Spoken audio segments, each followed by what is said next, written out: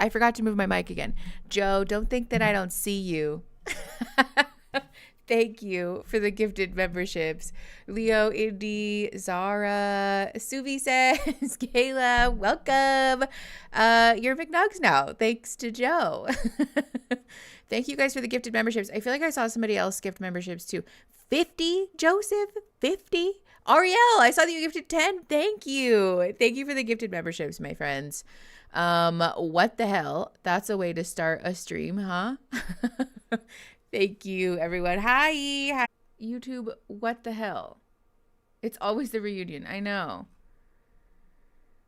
Ay, ay, ay.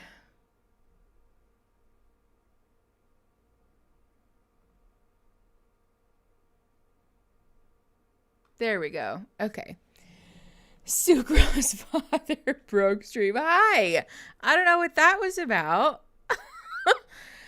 Ooh. Can I just tell you guys, I started my period this morning and it's like 15 days earlier than it's meant to be. So the amount of patience that I have for like my computer not working, for example, net zero. It's a fucking big fat goose egg. Woo. Natty said, remember when I had a gallbladder attack? Next day, I go to my dad's sister and I'm like, oh, I feel like a failure. And they say there's nothing you could have done. It was a genetic issue. Oh, hold on. Yes, I do remember that, Natty. Yes. Hello. Oh, thank you, Gems. Hold on. Hold, please. There we go. Oy, oy, oy. I fixed it. Thank you. Yeah, I don't know what that was about. But it was really annoying. It was really annoying. Thank you, Fernsk. 2 of my friends had their kids yesterday. It's a fruitful week. Kyle, that's so exciting. Congratulations to your friends and also you. How do I keep dodging the gifted memberships? Whoosh, make sure that you have gifting turned on. And also double check that your account is not like a business account, because you can't receive gifts on that kind of account. Lou, no, it is not. Let me fix it. Lapine, what did I miss? When I just tell you guys, it's not just that OBS went down either. Like everything stopped working. Like OBS, YouTube, and Discord all went belly up. I have no idea what that was about.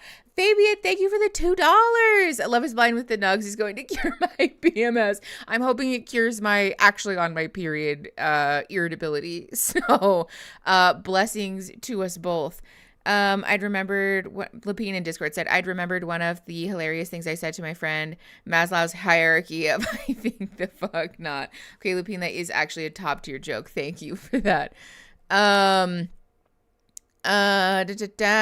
went back and ordered the jacket in my size. Hold on, Natty, I missed the other one.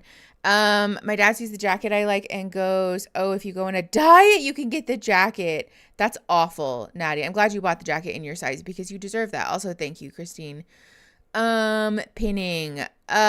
This is a reminder That today we're like sort of starting bingo over. So we have specific bingo cards for the reunion only. I have posted them in Discord, on Patreon, on my community tab, and there's also a link now pinned in the pinned comment. Shout out to our mods for helping me. Thank you, Christine.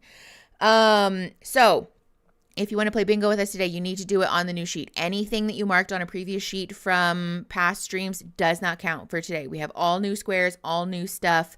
So make sure that you get your new bingo sheet. Lapina Discord said, oh, I also watched Dune 2. It was so fucking good. I enjoyed it a lot, Lapine. I hadn't even seen part 1. And I actually just really enjoyed it. Like, I watched a recap before we went to the theater with some friends. And like, I tracked pretty good. So even if you haven't seen part 1, honestly, recommend, because it was pretty fun. It's so nice to catch it live. I'm usually part of the replay crew because in Austria it's 8 p.m. and it's just too late. But I love getting to be here today. Yay! Is it Levi Kiwi? I'm glad that you're here. Thanks for coming. And also thanks for being part of the replay crew. My periods are generally fine, luckily, but I also have colds. So I'm miserable anyways. Eve, that's awful. The only thing worse than having your period is also being sick at the same time.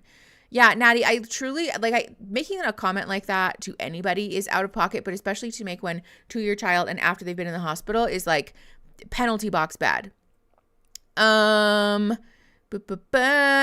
first time making the live so far for Love is Blind season. I tried watching the reunion on my own earlier this week and the cringe was too much. Oh, I'm so excited. Joseph, thank you for the 5 more memberships. I appreciate you. Jessica, you got one. Hannah Cook, Hattie, you got a membership. Yay. Hold on. I saw somebody say something about LMHC. Okay. Getting ready for my grad school interview to get into an LMHC program. Wish me luck. All of the luck up, dog. Very, very, very much wishing you all of the luck and good vibes. And hopefully it's like a seamless process. Pterodactyl, thank you for the $4.99. Thank you for streaming today. Thank you guys for hanging out with me. I truly don't think that I could watch this stuff like on my own in solitude. I really think this is the only way for me now. So I hope that you guys are here for the long run, because I don't know why those words didn't want to come out of my mouth. For the long run, because we have some fun shows to unpack coming up. Also, I saw somebody ask about the bingo sheet. The link for it is in the pinned comment.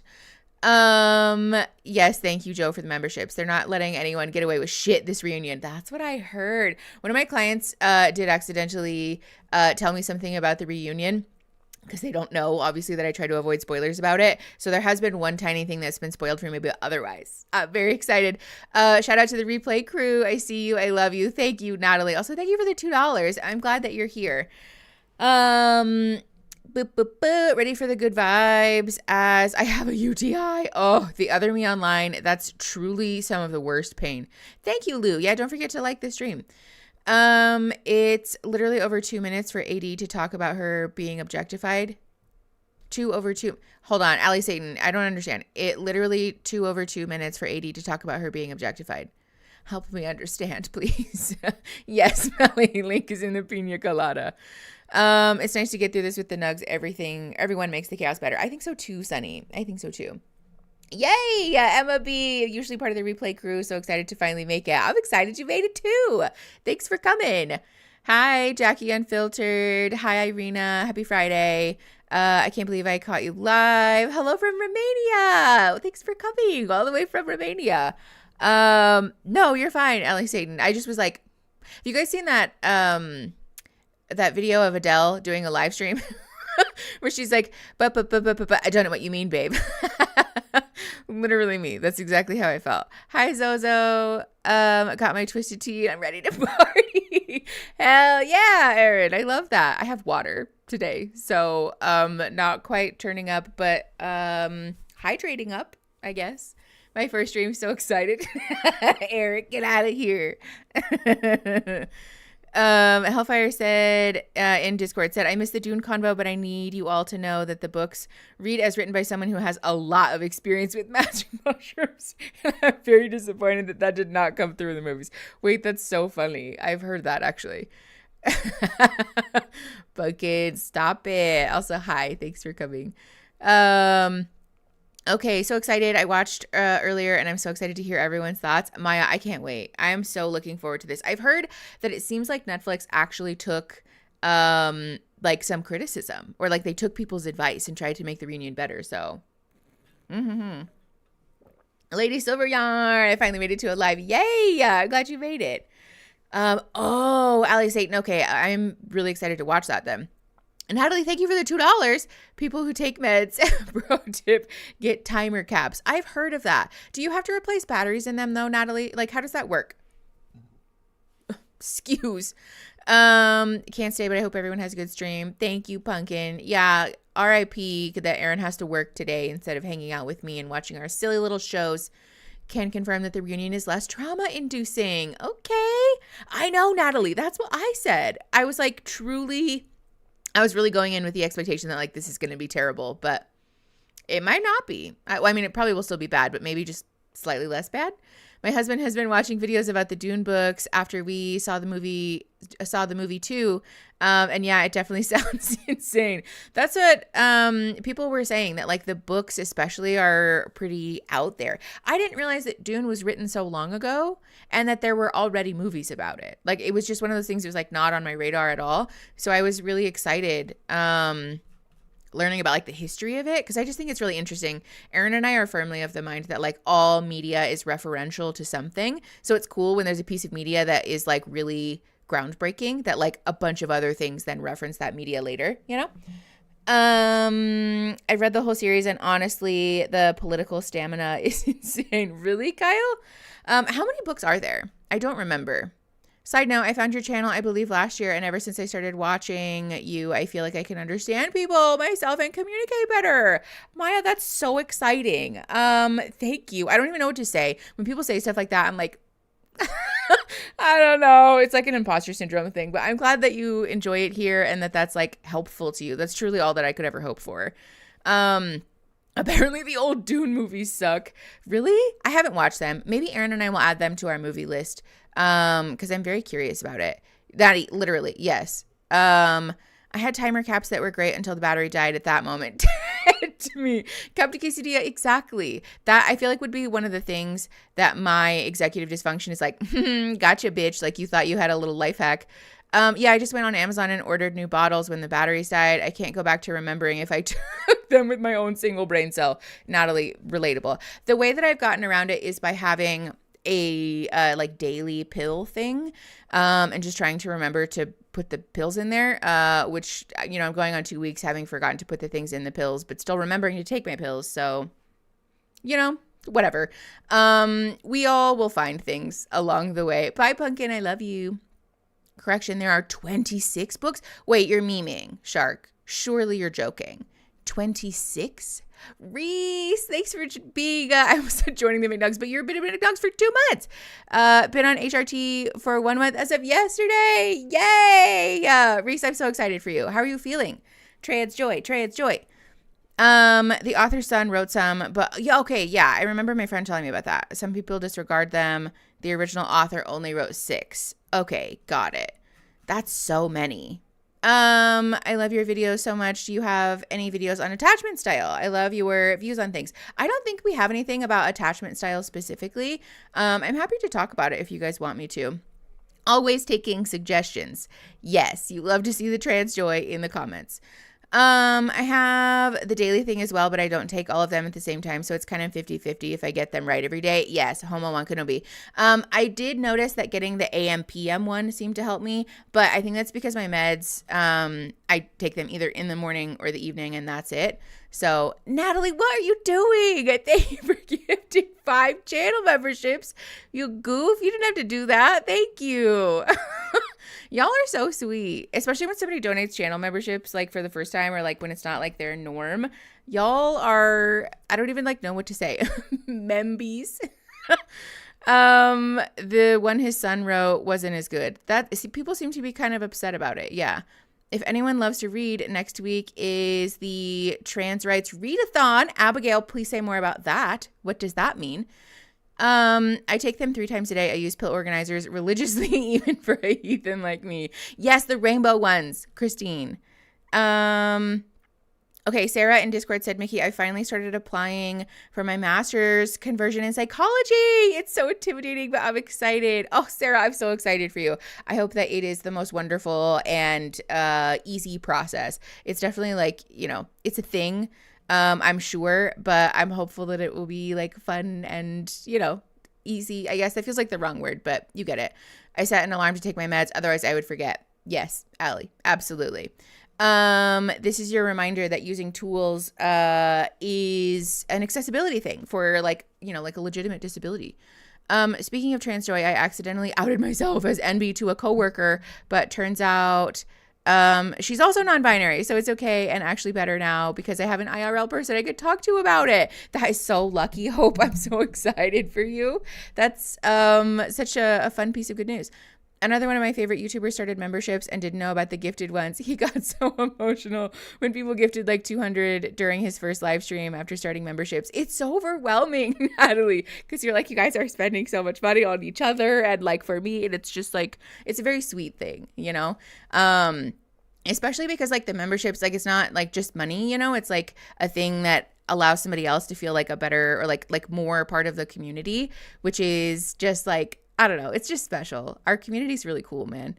I set a reminder on my phone so when it goes off, the notif doesn't go away until I override it. Elsie, this is the way. That's why I like the reminder system that iPhones have, because until you click the little button, it doesn't go away, which helps me a lot.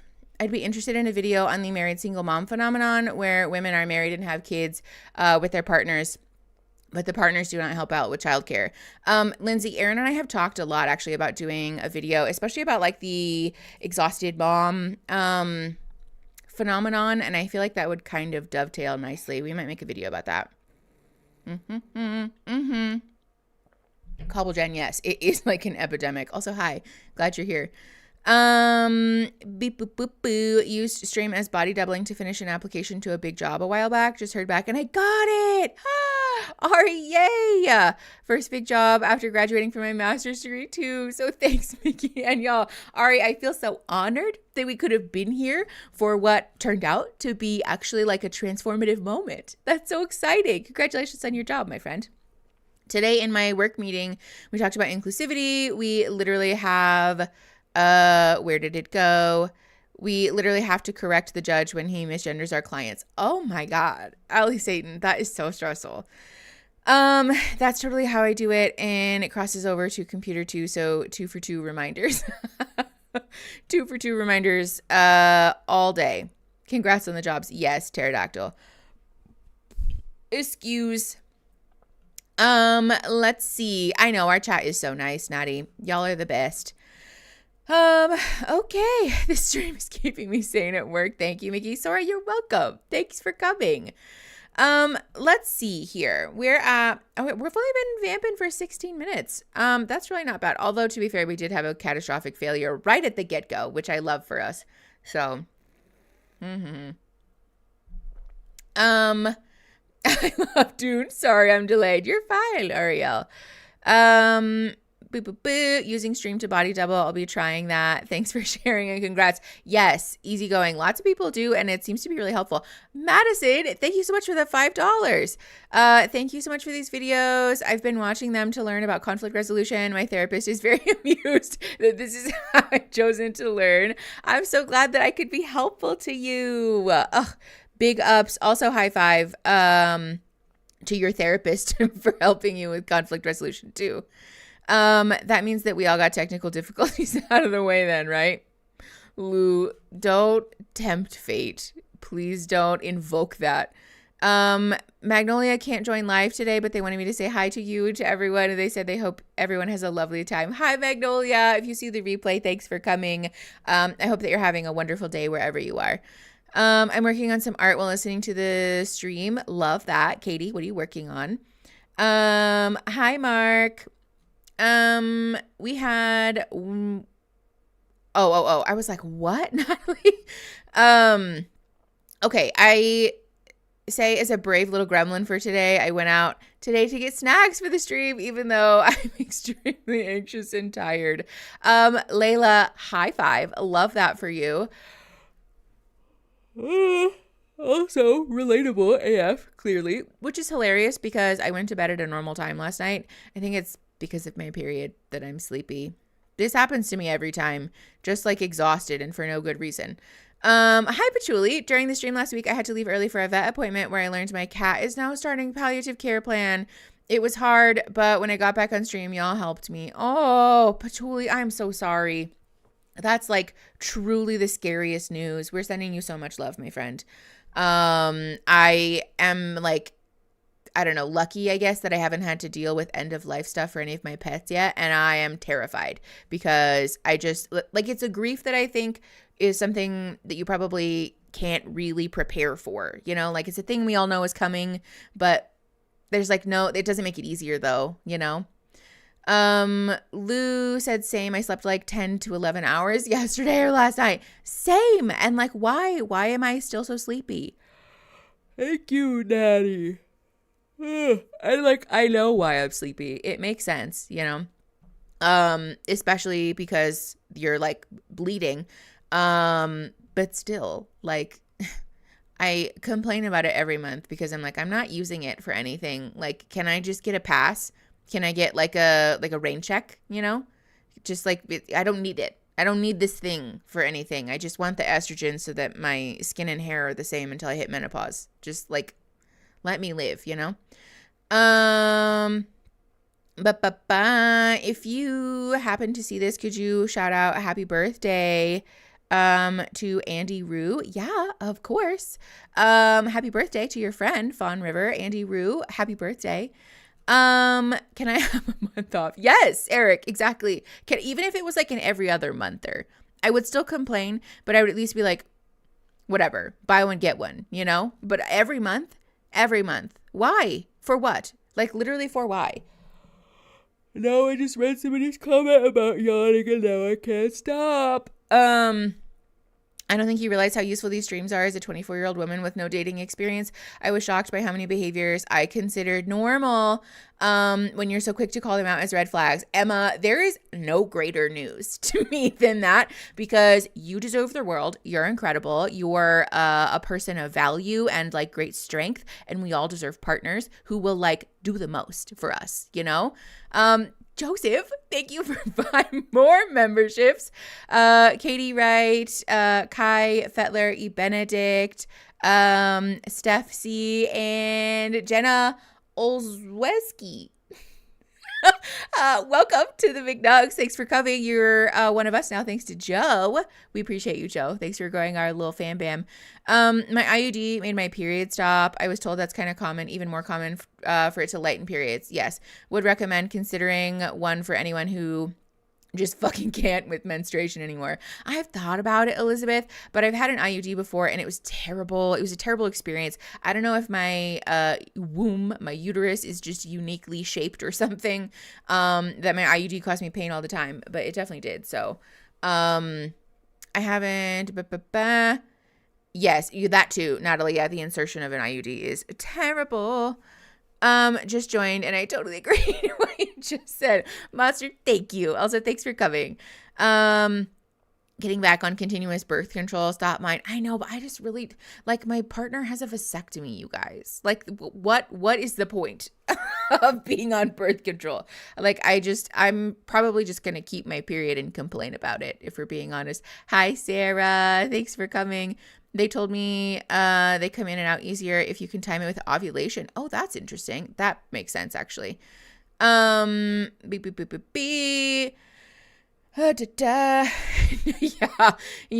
People have lots of strong opinions about IUDs and like for good reason, you know. It could be my mom had a kidney bean shaped uterus and thus had a difficult time getting pregnant with me. Interesting, Melly. I've never had any comments about the shape of my uterus when I've had imaging done at the doctors, but now I'm like, I kind of want to know. Like, should I book an appointment and be like, can you just take a picture? Just tell me what it looks like, please. Let's see. I'm back. Sorry, my mom called and we're patching our relationship up. Oh, so I actually wanted to answer. Okay, Meyer, I hope that it went well. Fingers crossed for you, my friend. Hi, Julie. Thanks for coming. My partner has picked up that I will say hello just like you when something surprises me in Baldur's Gate 3. Okay, Sora, I love that. As a person who also picks up other people's like vocal stims, I relate to that deeply. Okay, let's see. Normalize using a print of your uterus as wall art. Wait, that sounds so fun, Miss Mothman. I did make a cast of my yitties before I got them chopped off, actually. I went to hang it on the wall in our living room really bad, but I just can't find a spot for it. I'd assume they tell you if they saw something odd. I mean, would they though, Millie? Would they? Because like you would think that they would tell you all kinds of stuff, and then sometimes they just don't, you know? So I don't know. I feel like it's like a crapshoot, really. I know, right? I'm so excited about the Yitty wall art. I bought these little, they're like sequins, but they're just bigger from the Michael's clearance section. And I'm going to cover them in little like movie glittery things so that it's like a little floaty disco ball situation. Like when you blow air on it, that the things move. I'm really excited about it. It's going to be great. Question for science or anyone who feels comfortable answering, which one is bigger? Lefty club over here. My right boob, especially like post-surgery, my right boob is definitely bigger. I got a heart-shaped too. A heart-shaped uterus? I feel like I've heard of that. I would take a picture of you any day of the week. See you, beautiful, beautiful soul. Thank you, Christine. You too. Heart-shaped box. Stop. Are you left-handed, Mickey? No, Gemma Bell. I am indeed right-handed. Hi, KY Coconuts. Thanks for coming. I had an ultrasound at the gynecologist, and I have a retroverted uterus, and it's heart-shaped as well because it was very interesting and explains why they can never find my cervix when I go for a smear. Interesting, Sarah. I had no idea there were so many, like such a diverse array of shapes. I guess that makes sense though, huh? Yes. Tungsten's mom. Me too. I think I heard that your offhand boob was supposed to be the larger one. Oh, I feel like that would make sense in somebody who didn't have the size of their boob surgically altered. I also too, this is like such a personal whatever, it doesn't matter. But I was talking to my surgeon at one of my post-op appointments. Hi, Finley. And one of my boobs swells when I'm on my period now, and the other one does not. And they were like, oh, it's probably just because there's more like vascular tissue in there, or like more like glands or whatever, like the things that move fluid. There's more of that tissue in that boob than there is in the other one. And like sometimes that just happens because like we're just removing tissue. You can't necessarily like double check how many of the little thingies there are. So one of my boobs swells on my period and the other one is the same size all the time. Isn't that so funny? I feel like Karen Smith being like, there's a 30% chance that I'm already on my period. That happens to me every few months, but right before I start my period, it comes with pain and it sucks. Yes, Christine, the worst. I had a septate hymen that needed to be surgically cut when I was 18. That sounds incredibly painful. Oh my God. I've suffered with panic attacks and severe depression for 8 years after going in and out of treatment for therapy. I'm finally in a much better place. Your videos are so helpful and amazing. Sarah, thank you. I'm so glad that you're feeling better, first of all, but also thank you for being here and like, you know, I don't know, enjoying the content, I guess. It makes me happy that you guys find them useful. My boobs hurt during my period, and I didn't realize it only hurts then. That's so interesting. Michelle, thank you for the $1.99. I appreciate you. Is that your first? Yep, that's your first super chat on a live stream. Thanks for coming. I feel so honored. My boobs are related to each other. Samira, I relate to that. I feel like I have two, they're like vaguely related, you know, they're like second cousins. Not the weather predicting boob. Yes, Wilma, that's how I feel. Yes, exactly. Thank you guys for understanding my jokes. Oh, I got accepted into a counseling master's program. I'm so excited to start my journey to a therapist. Tony, congratulations. I'm so excited for you. That's a big deal, my friend. Congratulations. Yes. Yeah, Angela. I was trying to remember the name of the third mean girl the other day, and for the life of me, I could not remember. It's Karen. It's Karen Smith. I'm not sure if I should ask the same question too many times, although I don't do anything approximating spam. Oh, Cobbleton, would you ask? I missed it. Let me scroll back up. Boop, boop, boop, boop, boop, boop, boop, boop. I don't see it. Also, the chat is like flying, to be fair. At this point, I think I'm too early to tell. Hold on. I feel like you probably asked it again now at the bottom. It can be very helpful to measure my new psych teacher against second opinions.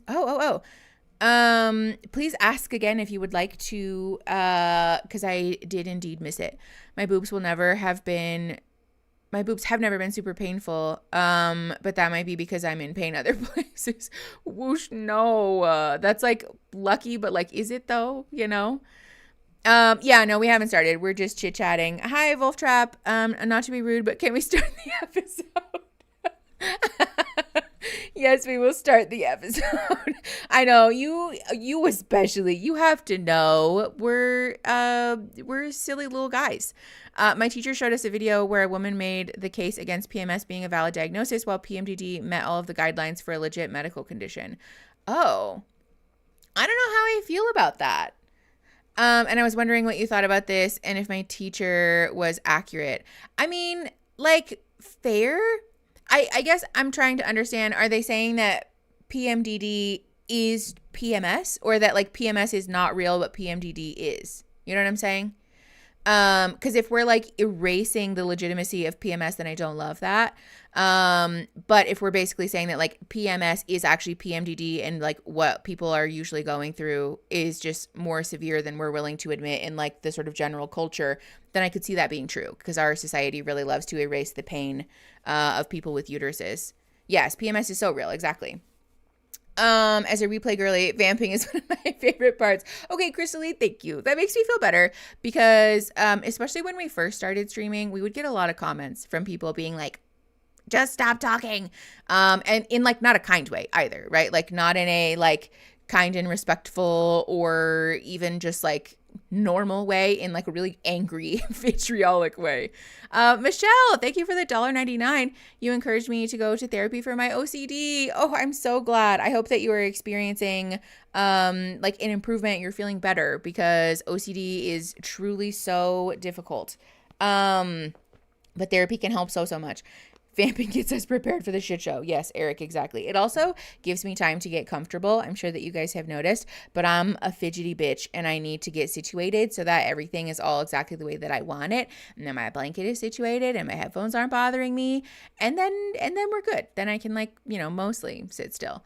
Before you start, could you check Discord, the mod channel? Yes. And I promise I won't read it out loud like Ron Burgundy. Hold please. Ba-ba-ba. Okay, yes. Do we hold on, let me move that back. I don't think I do, but I can add it on here. Just give me 2 seconds. Where's the edit button? I'm turning slow mode on. Nobody get mad. Actually, that's not fair. You're allowed to feel however you feel. If you want to get mad, you can be mad. But I am going to stand by my own boundary that we're turning slow mode on, because it's helpful. And also the chat is flying. So it's good for me. It's good for my mods. I just need to find the option to turn it on. Oh, I do have slow mode on. Hold on. I'll change it to 5 seconds. To make it a little bit easier. Purple art, Zerple art. The gold standard treatment for OCD is a modality called exposure response prevention, or ERP. Thank you, Finley. Yeah, don't forget to like the stream. It is the gold standard, at treating OCD, because, it helps to actually discontinue, the use of compulsions. Madison, thank you for the $5. Hoping this goes through because YouTube hates me, but thank you so much for these videos. I've been watching them to learn about conflict resolution. Madison, it did go through. I'm sorry that YouTube hates you, but also thank you for the $5. And I'm glad you find the videos helpful. It makes me happy when you guys like actually enjoy the educational content, you know? One of the mods is high. Okay, but also like let's just level set really quick that slow mode was already on. So I just upped the time from 3 seconds to 5 seconds, which is a nominal difference. Hopefully it will make the difference in me and the mods being able to read chat more easily. But like, by no means is it going to make your experience in chat like, you know, being in chat jail. Unrelated, does anyone in chat listen to the Worlds Beyond Number podcast? No. Wolf Trap, what's that? Excuse. I'm not sorry, and I'm not actually a slow reader, but when the line I'm reading jumps, then I get very lost. Christine, same. It's the moving for me. It's the moving that gets me. And I know that I could make it bigger. I do know that, but I have a lot of things on my screen all at the same time. Also, I want you guys to know that that burp was almost like a really loud and aggressive burp, but I caught it at the last second so that I didn't just yell burp into the microphone. Oh, Amelia, these streams have been helping me and my husband deal with our breakup with our boyfriend. I am so sorry about your breakup, my friend. I hope that you feel better soon. Thank you, Captain Quesadilla. Oh my God, evil little big nuggets. Thank you for the $4.99. OCD exposure therapy combined with autistic sensory issues is so hard to navigate. Oh God, that sounds like a nightmare and like something that a very experienced therapist should be helping you navigate, because just wow. Patchouli, thank you for the $1.99. This stream always makes my day. So much love to y'all. Patchouli, so much love to you. Thanks for coming, my friend. It wouldn't be the same without all of you guys here, obviously. So, thank you. Especially those of you who are here every week. Those of you who are in the replay crew every week. Like, y'all are the realest. My straw is all the way at the bottom of my water bottle. I just got water in my face, and so I can't get water out of it very good. I'm stoked for the world building Patreon episode. Ooh, is that the World Beyond Numbers podcast? I have to assume. Do you ever have clients that watch your streams or videos? What's that like to navigate? So I do have like a policy, like in all of my private practice paperwork. I have a policy that just explains that I create content on social media platforms as part of my advocacy work and like in trying to destigmatize mental illness, but also that like my private practice work and my social media work are entirely separate entities. My clients are not obligated to engage with that in any way. They're welcome to watch that content, of course, but also for confidentiality reasons, like I can never and will never acknowledge them, talk to them, you know, ever share anything that would be related to them specifically. So like it's a thing that I lead with some transparency about, because I imagine that I would be pretty upset if I just learned that my therapist was like on the internet and I didn't know. But also that like they're separate, you know. I don't really like necessarily host conversations with my clients about it unless there's like a thing that's come up that's like, you know, I felt some type of way seeing this. Like that's also in my paperwork that like you're welcome to talk to me about any emotional impact about that, you know. Would love to know what other creators you like to watch or would recommend, if any. The thing is that like not a lot of it is therapy related. On social media, I tend to seek out stuff that's like not related to my real life, you know? So like I watch Critical Role a lot. Obviously everybody loves Julian Solomita. I watch a Carrie Dayton video every now and again because I enjoy her like style takes and stuff. I'm trying to think, obviously Hannah, you know, although her content scares me a little bit sometimes, so I have to be selective about that. But yeah, I also love Victoria Rachel because she makes hamster videos, and they're so fun. I just really enjoy the like hamster enclosure videos. I don't know what it is about them. They're so soothing. I know, I love Critical Role. Carrie Dayton is really cool too. I know, right? Hi, Carolina. I just had a massage and now I'm feeling wonderful, light and loved, ready to connect with you over this madness. Okay, love. Getting this on my Chromebook is a game changer for my usual phone chatting. Oh, tell me about it. Being on, like an actual PC for lives is so much better. I like watching them on my TV too. Okay, hold on. I saw some stuff in Discord that I missed it. Somebody was asking, about something. So if you know that something is going to happen during the reunion and I don't catch it, feel free to call my attention to it. But otherwise, at least wait until we all watch all the way through and it does happen on the live. And then you can mark it. So I don't know what is going on with my mucus. Hi, Tatum. No, we have not started yet. Okay. Could you do a collaboration video with Cinema Therapy, please? I have a feeling that even if that were a thing that I wanted to do, which quite frankly, I don't know if it is, that probably would not be their choice. I don't know if you guys know this. I'm sort of a pariah in the therapy community. The content that we make is not necessarily like well loved by other therapists in the niche. And I don't think it's in a shady way, just that like, the way that I approach content creation is a little bit different. And also that I've been really vocal about, like fuck BetterHelp, which is a somewhat unpopular take, unfortunately, amongst therapists, content creators. So, it is what it is. I don't take it back. Yeah, exactly, Christine. Yeah, when I talk about squirting on my channel, that's not really a super popular take. Yeah, Mara, they've taken BetterHelp sponsorships in the past, at least. I don't know if they are still currently. Let me be clear also. I don't have beef with Cinema Therapy. I think the content that they make is incredibly valuable, and that there is so much to learn from that. And also too, like, it's very much the thing that like, even if I wouldn't sit down and independently watch it, that doesn't mean that it's bad though. You know what I'm saying? There are people who are like a really good fit for the content that they're making specifically, and that are like learning so much that are being provided with like a really great education that's like fact-based and like ethical, so like that's important, like I'm very much of the mind that like people learning things is a net win in my opinion. So even if it's not coming from me, like that's still a good thing, Joseph, thank you for the $20. What the hell? This community is kind and amazing. I always look forward to Friday hanging out with y'all. Thank you, Mickey, for creating a community and being a safe and fun space. You guys are going to make me cry. Joe, thank you. Also, you guys can't do that stuff. What about me? Period. I cried this morning because I'm not even going to tell you why, but I cried for such a silly reason. This happens when I'm on my period. I watched a video about otters the last time I was on my period, and I started crying because I know, Laura, that's true. Crying is a perfectly valid response to having very human emotions, but also me just like making a stream so I can cry at you guys feels like a little different. Do you have any experience with or knowledge of neurofeedback? I don't, Christine.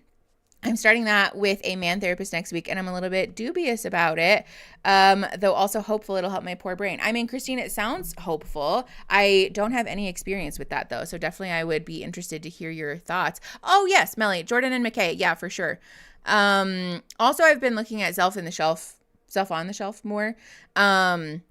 In response to all of the Dave stuff. Their videos are fun. I talk about it in the video that we filmed about Bethy and Dave's conversation, which will be coming up soon, by the way. Just Love is Blind season is busy, you guys. Aaron had a work thing last weekend. It was a whole thing. So, I'm taking the tack that like we'll get to it when we get to it. And like if I lose out on the views because we're late to the bandwagon, then like, oh well, it's fine. Otters have teeny tiny little hands.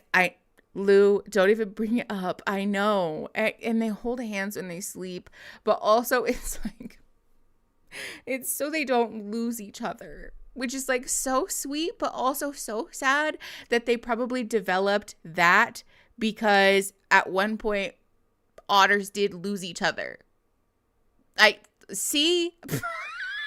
It's so sad that that's like an evolutionary trait that it developed because an otter probably lost their baby or their friend. Like, oh my God. Jess. Yeah, thank you. I appreciate you guys who have like that perspective. Okay, thank you. You see? This is why, you guys, I can't. I get so emotional on my period about everything. Otter and raccoon hands are so cute. They're so cute. Yes, the mother of maggots. Mickey, you're about to go full on new girl, she cried. Puppy in a cup. Yes, absolutely me. Jess, thank you. I know, I'm sorry. We're reining it back in. Alexis, thank you for being a McNugs for 3 months. 3 months of membership brought to you by Joseph. You love to see it. Shout out to Joe for being the realist. And also the algorithm for picking you specifically. That's cool as hell. Maybe we need a stream for just crying at this point. No, whoosh. Oh, Bella, hedgehog hands are so cute. They're so cute. And their little noses that they move. Also, you guys, I watched a TikTok yesterday about a chinchilla. Did you know that chinchillas will just grab things if you put them near their hands? So when he was standing up, they handed him a little balloon. And he was just holding it. And it was so sweet. He's just holding a little chinchilla balloon. Oh, a baby possum. This was a couple of winter ago in Iowa when I was visiting family. Oh, baby possums are so cute. I know. And cat beans, you got to be joking me. You got to be joking. They're so cute. The ASPCA Sarah McLachlan advertising used to make me cry every time I was on my period or PMSing. Entirely too real. Yes, Lou, their little sand baths are so cute that they just roll around in there. Oh, adorable. Oh my God. Someone makes a body doubling video so you don't cry alone. I mean, it feels like a great idea, but also weirdly parasocial at the same time, you know? Also, I don't think I could cry on command like that. I don't know how to do that unless I guess I'm on my period and I just think too hard about otters. Have you heard of Dr. Doe of Sexplanations? I could see you two making content or maybe just enjoying each other. No, I've never heard of them. I will look it up. Hold on. Let me put it on my list so that I don't forget, because I will forget, especially because our streams are like 6 hours long. You know, you lose it at a certain point. Okay, Dr. Doe, Sexplanations. Oh, God, I hate when my phone autocorrects stuff. I just found a pic of a baby otter and their pink toe beans. Gabby, yes. Also, too, how they're just like whipping around through the water. Like, oh, it's so cute. Pluck your nose hairs. Melly, out of context, I thought you were like leaving me a shitty comment about like, pluck your nose hairs. We can see them. And I was like, you're so nice normally, and also like, no, now I'm gonna have nose hairs even harder. But then it all clicked and it made sense, so I understand what you meant. Oh, how about mama pandas and baby pandas? Pandas are so cute, you guys. Also, they're just goofy. They're just goofy little guys. Oh, I love them. My rat babies used to give me little kisses. My boy Sky Guy would pull on my hand into my cage and lick it clean. Oh, that's so cute. That's adorable. Little ratties are so cute. They're like little people. Oh, I love them. We're getting another kitten next month, and I'm looking forward to the toe beads. Please don't tell me that, Dual Set, because I am such a sucker for kittens. I just love them so much, and I don't need any more pets. I really do not. But also, they're so cute. It's Dr. Jones, friends with Dr. Mike, though. She probably wouldn't collab with Mickey. Yeah, probably not. I do love Mama Dr. Jones, though. I think she makes great content. When a mama chicken stands up and there's 12 baby chickens underneath her, hidden in her fluff. Oh, that's so cute, Natalie. Also, penguins with their little eggs. So cute. Lupine, I love that. I almost snorted mucus out of my nose.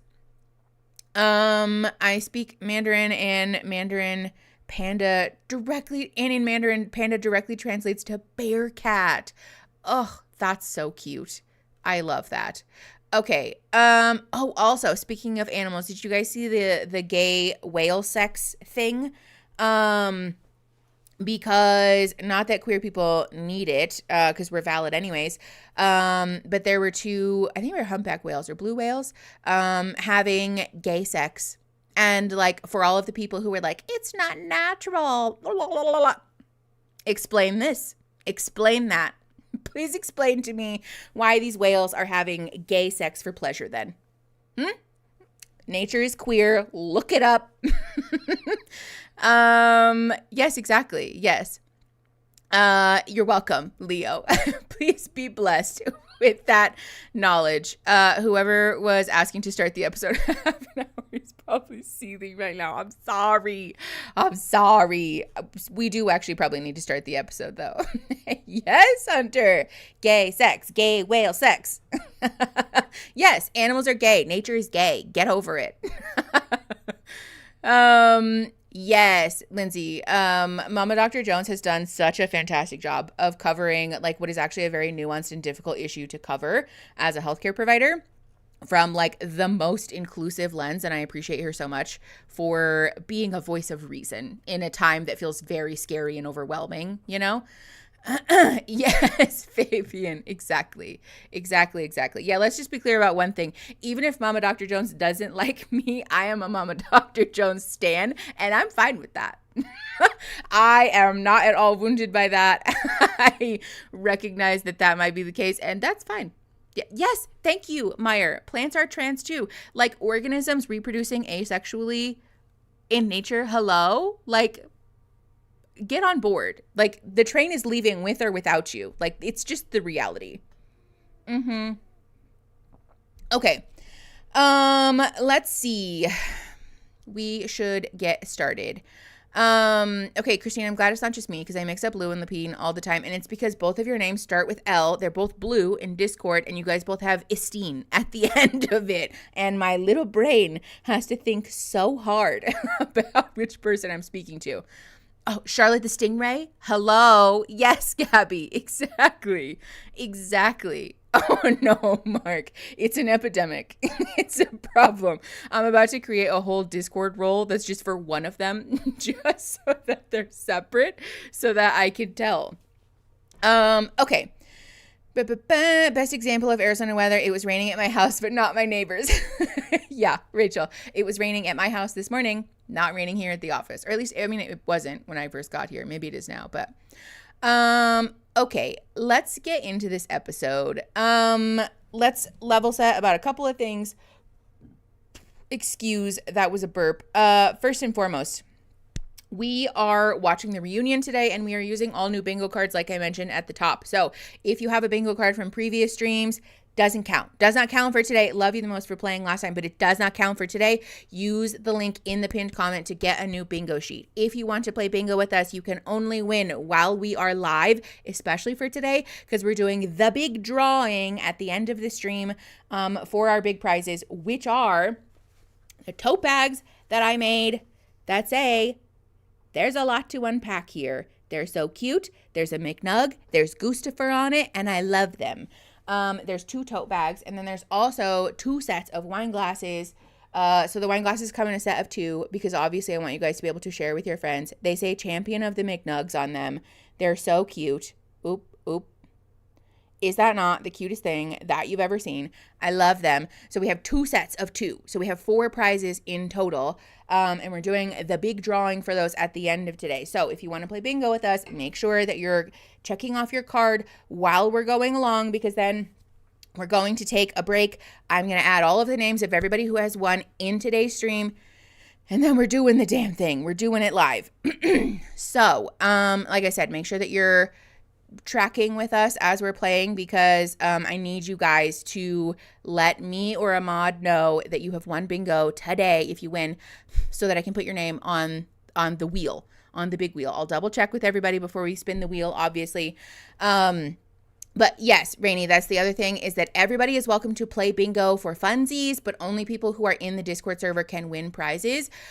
This is because, primarily because I can't DM people on YouTube. I have no way to get a hold of anybody through YouTube alone. And so Discord is a nice little place for us to have people post their proof, but also for us to be able to get in touch with people. So, because I need your address to mail you your prizes.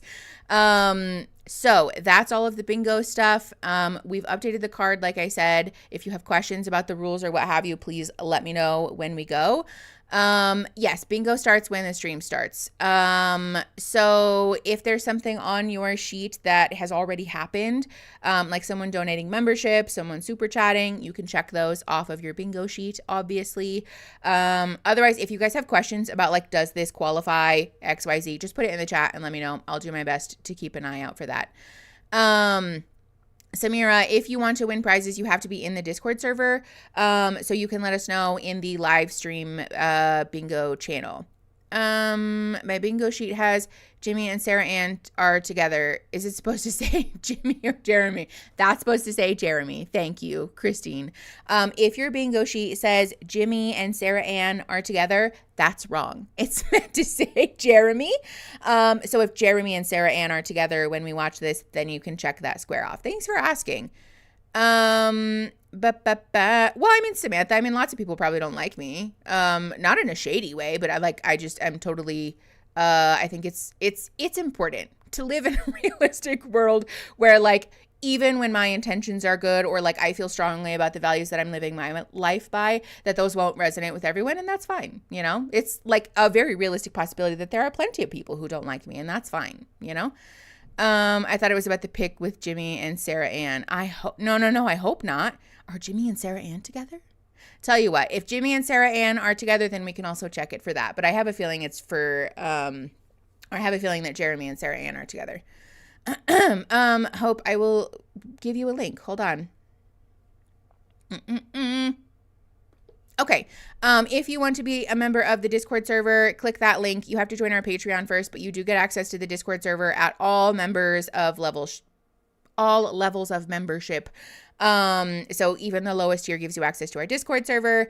You will get the join link in your welcome email. So, okay, are we ready to get started?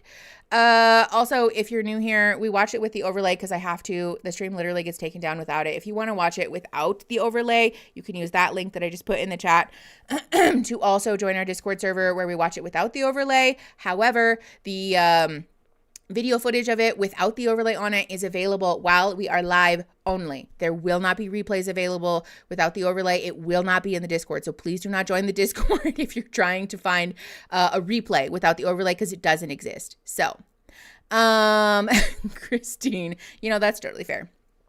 Okay. I think that's all of our things. So let's get into this episode. Hold on.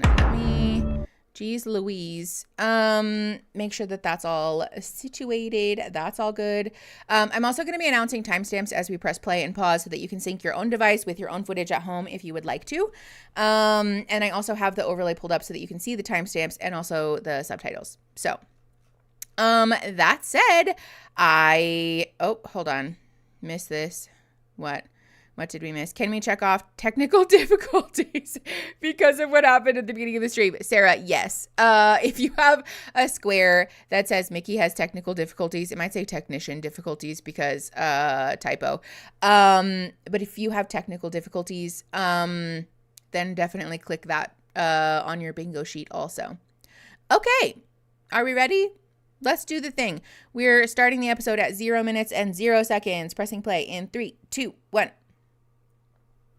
Good call, Rachel. I'm switching it to 1.25 speed right now.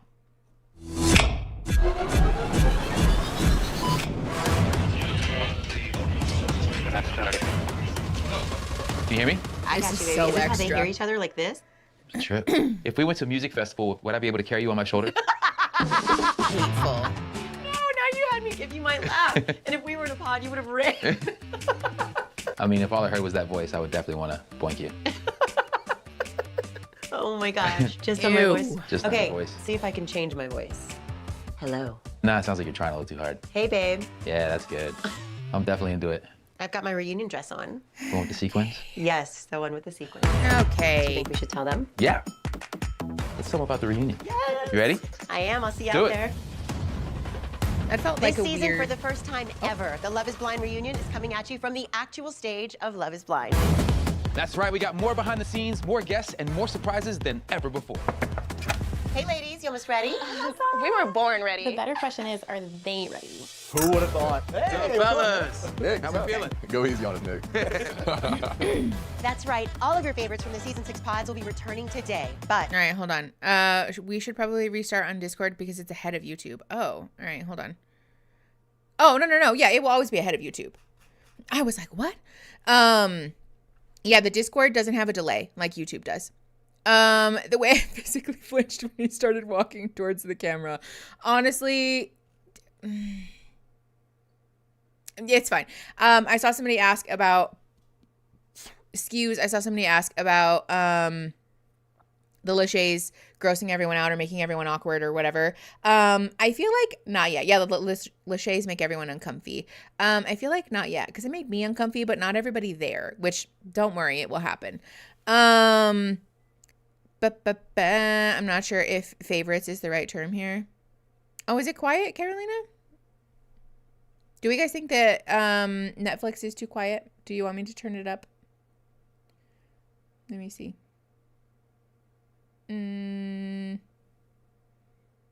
I became a nug somewhere. Yes, Wilma, probably from one of our lovely friends who donates memberships. Both the Lachey's look like they just learned how to walk. All right, I'm just gonna turn this up by a tiny bit, and we'll see if that helps. Okay. Also, my hair is driving me fucking bananas. Sound is good. Okay, great. I've only turned it up a tiny bit, so. Yeah, if you're in Discord and it's too quiet, you can right click on the actual stream and then adjust that volume independently so that my voice doesn't also get turned up for you. Okay, let's keep going. We're at 1 minute and 39 seconds. Pressing play in 3, 2, 1. that's not all.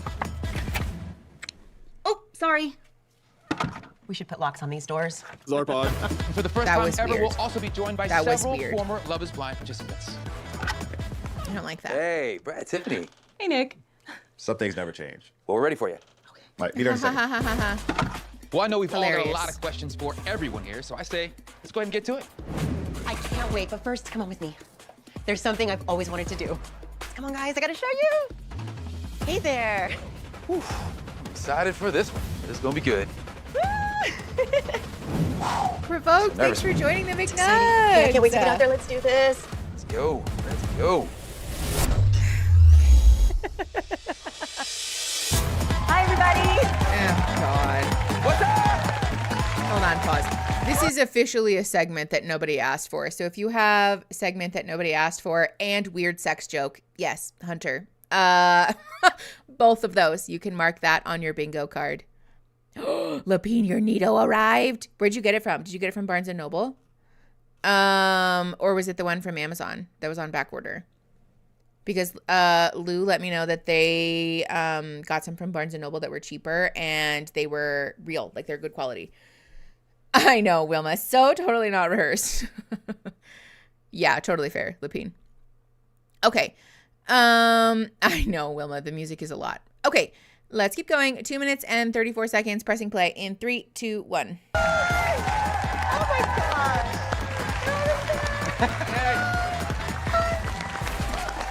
Welcome, guys. This looks so Welcome, uncomfortable. everyone, to the Love is Blind reunion. Yes. Provoke, that's so nice. Thank What do you think? Should we bring our friends from season 6 out here? Yeah? You guys sure? Yes. All right, come on out, guys. Oh my God. Okay. Amy looks stunning.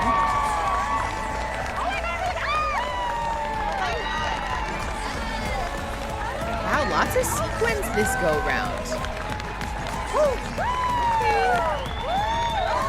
It's kind of giving pageant looks, I won't lie. But, you know, fair enough. Welcome, everyone. Thank you so much for joining us here today. We're so excited to have you guys and to see some familiar faces. Yeah. Yes, hi, everyone. She says Welcome, as if guys. she didn't invite Good them to see there. everybody. We're gonna catch up with all of you in just a little bit because two of you have a very big announcement to share. Don't worry, we'll get to that a little later on. Oh, yes. Everybody, get your EpiPens ready. Get them ready. Thank you, Jessica, for that one. You are going to be in disbelief over what we have in store for you tonight. And don't worry, we'll be addressing every single scandal that has been gripping you over the past few weeks. So what do you guys say we get this thing started? Are you ready? Okay. All right. AD, Yes. help me out on this one. Fabian. Pick a number between 1 and 15. 4. 4. 4's already been asked. Now we're teasing. No, we are teasing. But what color are your nails? Are you not painting them red anymore? Listen, no red flags over here. Okay. No red flags. At least not tonight. Not right now. Well, we have lots of questions, of course, for AD to come, including what happened with Clay after the altar, and has she met up with Clark Kent? Oh. Also, I can't wait to see the receipts of Matthew's dates with AD and Amber. And did he really say the same thing to both of them? But first, let's check in with our season 6 lovebirds, Johnny and Amy. How are you guys? Really good. Doing good? Well, you look fantastic tonight, guys. Look at her. She's great. And he looks sexy. Listen. Both of you guys, your wedding was so touching. It was a moment that Nick and I, we were laying in Oh, bed yeah. watching it. I'll show and you when dresses. You were Hold standing on. there before you walked down the aisle with your Pause. Hold on. Okay, this is Amy and Johnny. Amy looks great. Hold on, let me rewind. Oh, living on a high vibe. I need to take a nap. A hello from Armory Park, Tucson. A fellow Tucsonian. There's dozens of us. Okay, this is Nick and Vanessa. I don't know. I kind of like the neckline on Vanessa's dress. I think it's fun. I just also appreciate when people make fashion choices that aren't like bland and boring, you know? I don't know if you can see super well. This is Chelsea and Jimmy and Brittany and Kenneth. I know Clay and AD staying as far as they can from each other on that couch. That's Trevor. There we go. Okay, here's everybody. I don't know if you can see them very well. Probably not. Let me keep rewinding. Okay, yeah, there's Chelsea, Jimmy, Kenneth, and Brittany. And that's Amy and Johnny again. Okay, we'll just keep fast forwarding. Hold on, I'm gonna put the overlay back on, and then I'll pause it when there's more. Let me just keep going real quick. Welcome, everyone. Thank you. Buddy. I'm Get just your fast forwarding EpiPens. all willy-nilly. I'm going to show you guys the timestamps here in a hot sec. Are you not painting them red anymore? Listen, And has she met up with Clark Kent? Both of them. But first, let's check in You with... can't super see AD's dress, but hold on, I'll show you. Matthew's dates with AD Come and Amber. on. And did he really Come say on. the same thing to both of them? But first, Okay. let's check in Pause. Oh my God, Netflix. To both of them. with... Okay, you can't super see, but this is the top of AD's dress. Anyways, it looks like the whole thing is sheer, and it's just got like little sparklies on the top. Why are they keeping Trevor in a box? I have a feeling that's going to be a big reveal later. I did see a spoiler about that also, to be fair.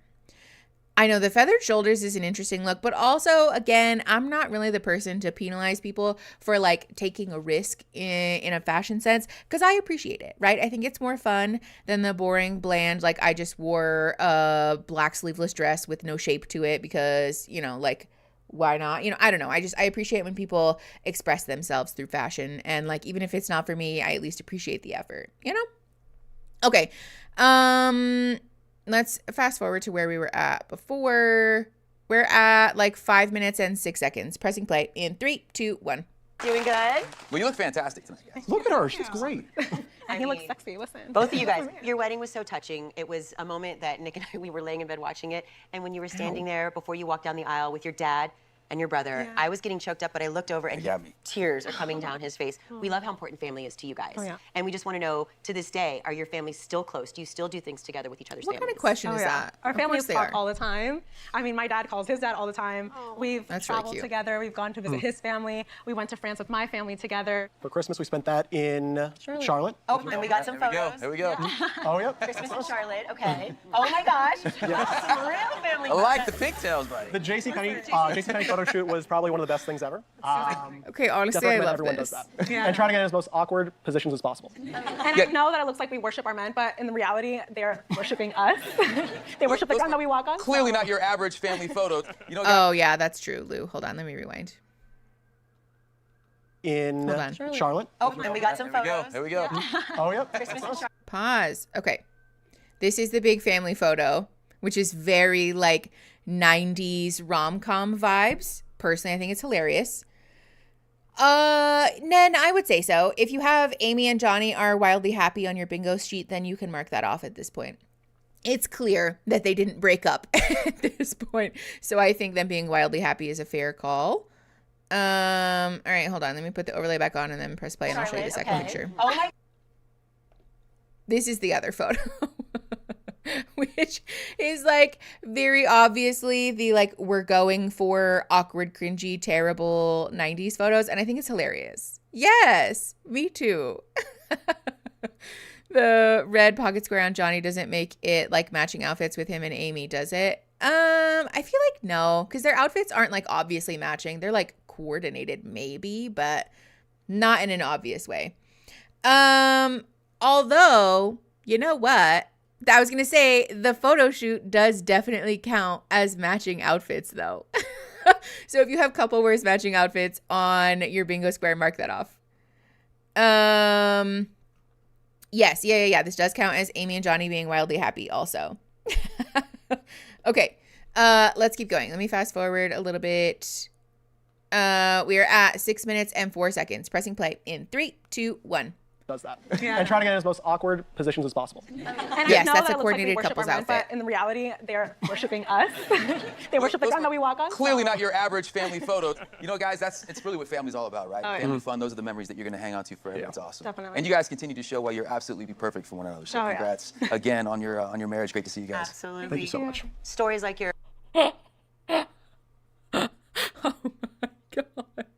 Oh my God. Did anybody else see that facial expression? I hope that was edited in post. Oh my God. Hold on. We're going Hang on back. to We're forever. going That's back. awesome. Definitely. And you guys Okay. I don't know if I can get away with this. Hold on. continue to show why you're absolutely perfect. Okay. This is, look at the face that Jessica makes. I'm going to play you like 2 seconds of this. Ready? This is, so Nick Lachey is saying to Johnny and Amy, you guys continue to show why you are absolutely perfect for one another, right? Just watch. Perfect for one another. So Oh, yeah. congrats again on your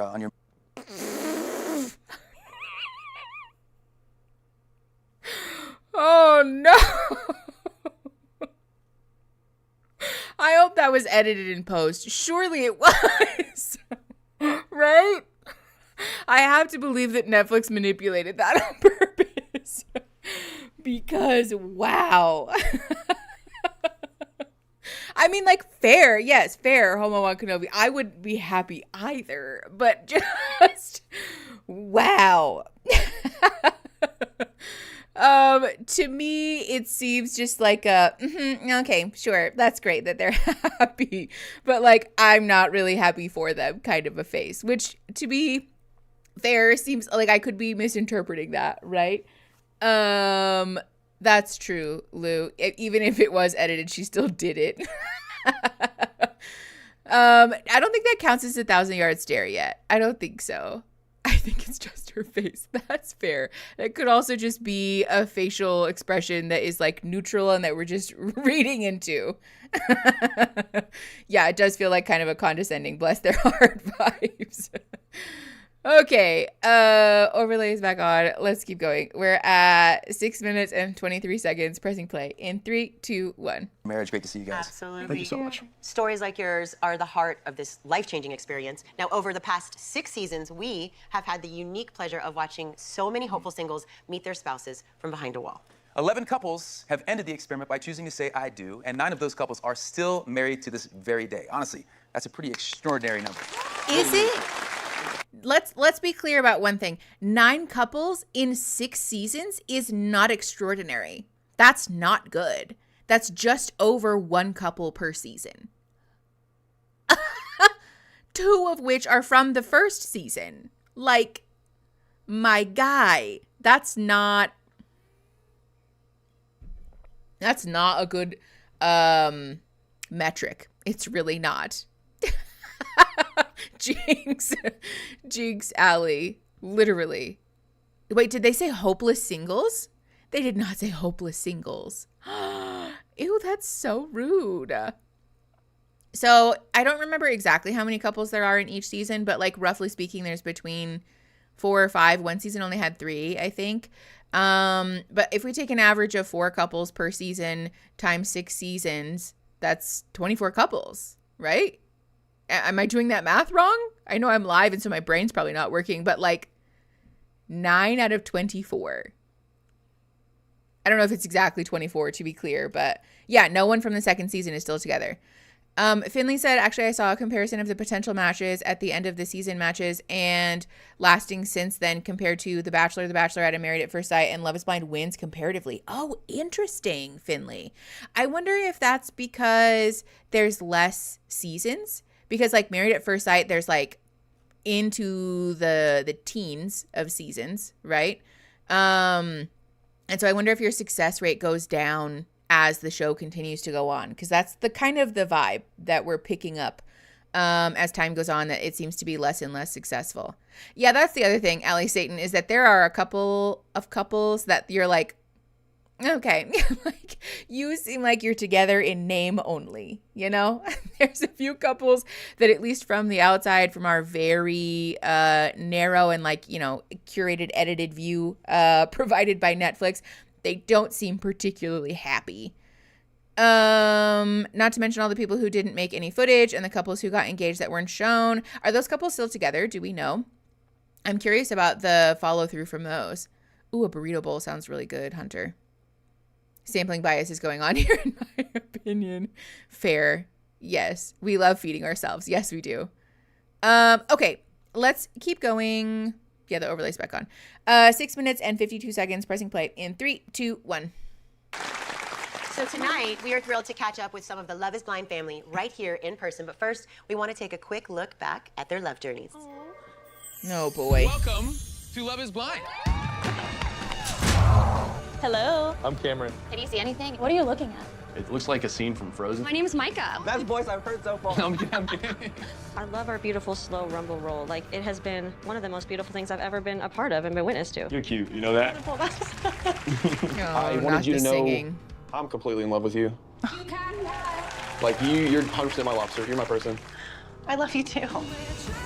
Never in a million years did I think I was going to find love out of this. Thank you, Eric. Oh my God, yes. I will be your wife. I believe there's I'll put it nobody in in the this mail world right now who I'm meant to be with. for you to borrow more my than you. jumper. Will you marry me? Yeah.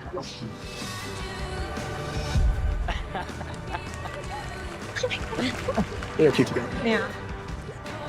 Those two. Oh, are they still together? One of the best people I've ever met in my life. You're really lucky, Brett. Love you. Tiffany and Brett are very cute. I can just see myself walking down the aisle to my husband in this dress. Love you so much, Bliss. They are cute. I do. I now pronounce you. I can't lie. They're pretty cute. Amber and Barnett, not so much. Hey, lick it off. You're my husband. How did that feel? Amazing. Oh, boy. I love you so much too. I skipped this 1 second. Oh, yes. Hold on, pause. Sarah in Discord said lengthy compilation. And yes, very much this qualifies. If you have lengthy compilation on your bingo card, mark that one off. Does this count for... Oh, yes. Cameron and Lauren. No, they don't show up, but Cam and Lauren have been mentioned. So if you have Cam and Lauren are mentioned on your bingo sheet, then mark that off too. Oh, and You're My Person. I don't know if that's on the reunion sheet. If you have You're My Person, then also mark that off. I thought Amber wanted to divorce Barnett. Based on their behavior, you would think that. But apparently, they're very much in love, is what they say. I don't know. Amber and Barnett are like really committing to the bit that they love each other very much, even though they seem to be really passive aggressive towards each other in like any social media representation. But none of my business, I suppose. I know, Wilma, I think they're just going for a different vibe with this reunion. So, I mean, I will say it's less annoying for sure than them playing people's most traumatic moments and making them talk about it. But it does also kind of feel like don't forget, like they're still successful couples, even though we only had one good couple this time. Like we make good matches, you know? Cam and Lauren showed up on stream. Does that count? I would say no. I think what I was referring to when I wrote Cam and Lauren show up is like that they're actually at the reunion physically. So if they're like in the studio audience, then yes. But if they're not, then that one doesn't count. Okay, let's keep going. 8 minutes. No, 9 minutes and 1 second. Pressing play in 3, 2, 1.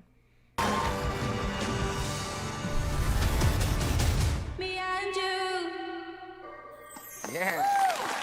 Very cute. Welcome, everyone. Kwame and Chelsea. Tiffany and Brett. Tiffany and Brett are Colleen so and cute. Matt, Alexa and Brennan. They're plus also Micah, cute. I Izzy, won't and Gigi. Yes, Gigi. Great to see you. First off, congratulations. Oh, thank you, darling. Micah and Izzy are together? Did I say and also? If I said and also, then if you have that on your bingo card, go ahead and mark that off.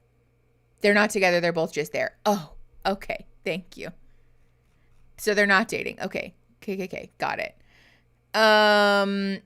Micah and Izzy are both from past seasons. They're both part of couples that, like, they weren't coupled together. And Gigi and her new partner, he's not from the show. Oh, yeah. Well, I think we're about to get a pregnancy reveal. Okay, let's just keep going. 9 minutes and 24 seconds. Pressing play in 3, 2, 1. Darling. Very much in order. I look a little different since you last saw me. You look beautiful. You look beautiful. Introduce us to your man here. Yeah, so this is my partner and the father of my baby, Blake Horseman. Say hi to Love is Blind, Blake. Hello, everyone. What's up, Blake? Good to be here. Pause. That's a pregnancy reveal or a pregnancy announcement. Would that also count as a drastic hair change? I didn't recognize her. Yeah, honestly, I would say so. Going from blonde to brunette feels like it counts. So if you have drastic hair change or if you have pregnancy reveal on your bingo card, mark both of those off. Yeah, she was with Damien in season 1, actually, the original season. Does this count as 2 random people dating? I would say no. Yeah, Giannina. Yeah. I would say no. Does it also count as Love is Blind babies mentioned? I feel like no, because when Nick and Vanessa, I'm confident that's going to show up. When Nick and Vanessa mention Love is Blind babies, what they're going to talk about is 2 people who met on Love is Blind. So I would say no for Love is Blind babies, but yes for pregnancy reveal. Okay. 9 minutes and 53 seconds. Pressing play in 3, 2, 1. It's good to have you here. Thank you. So you guys are expecting a baby boy, is that right? A baby boy. Baby boy. I'm hoping it looks just like him. I don't think you could go wrong either way. Oh, thank you. Is there a name that you guys have picked out that you feel comfortable sharing with us today? So we're waiting until he pops out. Okay. And I don't know if he's gonna be little, like, fair-skinned and blue-eyed like him, or a little bit spicier like me. So I just want to see what he looks like. I mean, a lot of things already have his name on it. What a weirdly like invasive my shot that bracelet was. or whatever. So I'm hoping that this is the one. Is the bracelet with his name on it the spicy name or the Blake name? The Blake name. We are so happy for your love and that you found your person. I actually had a perfect match lined up.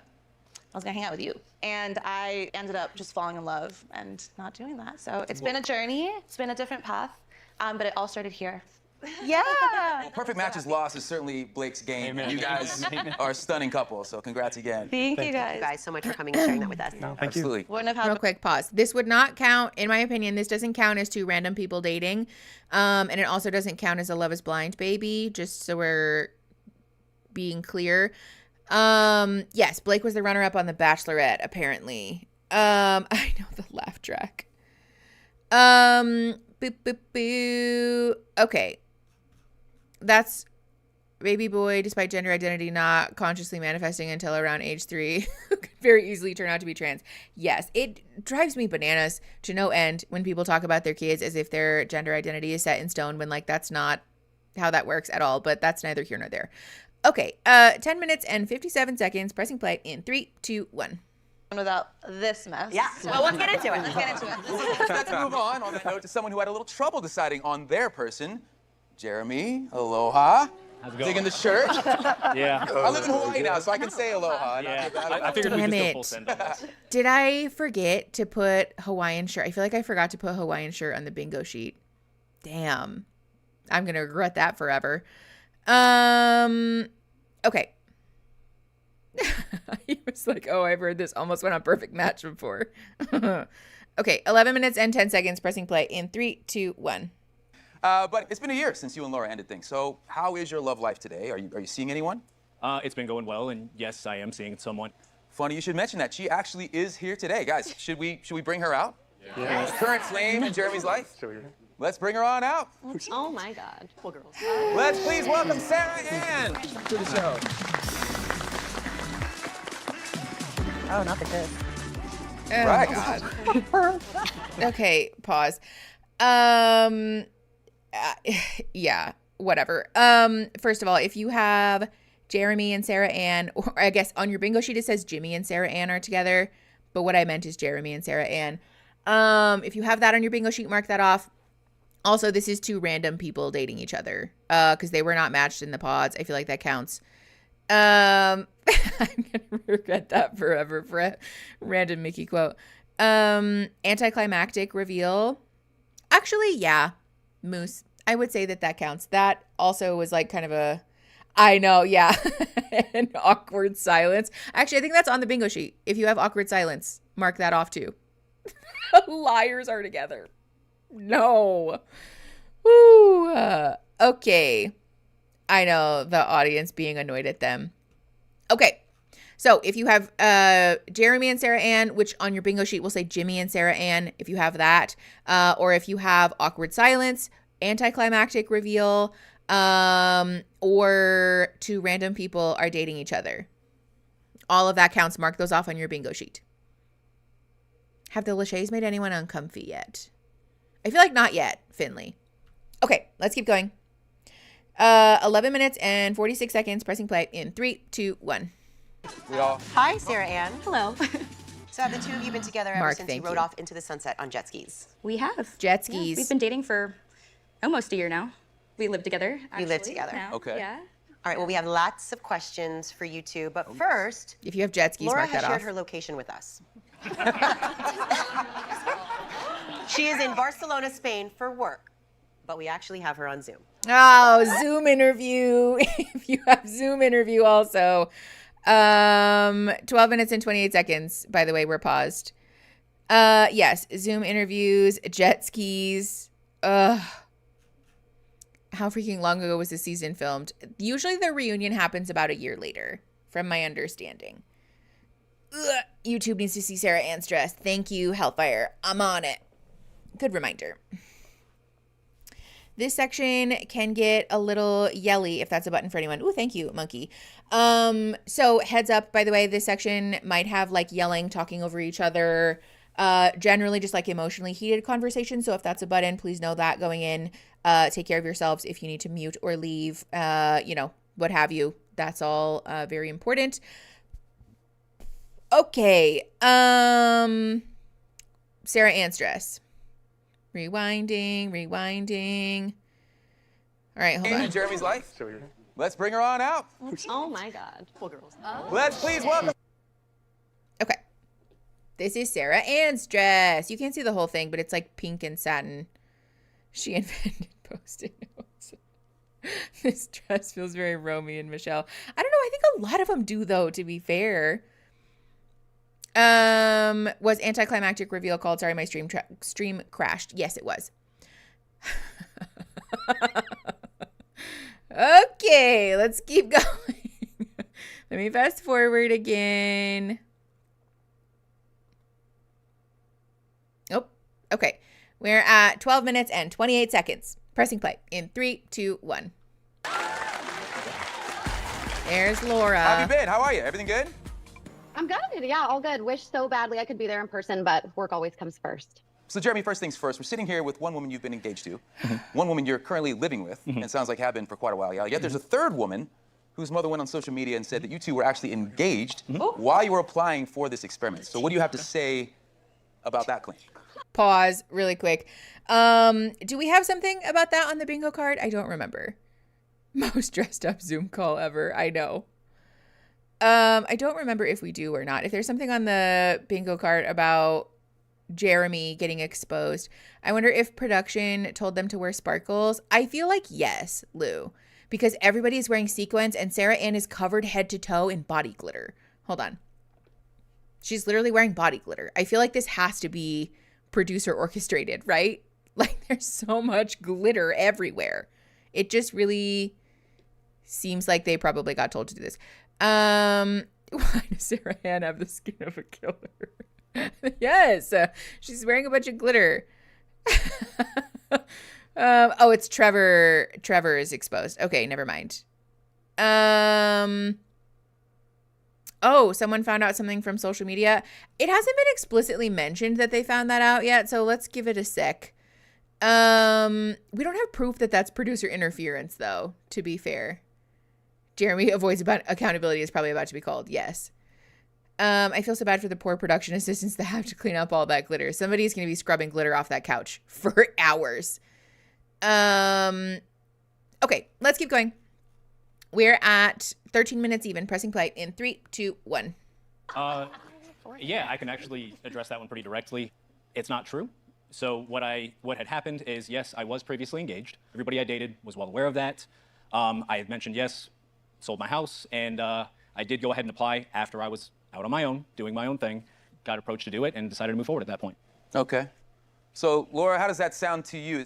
In the pod, he did mention that he had a fiance before. Okay. Did he mention one to you as well? Yeah. Okay. Well, there's another burning question directed to Jeremy that we. Let's just keep going. I was going to, never mind. 13 minutes and 42 seconds. Pressing play in 3, 2, 1. Want to know, why on earth did you lie about your location after you shared it with Laura? Like, did you not think that the little button would continue to move and follow you? Or did you leave it in your car and you had an Apple Watch? Like, what is... Okay. No, I can address that too. I shared my location before I left the house. Nothing inappropriate happened. We did hang back and continue to talk afterwards. The only time I was ever at Sarah Ann's house is when I went to go drop her off. But the question was just, why would you leave your location on and then lie about it? I didn't intentionally lie about that. I did share my location. And then forget? No, I just didn't have anything to hide. Honestly, okay, pause. That's so very much avoiding accountability. I didn't intentionally lie, sir. Oy, oy, oy. Yes, Vanessa scolds someone also, if you have that. Yeah, I don't think this counts as cheating proof, but this is definitely avoids accountability. I think there are two separate squares for Jeremy avoids accountability and like obvious lying or like, yeah, if he just dropped her off, why not just say that he lied and he didn't go anywhere? Yes, Melly, exactly. I know. Yes, we know that he shared the location. The answer is why did you, or the question that you're refusing to answer is why did you lie? I told you the whole. Oh, someone avoids answering a question. Yes, also MCAR. Good catch. Someone avoids answering a question. Vanessa scolds someone. Jeremy avoids accountability. All of that. If you have those on your bingo card, mark those down. I don't think this counts as doubling down on a bad take, though. Okay, let's keep going. 14 minutes and 24 seconds. Pressing play in 3, 2, 1. Convinced that had I not woken up, he never would have admitted talking to her or going to her house in any way, shape, or form. Sarah Ann was actually telling other people the exact same lie, so they'd corroborated on that together, that they had never left the parking lot. So to clarify, when I got back to the townhouse, Laura was asleep. I stayed downstairs until I heard her getting up, and then instantly went up the stairs to tell her that Sarah Ann and I had had a conversation. Here's what happened. The dropping off. That's not true. Once I saw his car get on the highway, I heard him come home and purposefully stay in the living room, which let's just all call that for what it is. I then woke up at 9:30, 10 o'clock. He came in. He was kind of stumbling around his words. I was like, where were you? He wouldn't answer the question straight up. And I just knew. I knew he had seen her. And I mean, I freaked out. For him to go meet her behind my back, I just knew it was sketchy. You were not waiting for me. When I got home, I came upstairs. I told you what happened. So I'll admit my fault on the other part, but I'm not waiting up for you. Oh, I should have been. Pause. This is yelling over each other or like talking over each other. Also, look at Kwame. Look at Kwame being like, thank fucking God it's not me. It's not me for once. Everybody leave me alone. Christine, yes, arguing about arguing also. If you have that on your bingo card, mark that off. Woo! Yeah. You weren't waiting up for me, dude. You weren't there. How the fuck would you know that? But also, oh yeah, Laura interrupts too. Laura interrupted him. Kwame is all of us. Yes. But also too, the like, no, that's not what happened. I went upstairs to like be transparent with you, blah, blah, blah. Like, sir, we watched you lie about it on camera. Like, I can understand that there might have been, I don't know, a misunderstanding about the exact turn of events here, but the fact that Jeremy has proven himself to be an unreliable narrator, in my opinion, like, it causes me to believe that Laura is telling the truth here and Jeremy's trying to skirt around the issue. Yeah, sweet lemon tea. I'm just showing you guys Kwame's face. I know. Oh, I do like the live audience aspect of this. It is kind of entertaining, I won't lie. That's true, Coda. They could both be lying, but I think knowing that Jeremy lied on camera, like we watched him lie to her and then say, I don't want to talk about it because he knew that he just got caught lying, again, leads me to believe that Laura's the one who's telling the truth. Laura's a jerk and doesn't take accountability either, but she doesn't usually lie. That's fair. At least we haven't seen proof that she has lied during this process yet. So again, I'm inclined to take her word for it. Okay. Yes, Alexandra. Okay. Overlay. Let's keep going. 15 minutes and 25 seconds. Pressing play in 3, 2, 1. On the front porch waiting for your ass at 6 a.m. is what I should have been Okay. doing. Instead, I was laying in bed, and I heard you come home. I'll take my lumps for what I actually did, but I'm not going to have it continue to be painted to be worse than that. Like, I'm not going to do that. I'll own that. You've never taken accountability. You've never taken accountability. You've never, like, flat out apologized. You're a clown, okay? You're I never apologized. Lie after lie after lie after lie. That's it. You should relax calling someone a wanted clown when you action. sat and told him shit about me in the pods the entire time, saying that I'm a pick-me girl. You're the pick-me girl. right, You're the let's pick-me. stop. You're the pick-me girl. Don't you start. You saw me You're crying saying, with my heart broken. I'll have my You moment. saw You me had crying your with my moment. heart And broken. you had your moment. Oh no. Hold on. First of all, if you have Sarah Ann embarrasses herself, mark that off. But also if you have yelling at the contestants and clapping at something toxic, all of those. Woo. Wow. I know. Kwame, the Kwame reactions are absolutely killing me. Hold on. You're the pick-me girl. right, You're let's the stop. pick-me. You're the pick-me girl. Don't you start. You saw me You're crying saying, with my heart broken. I'll have my moment. You Look at Kwame. crying with my heart and broken. You had your moment.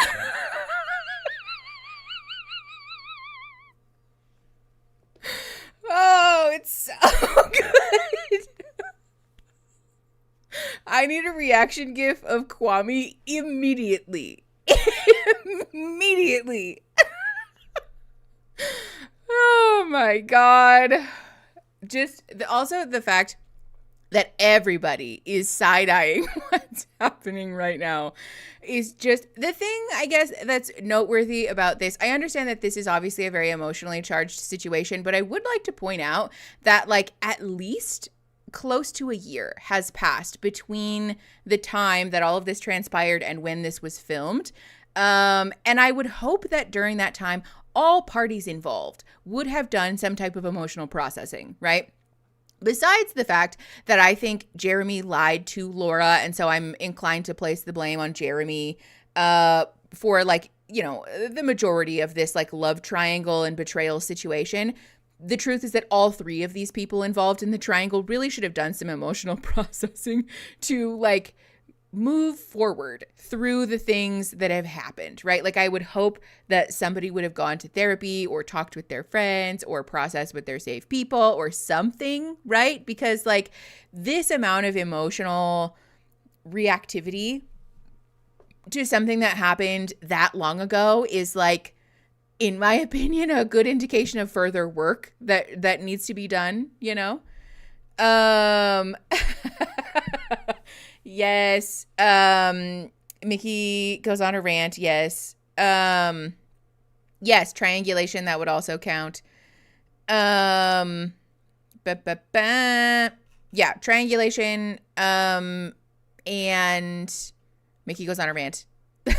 Both of those, if you have them on your bingo card. Yay! Max and Nan, you won bingo. All right, hold on. Let me add you to the bingo wheel really quick before I forget. Of course. This sheet would not work. All right, hold on. Because now I have to copy and paste the list from somewhere else. Hold, please. Also, to be clear, I cannot see any of you right now. So if you're going to stage a coup, now is the time. You know, I had a feeling that it wouldn't transfer browsers, but I was like hopeful about it, and like silly me. Silly me. Okay, Nen, and also, whoa, where did it go? Hold please, Mags. Okay, great. Okay, we're also changing the sound because it makes me very happy to have a different one. Beep boop beep boop. And we're changing the colors because I think it's prettier for them to be the colors that I like, which is, you know, not helpful. You know what? Maybe I'll do that at break. We can do that at break. Okay. Let's see. Who else? Lapine said soon. Does Mickey count for someone talks about therapy? No, Scout. This will count. Oh, vague answer. Actually, have we? I feel like, well, no. I'm going to say no. It does not count as a vague answer. I'd rather stage a coup because pigeons. Snurch coup. Hi, Moon. How you doing? Okay, yeah, no vague answer yet. Okay, let's keep going. We'll wait on misogyny, Allie, because I feel like we're going to get a more obvious example of it. So stay tuned. All right, we are at 16 minutes and 16 seconds. Pressing play in 3, 2, 1. Are you happy with the way it turned out? You had your moment. Yes, I'm very happy with the way it turned out. Just like you said you would. Okay. Just like Let's you let said it you go. would. Let's let it go.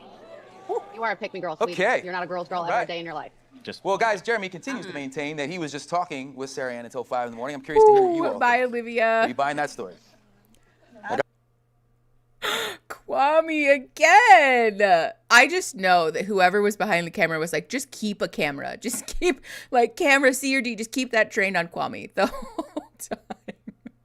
What's the blue? I don't think it's blue nail polish. I think it's just the lighting that's reflecting off of his hand. What's blue nail polish mean? Does Sarah Ann's I'm very happy with how it turns out count as I don't regret anything? Actually, yes, Moose. I would say that counts. So if you have the quote, I don't regret anything, you can mark that off on your bingo card. Okay, let's keep going. 16 minutes and 33 seconds. Pressing play in 3, 2, 1. Got enough on my plate. That's Jeremy. So you're just trying to stay out of the way? Hold on, pause. Sorry. Alexandra, thank you for the $6.99. I'm finally here since my partner and I finished Love is Blind. What are we watching next? I've missed this. Yay! Yeah, Alexandra, thank you for the $6.99 and thanks for hanging out with us. The poll results so far would lead me to believe that we're watching Married at First Sight next. So we'll see. We'll have official poll results soon, but I'm pretty sure that's what we're watching next. Okay, so we're at 16 minutes and 36 seconds. Pressing play in 3, 2, 1. I'm gonna just sit here. I mean, I've never stayed up till 5 a.m. just chatting. Well, you guys saw me staying up and get walked out on by Matt. Is it that shocking that I was talking till 5 in the morning? Everybody knows I can talk. It's not that shocking. Sarah I was Ann? never invited into my house. Sarah Ann, did y'all kiss? No, absolutely not. No. Okay. So, Laura, what do you think hearing all this? They continue to maintain they just talked till 5 a.m. Tori, yes. What are your thoughts on that? I don't care what they did till 5 a.m. I think they're both disgusting. You said they're both what? Disgusting. When do you think you started to question if Jeremy was really the one for you? I mean, sure, I started having my doubts. You know, we started bumping heads a little, but at no point was I thinking I'm not going to get married. Jeremy and I literally every day had to check in with each other on what our percentages are, whether we were 80%, 8 out of 10, 85% going to get married. And I mean, it never dropped below that. So to go from spending all day with my family and then to disrespecting me, staying out with another woman till 6 a.m. the same night, he had told her that night when they stayed out together that he was going to break up with me. So he spent all day with my family, all day telling me how much he loved me, kissed me goodbye as he went to the bar, went out that night, met up with Sarah Ann, talked to her. The conversation was so good that he decided he just had to end his relationship right then and Yeah, there. I know exactly what you're referring to. You're That's referring. what your girlfriend said to AD at the lake. Exactly. So, Sarah, DMing Jeremy coming out of the... Hold on. Pause. First of all, real quick, I saw some people say that I didn't respond to something. If I missed your question, just to be clear, the chat in both places is flying. So if I missed your question, or I didn't acknowledge you, it's not because I'm ignoring you. Feel free to ask again or just to tag me or one of the mods. Cobblegen, we were going to finish couple to thruple, but quite frankly, I think it's going to be entirely too much of an uphill trudge to get it, like streamed on YouTube because it's going to get taken down also after the fact. So we're just going to make it into a Discord exclusive so that I don't have to deal with the content getting yeeted off the platform. Okay. Did Sarah Ann double down on a bad take? I would say yes. I don't know if I addressed that earlier. I might have forgotten to, but yes. Sarah Ann saying I'm happy with the way that it all turned out does count as doubling down on a bad take. So mark that off on your bingo card. Bro cannot be quiet, yet he has nothing to say. It's beautiful that they do the laugh track for Jeremy. Shady. I'm really curious about what intention is behind some of the editing choices that are made here, you know? We did call arguing about arguing. Yes. Okay. Let's keep going. Did we count Mickey Goes on a Rant? Yes. If you have Mickey Goes on a Rant on your bingo card, also mark that off. No, Jimmy Lies is supposed to be about Jimmy. Actually, that one is actually about Jimmy. Okay. Let's keep going. 18 minutes and 3 seconds. Pressing play in 3, 2, 1. Pod was obviously somewhat of a controversial move this season. And we actually have some never-before-seen footage of you and Laura speaking about it at the lake party. Let's take a look at that clip. I'm here to take everything, and I want you to unload it on me and give me everything. No, seriously, I really do, because I think you deserve that. I do want to talk to you about the message that I sent because I know that came across so disrespectful to you. And I am sorry if I hurt you in any way. I really am, because I don't want you to think that I came to ruin your relationship. I was just very... I didn't get off my chest what I needed to. Yeah. He, you know, obviously was saying things to me that I've only told you this and blah, blah, blah, and whatever. It was like I needed closure, but I didn't know how to do that. And then I thought, if they're not married just yet, should I just send the message now? And I'm not gonna lie, I was in the real world while you guys were there, and I was kind of heartbroken, and I was just like, I'm just gonna send it and get it off my chest and move on with my life. That's really what the intent was, and I hope you know that. Like, and the whole, like, if anything changes, let me know. That was, like, I was like, you know, hey, like, if it does change, like, I want you to know that, like, I would... Pause. Yes, Dreamweaver, never before seen footage. And also, yes, Moose, clearly rehearsed apology. Both of those, I think, count. So if you have either of those on your bingo card, mark those off too. This feels like a really long-winded I'm sorry, but yeah, we're going to get there. Let's let her finish and then we'll see. I know that I'm sorry if always bothers me too. Okay, 19 minutes and 14 seconds pressing play in 3, 2, 1. would love the opportunity to get to know you. I know you read the message, which I didn't send the message vindictively going, I hope she doesn't see this. I sent it thinking, that's his fiance, they're probably both gonna read it. And then I thought what I knew about you, because I do adore you, I was thinking, Laura is a grown, strong woman. She's probably gonna be like, I'm in this situation, and that's valid for her, but I still have him. Like, you know, I thought about it differently, and I shouldn't have, and I assumed, and I'm sorry. You're fine. No, I really, I appreciate you, even bringing it up. Do I think the message was disrespectful? I do. I did. I was like, as a woman to woman, but I was like, at the end of the day, he made the commitment to me, not her. He got down on one knee. He said he chose me. He was going to protect my heart forever. Right. And that was it. And I remember asking him when he did it, I was like, is there a world where, I turned you down, or, I went another road to where you proposed to her? And he said, absolutely not. But, babe, the way that he's handled himself since then, I don't believe him. Really? I don't believe a single word that he says. I think he was a literal fucking clown robot in the pods. And who he said he was and how he handles situation and how he conducts himself as a man and a human being, Sarah Ann is not how he hasn't shown me an ounce of that since he's been out of the pods. You think he's an all talk, and then 100%. Once you're in the situation. 100%. I mean, there is a part of me, which I voiced to him. I was like, there's a part of me that's like, are you confused still? He's like, no, no, no. But I'm like, now talking to you, I'm like, is he? In all aspects. Just be careful, babe. The guy, as far as I'm concerned, is not who he said he was. Yeah. To say that, you love me as much as you do, and, I was it no matter what, and to throw you fucking under the bus continuously, it's... Yeah. The guy likes attention. Since that night happened last Saturday, all he's been fucking talking about is his image and how he looks worse than Jimmy. So I don't know why the fuck he came on the show, but it sure as fuck wasn't for a marriage or for fucking love, because he's not ready for that. A laugh track? Seriously? I literally blindsided at who this person said that he was. Yeah. And just watch yourself. I don't know what the Jimmy context was about, but yeah, sorry appreciate the phrase. Sorry about that, Jimmy. So you kind of got dragged into that conversation. Hold on, pause. Did we count Vanessa laughing at her own jokes in the intro? No, Mags, we didn't actually. So if you have Vanessa laughs at her own jokes on your bingo card, you can also mark that off. I know, Jimmy just getting thrown under the bus. Sarah Ann's apology is so fake. She doesn't say what she did wrong. She just excuses her own behavior. So, Forrest, I'm inclined to agree with you. Let's address the Sarah Ann apology. Because here's the thing. I can appreciate that it's difficult for us to acknowledge when we've done something shitty, especially I think in that environment. Sarah Ann was probably, I don't know, in what order this happened, right? But we do eventually get footage of Sarah Ann at this event having a breakdown about being ganged up on, essentially. So I can understand that emotional state is like not really going to lend itself to taking full accountability, right? Fair enough. And also, again, I would hope that after a year-ish, that we would have done enough self-reflection to be like, you know what? Like, that was not the right thing to do, right? I saw somebody mention earlier that Sarah Ann said something about like you guys weren't married just yet, as if to say that marriage is the only way a relationship is legitimate, which is fucked up. You know, that's not true. People go their entire lives without being married and are still in very serious and committed relationships. And ultimately, even if you're not one of those people who's just like made an intentional choice to not get married, being in a relationship with someone is still a commitment, especially if we're operating under the pretenses that monogamy and fidelity are like a given for our relationship. So for her to act like them not being married means that the door was open is disingenuous, in my opinion. Did Laura's advice to Sarah Ann about Jeremy count as good advice? I would say no, because I don't think that the advice was given in good faith. Like at this point, it's pretty clear. I mean, like fair enough, right? But I think it's clear that Laura's advice is being given from like a sour grapes perspective. And I don't disagree with her like being allowed to have that emotional reaction, but I don't think it's like level-headed good advice, you know? It is unsolicited advice. That's true. So if you have unsolicited advice, you can mark that off. She knowingly crossed boundaries. Yes, exactly. Regardless of whether we want to categorize it as cheating or not, in my opinion, it would be having my partner stay out until 5 a.m. with somebody that like they had previously told me that they were not in a relationship with. Like that's a violation of the trust there.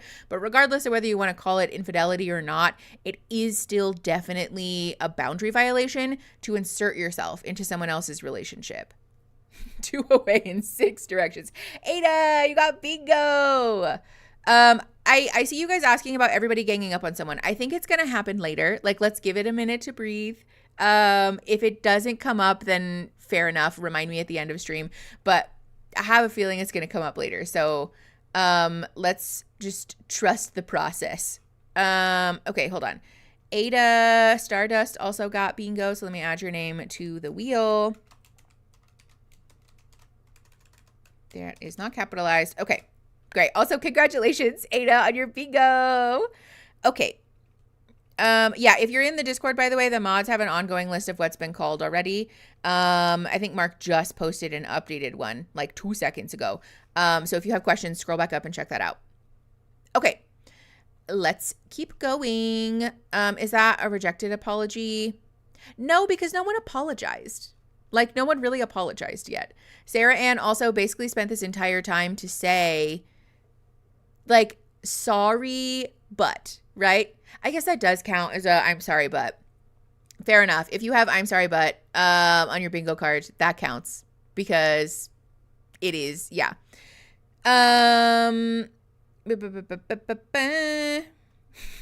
Joe. Okay. Has obvious lying been called? No. Yes. If you have I'm sorry, but on your bingo card, that does, Sarah Ann's apology does definitely count. Okay. Yay! You got bingo. Congratulations. All right, let's keep going. 21 minutes and 42 seconds. Pressing play in 3, 2, 1. Yep. I'm sure that was a surprise for you. I'm dragged into every conversation, it feels like. What do you think Laura meant by saying that Jeremy was worried he'd look as bad as you? I remember me having a really tough decision. I'm sitting here in the pods. I'm like, for days, hours, it felt like. I remember all the other guys, Ken, everybody else picked me up that day, and Jeremy said, at least I can sleep tonight knowing Jimmy's the villain. When I had a decision to make, and everybody else was picking me up, and that was the word you left me with. Okay. That's true? I don't recall saying that, but if I did say that, I was... Clearly it was on your mind. You're still talking about me in your own relationships and stuff. That's how you viewed me. No, I understand that, and if I did say that to you, I'm sorry for saying that to you, because it was not meant to be anything serious. That's fair. You feel a little burned by that? Seems like it. It is what it is. Jeremy's the least of my concerns right now. I am sorry for saying that. Well, AD, you had some choice words. A few. For Sarah Ann at the lake party. Well, had a chance to see that. What did you think of Sarah Ann's apology to Laura just now?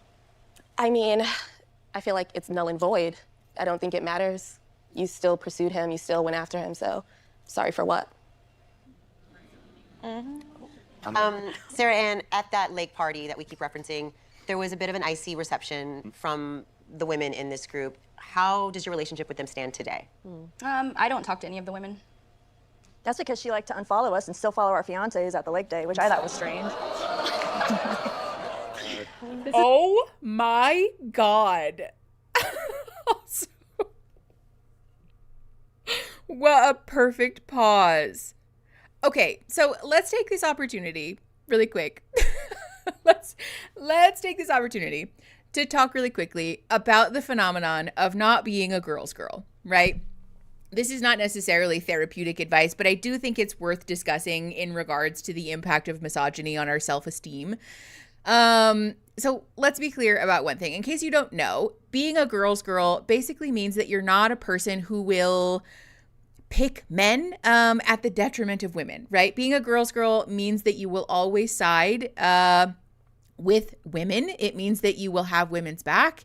And this is using binary terms, obviously, but especially like people who are in, you know, not cishet spaces. What we mean when we say girl's girl is like that you aren't going to err on like giving the benefit of the doubt to cishet men, right? You're going to be a person who interrogates and questions people who benefit from patriarchy and who benefit from misogyny, right? The thing that's important about being a girl's girl is that the opposite is essentially being a pick-me, right? Somebody who will shit on women or, you know, non-cis men, somebody who will give the benefit of the doubt to people even when it is detrimental to people who are not cis men, right? The problem with this is that misogynistic men love a pick-me girl, right? Misogynistic men love somebody who will say, I'm not like the other girls, right? Who says, oh, I'm not, you know, girly like the other girls, or I'm not drama like the other girls. I'm not catty or bitchy or extra. I don't need a lot. I'm low maintenance. All of those things are misogynistic sentiments at the core, because essentially what you're saying is that I am more like a cishet man than I am like a misogynistic perception of a woman. And so therefore I'm worth more. Therefore I'm better. Therefore you should pick me, right? Therefore you should like me more than the other non-men.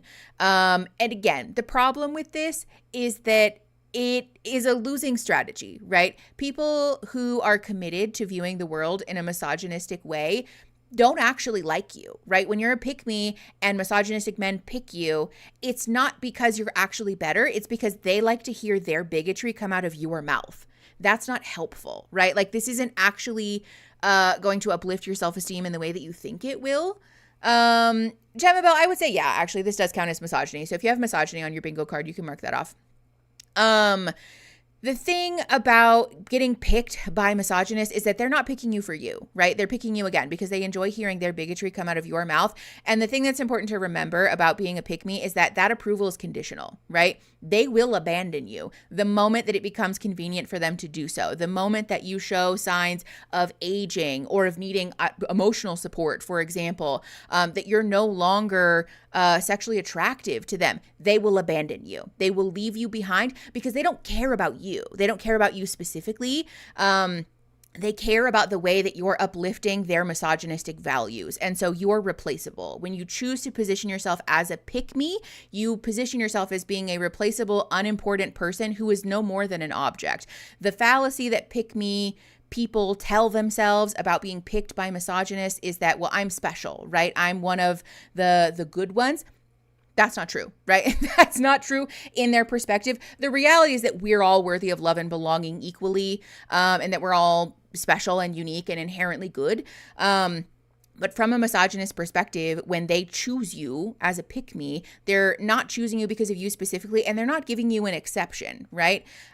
Pick-me people serve a transital or transitional purpose, right? They're not choosing you because you're inherently valuable to them, so much as they do just enjoy being in the presence of someone who will uplift their bigotry, right? And so again, at the moment that it becomes convenient for them to abandon you, you'll receive the same treatment that they give to everybody else. And so this is the problem, right? That like being a pick-me means that you will shit on other people for the temporary benefit of being chosen, except that again, at the moment that it becomes convenient for them to do so, they will give you the same treatment that you stood there and laughed and clapped that they gave to everybody else. So besides the fact that this is like not a winning strategy in regards to like actually uplifting your self-esteem, it also means then that in this community of people who are being largely oppressed and marginalized and isolated, you're now a pariah, right? You've positioned yourself as a person who's not trustworthy, who's not participating in solidarity. You're not a person who's going to like actually be here for the cause. You're willing to turn your back on your fellow marginalized or oppressed people for the temporary benefit of being approved of by somebody who wants to marginalize and oppress your peers. And so now nobody likes you, right? Like this is noteworthy in this conversation because none of the fucking women here like Sarah Ann. That's for a reason, because she's demonstrated herself to be a person who is not part of participating in the solidarity here, right? Like we all rise as marginalized people, not just women, but like marginalized people. We all find equality and like we move forward, we move upward when we're participating in solidarity and when we choose to not like essentially break a picket line, right? Like that's basically what we're talking about. Sarah Ann in this moment is like the gender equivalent of a scab, which is gross and like also not an integrity move, you know? Yes, that also counts as a rant. If you haven't marked that off, you can mark that off. Thank you, Eric. Let's see. The not like other girls phenomenon is often a result of internalized misogyny, but it's still a bummer. Yes. And that's the thing too, is that it's not necessarily reflective of like a malice or an intentional choice to try to gain approval from people who want to marginalize your peers, but it is still, first of all, shitty to the people that you've hurt in doing that.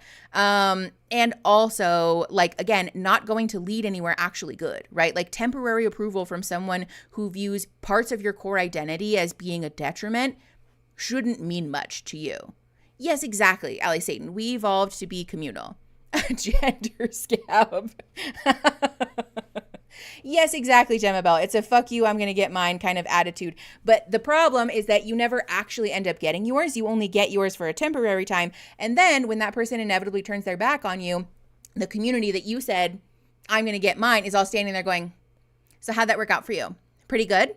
Yeah, get fucked. You can't sit with us. Like, we don't want to fucking hang out with you anymore because you've demonstrated yourself to be unreliable and unsafe for us in a community. So you can get the fuck out. Like, you were happy to be alone earlier. So, like, goodbye, hit the bricks, bitch. And it's a really isolating and shitty experience.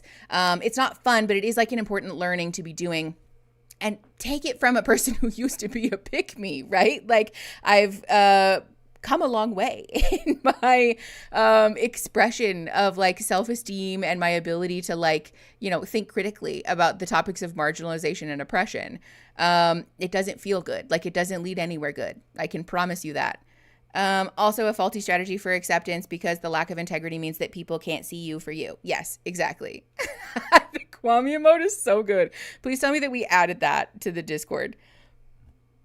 Excuse. If you gender scabs, please seek medical care.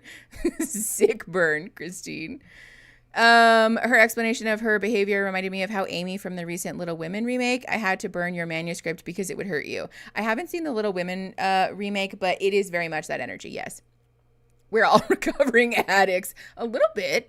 Many women were pick-me's in middle school and high school because we were victims of misogyny. Yes, exactly. That's what I'm referring to.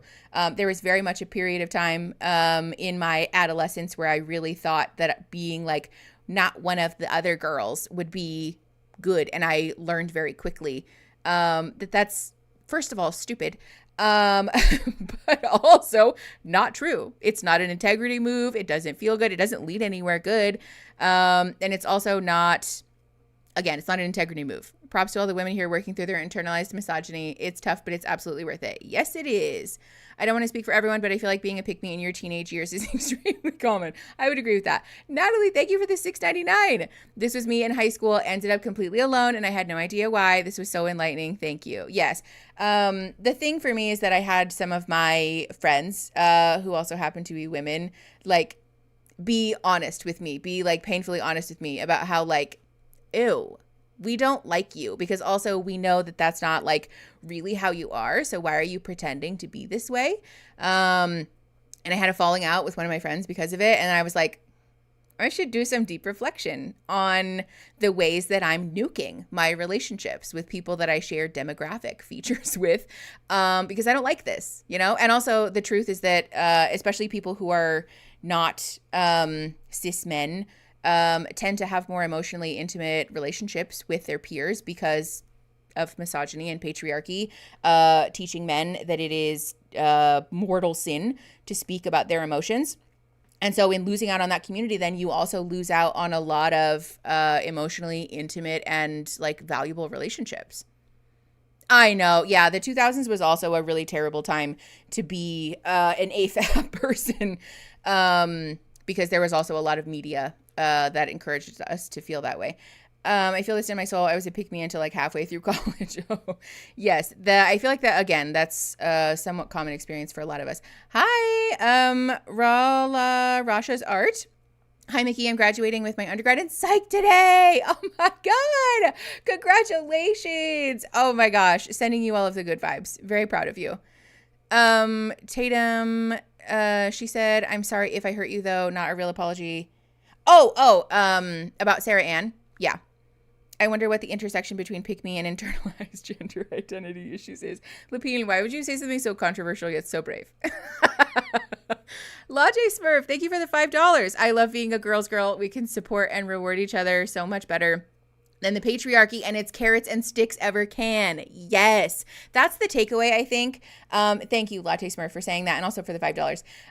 That's the takeaway, I think, which is that forming community with people who are also being marginalized or oppressed in the same or similar ways that you are is going to be so much more validating, like secure feeling, fun. It's a better quality relationship than trying to form a relationship with people who view parts of your fundamental identity as like a problem or something shitty, you know?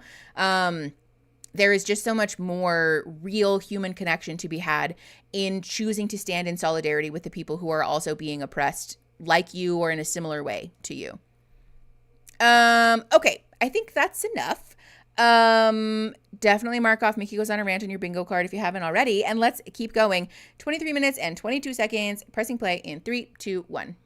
It's like a lot. You guys iced me out of a group chat. Nobody was mean to you. Nobody was mean to you. You guys iced me out of a group chat. But nobody was mean to you. What is there to say? Okay, well, and you know what, Jess? You saw me crying after he broke up with me, and I said, I feel gaslighted, and I was heartbroken when I left, and you watched me bawl my eyes out, and you defended him, not me. You were never a girl's girl, ever, honey. And you sat there and told me that I'm not a girl's girl? You're not. That's why you watched me bawl my eyes out. Being the loudest in the room does not make you the most noticeable. It doesn't matter. I'm not trying to be loud. It's not about that. I'm always loud. So take your moment, and then I'll speak.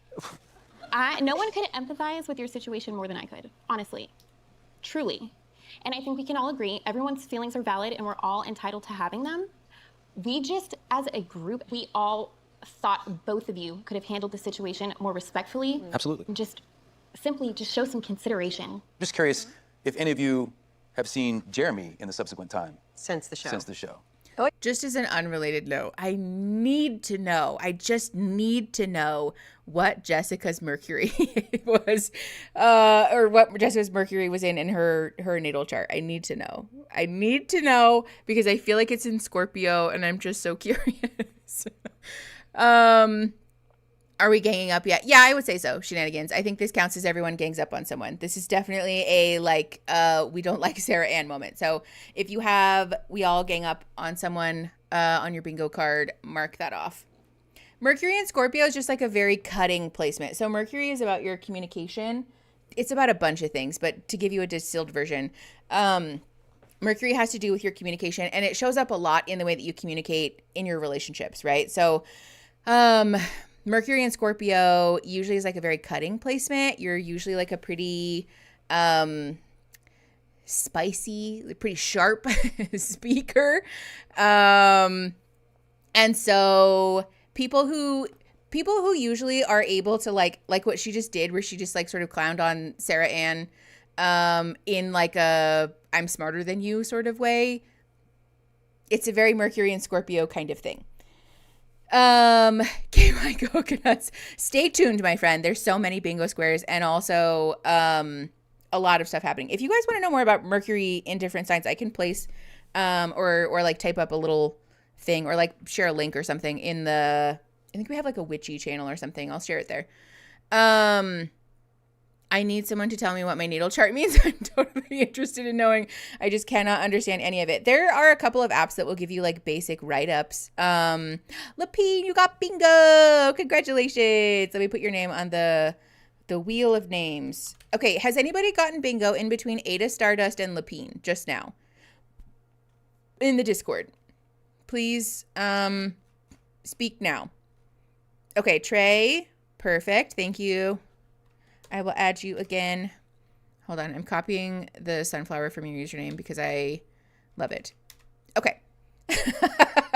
And I think it's important. Wait. Oh, there we go. Okay. Anybody else? Also, Trey, congratulations. Jesse, you got another bingo? Okay. Many congratulations, my friends. People have been posting cards in the bingo channel. Not sure what you already have. Okay, I'll double check at the break, but I just am trying to keep a running list so there's slightly less to do. I have Mercury in my vaccines. Christine, take that back. That's not true. That's not how autism works. It's funny, haha. I'm curious what those chart apps are. I'm agnostic, but my belief in astrology, but I still find it fascinating.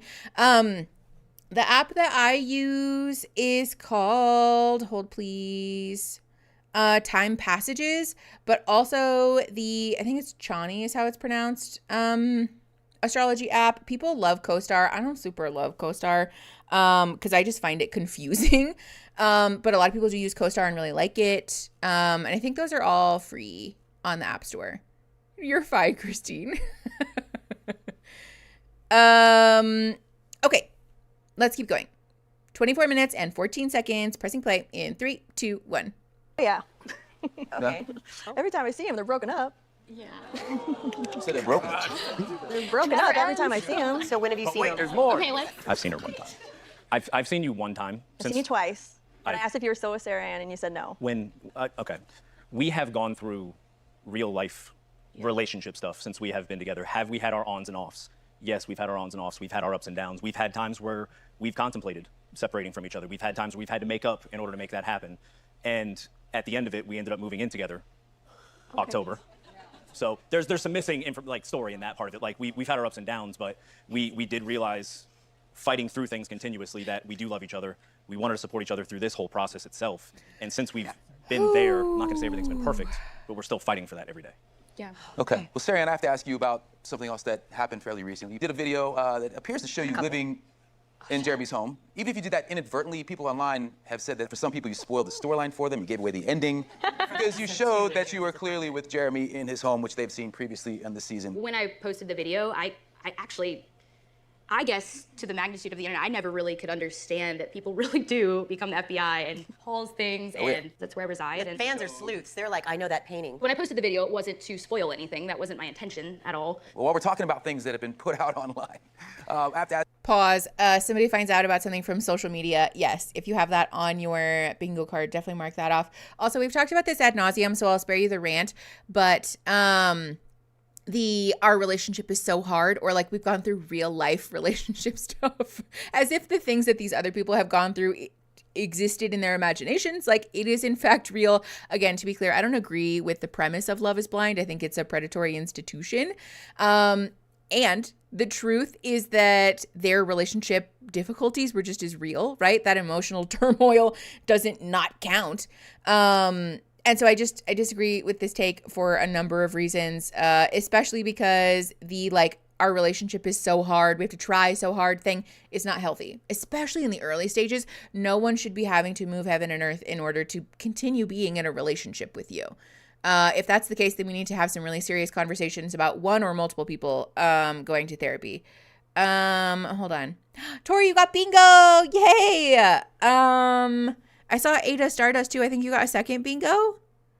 Also, you guys have sound, right? A second bingo. Yes.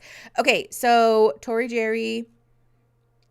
Tori, if you don't mind posting the picture in the, bingo channel, that would actually be very helpful.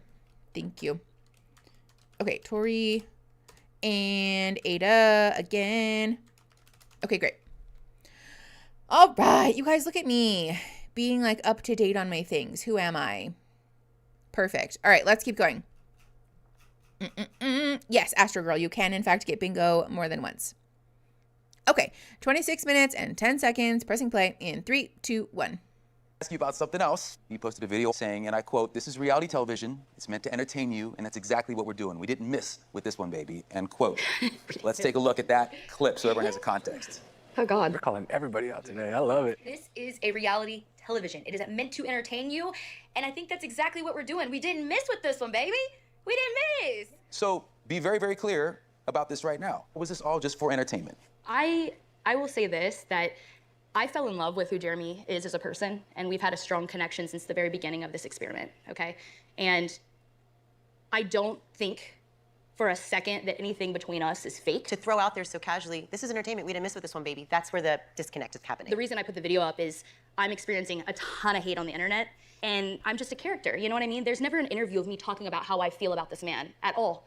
And that's unfortunate because there was a lot of heartfelt conversations around. But I think that they didn't air all that because he had picked Laura, so they aired. Of course, yeah, absolutely. But is it safe to say that... Hold on, pause. Do we think that this counts as a vague answer? Did we call a vague answer earlier? I feel like we might have. Yes, Kenzie, exactly. We broke someone's heart. Yes, we didn't miss with this one, baby. Like, hello? Yes. Thank you, Captain Quesadilla. We have not called it yet. Okay, yeah, I think that counts. There was also something earlier that felt like it counted. So if you have vague answer on your bingo card, mark that off. Mello, you got bingo. Congratulations, my friend. All right, let me put your name on the list. And then... Nick, how could you ask such a cognitive dissonant question? Yes, yeah, the time is coming. Okay. Yeah, I think there is an aspect of like, oh, does this count as I got a bad edit too? You know, fair enough. I think it does, Moose. So if you have I got a bad edit on your bingo card, you can also mark that. Oh, you got bingo earlier, but chat swallowed it. Leo, I'm sorry. Congratulations on your bingo. Hold on. Leo, I added you to the list. All right. Sydney, you got bingo. Yay. All right. Yeah. If you are in the Discord, make sure that you're posting proof of your bingo in the live stream bingo channel, please. There was something also that I was going to address about this. Oh, Sarah Ann talking about how like this is just reality TV. Like I can understand to a degree what she's saying. Oh my God, there's so many bingos. Aria and Road. Okay, hold on. Let me add both of your names. I can understand what she's saying to a degree in the sense that like this is a TV show and y'all don't know me, so please calm down. And also this like, you know, it's just entertainment and like, ha ha ha, isn't it such great entertainment? Like, it's not entertainment to the people that were like legitimately wounded by you being at the very least irresponsible, if not outright disrespectful.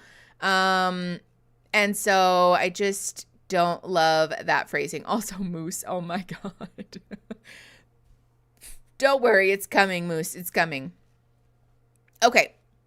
I got a bingo. I should probably join the Discord. Sunny, feel free. Here, I'll put a link in the thing. If you want to join the Discord, you can become a patron at any of our tiers, and then you get access to the Discord server in your welcome email. It's a fun time. It's a silly little gang, and I enjoy it. Okay. Yes, I know. I see lots of you have like almost bingos. Okay, let's keep going. We're at 27 minutes and 27 seconds. Pressing play in 3, 2, 1. The relationship you are currently in is real. My real life, my 96-year-old grandmother had a flight to my wedding. And within days, he was with you. He met my whole family. Very few people in my entire life have met the most important people to me. He held my dog and then literally hours later, basically decided that he had chosen you instead. That is why I'm coming in so hot, and the fact that you guys have, first of all, Sarah Ann, you've had a year to reach out to me. Like, we had that little lake day party. Half that conversation felt like you were asking me for advice on your new relationship with him, which I wanted absolutely nothing to do with, obviously. I was hoping and praying for you guys to come in here with some humility and come with an apology and realize that this was my real life. I understand you guys are together now, whatever, that's fine. But this was my real life and my real fiance, my real engagement, my real wedding that was made a mockery of by the two of you. And then you come in here with heat towards me like I did something wrong. All we're trying to say is there seems to be a disconnect between what's happening on the internet and what's happening in real life. This is your real life. Mm-hmm. This is your real life, and now you're real babies and families. Even Laura sitting over there, she's like, my 96-year-old grandma, this was my real life that was made a mockery of. The show didn't make a mockery of her. This situation did. Mm-hmm. So she's wanting to know. Did you notice how Nick and Vanessa are like, no, not Love is Blind. We didn't do it. Sarah Ann did. Like, ew. First of all, go away, Vanessa, because y'all are the people who enabled this situation. The mockery would have never happened if Love is Blind didn't exist. Joe, thank you for the 5 more memberships. Julie, Kalina, Renee, Bella, and Courtney. Welcome to the McNugs, you guys. Thank you, Joe. Thank you to our Snookro Snardian for growing our community. Drink every time someone says real life. Yeah. Ada, thank you for boosting the server. My God. Oh no, is it maxed? The thing? Oh my God. Hold on. Is the server room maxed right now? No, we're good. Okay. I was like, what the fuck? That's never happened before. Okay, yeah, we have 101 people. I think our limit is 150. If I remember correctly. Danny, thank you for the 5 memberships. Yay. Jessica, Hannah Banana, Lita, L, and Mick. Welcome. 300 is the limit. Okay. Joe just could not resist.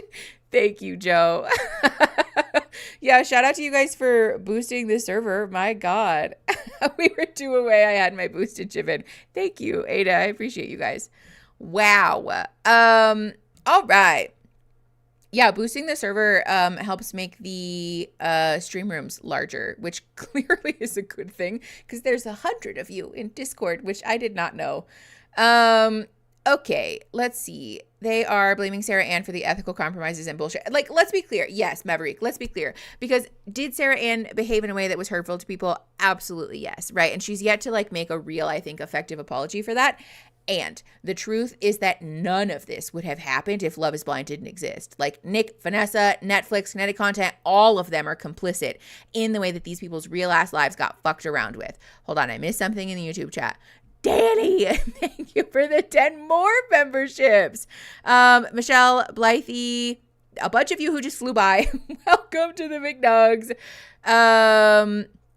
Is it just me or is today a grouchy day? Today is a grouchy day. Hi, bye. I don't know if you missed the beginning of the stream, but we had technical difficulties. I started my period today, 15 days earlier than I was supposed to. It's all grumpy.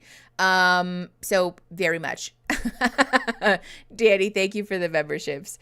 But yeah, it's hard to be grumpy when you guys are being like this. My God. Thank you for supporting the stream and the Discord. Also, I saw somebody say they joined the Discord. Welcome. Who was it? KY Coconuts. Thanks for coming, friend. We're happy to have you.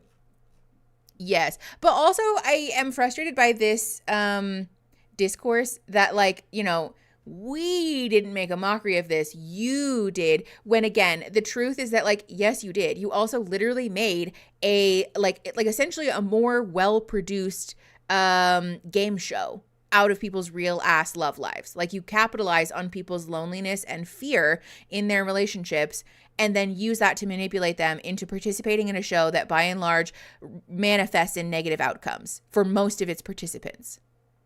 No, but for sure, let's blame Sarah Ann. Like, it's only Sarah Ann. Hello? Everyone, please remember to like the stream. Thank you, Christine. Yeah, don't forget to like the stream if you like it here. The fact that Jeremy sat back and let everyone dogpile. What did I say? What did I say about being a pick-me? He does not like her for her. He likes the service that she provides him, which is uplifting his self-esteem, because he is a person who could benefit a lot, I think, from doing some inner reflection and probably self-esteem work. Manifesting that your early period will mean I get mine soon. Otherwise, I may have issues with my organs. Oh, no. Sending you all of the period good energy, melodramatic muse. Danny, thank you for the 5 more memberships, dude. Oh, my God. Excuse me. Oh, my snide. More memberships to derail the stream. Oh, yes. Chat derail stream is also on the bingo card. So if you have that, definitely mark that off. Yes, hello to our new friends. Thanks for joining the Discord. Okay. Stream derail. Make sure you mark that on your bingo card. Okay. We are at 28 minutes and 54 seconds. Pressing play in 3, 2, 1. And as are people who see that. Do you see it as entertainment, whereas this is their life? This is their future. This is their love. Do you think you were trying to entertain? No. And I'll clarify that right now. Probably taken out of context. That was, to be quite frank, to put out entertainment of my own. But no, I think the experiment does work. I mean, I'm sitting next to someone that, I love with all my heart. And in my pursuit of love, hearts got broken. And I apologize for that. That's not what I wanted, Laura. That's not what I wanted. I'm sorry. I will still maintain that nothing happened between Sarah and I that night. It was wrong. Should not have done it. That's not her fault. Okay. That is absolutely on me. It's both of your faults. Also, Joe, thank you for the 10 more memberships. Welcome to all of our new McNucks. You're one of us now. Okay, so we did finally get a real apology. Sort of. But again, I think that, there's something to be said about the, too little, too late phenomenon, does it get worse? Great. We got us a membership gifting channel. Also, I saw somebody ask, what does that mean? The membership thing, Hope, or these two? Watch the way that he looks at her coming up and her body language. Okay, noted. Hunter, thank you. Yes, also high five to Danny and Joe. Okay. How can anyone say this isn't just entertainment? This isn't private matchmaking service or something. Wait, what do you mean, Natalie? That it is entertainment or that it isn't? I wish they'd ask about emotional cheating. I know. Me too. Okay. I don't think so, Hellfire. Fox in Discord asked, is that I made a mistake? And I don't think so, because they both have said, I'm happy with the way that this worked out. I'm sorry. Basically, I'm sorry, but, right? Which is, ugh. Yeah, they did at least finally say, I'm sorry. But again, I think for a lot of people, this is going to be, not what we were hoping for. Okay. 29 minutes and 39 seconds. Pressing play in 3, 2, 1. I'm sorry. Jessica, yay! To take some accountability. Bingo. That's all I've been waiting for a year. We are happy you found each other. There could have been probably, I think Laura agrees, a better way for all of this to unfold. Unfortunately, it did not. You've said your piece. Laura, are you dating anyone right now? Yeah, I am. Yay. It's late where you are. Thank you so much for joining us today. We wish you the very best. No, yes, We're not going to discuss bean dip? Oh, please no. 2 seconds to clear it up, okay? AD, I love play. AD was my very close friends in the lounge and the pause. Bean dip, check that off. But also the fact that she brought it up. Have you not victimized AD enough? Bye, Millie Wallen. Thanks for coming. Jeremy showed up in a Hawaiian shirt. He's not sorry about anything. Oy, oy, oy. Okay, Danny got bingo. Okay. Yes, this is mention of bean dip, but also I just wrote bingo in the oy, oy, oy. It literally takes over 2 minutes for AD to even speak. Oh no. Well, this is the thing. Yes, AD does this count. This does count as AD being hypersexualized again, and also the bean dip thing. Yeah, same. Okay, let's just keep going. We'll address it in a second. 30 minutes and 24 seconds. Pressing play in 3, 2, 1. Pod, we were playful. I'm a goofball. Bean dip was a joke. It was a playful thing. There was no disrespect meant behind it. I've apologized to her face to face, on camera, off camera. I'll do it all day, every day. I apologize if there was any disrespect insinuated in any way. It was not intended. I love you guys so much, and it was a joke that was just taken completely out of context, and I'm sorry. I'm sorry for throwing that out. into the world, and now that's a very Googled term that should have never been Googled to begin with. So I'm sorry. Okay. All right, moving on. AD looks like she's ready to actually punch someone in the face, and I don't blame her. Also, Jessica, thank you for the $12. $1 for every square I marked off while filling out my board before getting bingo. Sorry, y'all, I have to check off bean dip. Thank you, Jessica, for the $12. Yay, Abby, you got bingo. Congratulations. I don't know if that counts as an actually good apology, though. I think, first of all, the fact that she brought this up when no one asked about it speaks to a guilty conscience. Does this actually, yeah. This does count as hosts move on before an issue is resolved. Then, so if you have that hosts move on before an issue is resolved on your bingo card, mark that up. Mark that off. For those of you who don't know, the bean dip situation was Laura basically saying, Laura said to Jeremy at some point during the early part of their relationship that Jeremy should bean dip AD. If you don't know, a bean dip is essentially where you flick someone's breast tissue. It's, first of all, gross and like a violation of people's bodily autonomy and their consent, but it's also usually reserved for very childish and adolescent contexts. I've never heard someone use that term seriously in regards to an adult human, let alone an adult woman, and also a Black woman who, again, as we've already addressed on the show, has been hypersexualized and dehumanized to like the nth degree on the show. So like fucking ew. But again, the fact that Laura brought this up when like it's clear that AD didn't want to talk about it, to me, it's just very much the guilty conscience thing, right? Like, I want to regurgitate this really fast and quick apology to you to clear my name, but it seems like Laura was apologizing for her, not for AD, right? Because if this was actually about AD, you wouldn't have brought it up. You wouldn't have forced AD to live through this really uncomfortable situation yet again, when ultimately it seems like that's not what AD wanted, right? Again, apologies are about repairing a hurt for the person that we've harmed, not for our own reputation, not for our own feelings. And I think that that's more so where Laura was coming from, which is like about her and not about the person that she wounded. Yes, exactly. Bringing it up again on camera after they had a private conversation is for the audience and not for AD. I think you're exactly right, Gabby. Moonchild, you got bingo! Congratulations! Sorry, I missed it. Let me add your name to the sheet. I finally got bingo. Yay. Okay. Moonchild. Okay, great. Also got a bingo. Hold on. Ooh, thank you. I can't see your username because it's truncated. Ugh, that's so annoying. Hold on. Can someone just tell me what their username is? I can just, okay, thank you. Raindrop 444. Thank you, Christine. For real, shout out to our mods. They're the best. Truly the best. If you win 2 times, does your name go on 2 times? Yes. So everybody who's already won bingo more than once also has their name on the sheet more than once. But if you win more than once today, then your name's going on the wheel more times. Yeah, Monkey. The truncation is because of streamer mode in Discord, which like is nice in some ways, but also is really annoying in other ways. Okay. Someone microwaved food on the 2nd floor and it's a smell. All right. 31 minutes and 3 seconds. Pressing play in 3, 2, 1. Ooh, I'm hot. Well, guys, one of the biggest scandals to break since this season premiered involves our next guest. So everyone, please join me in welcoming the mullet man himself, Trevor.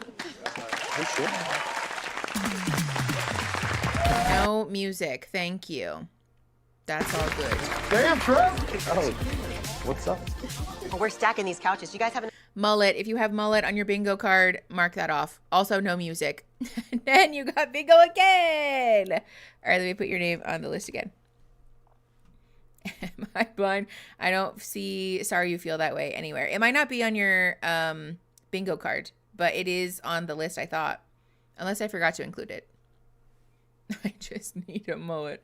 Oh, no. Okay, let's keep going. Apparently, I am not ready for this. 31 minutes and 32 seconds. Pressing play in 3, 2, 1. room over there? No. How's it going, buddy? Okay, so we're gonna get right into it. Trevor, hi. When the season premiered, people were posting, "Protect Trevor at all costs," and "If anyone hurts Trevor, they're dead to me." Then, something came out that shocked everyone. Rachel, you got bingo. Screenshots came out on the internet, which were allegedly between you, Trevor, and the girlfriend that you had at the same time that you were participating in this experiment. Yes, in fact, you were texting her as you were traveling here and as soon as you left the pods. We actually have the text, so let's go ahead and take a look. Show the receipts. I love you so much, honey. I'm excited for it, but more excited to get back to you after and start our life together. She responded with, did you land? Trevor responded, just did. Then, skipping to when you left the pods, you again... Pause. Someone brought receipts, and also Trevor gets exposed. Both of those. If you have those on your bingo card, make sure you mark those off. I'm here in time for so much tea, Blythe. Yes, you are. Okay. But it's true. Sarah Ann didn't lie about it being for entertainment. They all went for attention. To be fair, Tatum, we don't know to what degree they actually went for attention versus like being duped into Love is Blind's pitch about like finding love. The TV show is intended to be for entertainment, but it is true that this is these people's real lives, right? Like both of those things are true. And I think to say that the show exists only in the context of entertainment and so therefore people don't have the right to have hurt feelings, for example, is not true. This may be a toilet spoiler, so I'll tag. Okay, yeah, Trevor gets exposed and mullet. That's what we called. Yoy. No, we have not called rejected apology. Okay, Lucia, you got bingo. Yay! Okay. Oh, wait, did somebody else get bingo? Oh, no, Monkey said this is getting ridiculous. Arwen's Rose, you got bingo again. Okay, let me write your name on the list. Also, I know I'm having to pause to write people's names. Thank you for your patience. It's going to make my life easier while I'm on break. Okay, let's keep going. Have we called Sorry You Feel That Way? No. Hellfire Fox, no, I don't think we have. Lou, you got bingo. Yay! All right, I'm just writing Lou on the wheel. I will fix your full username on there later. And Miss Mothman, you got bingo. Wow, a lot of you were waiting for Mullet or Trevor. Okay. Let's see. Perfect. I will catch up with the rest of you who got bingo. I think that's everybody, but I'll catch up on that in a second. Christine, I'll make sure I spell it the correct way. All right, 32 minutes and 21 seconds. We're pressing play in 3, 2, 1. Wrote, do you still love me? She says, pumpkin, I'm crying. Trevor then says, can I call you in 30 minutes? She said, I missed you so much. Trevor wrote, I love you more than anything in this world, and I'm going to marry you. She says, yes, call me, I can't wait. Trevor says, I hope you know how much I love you, and had to pretend that this wasn't real life to say anything I said. She responds with, it's okay, pumpkin.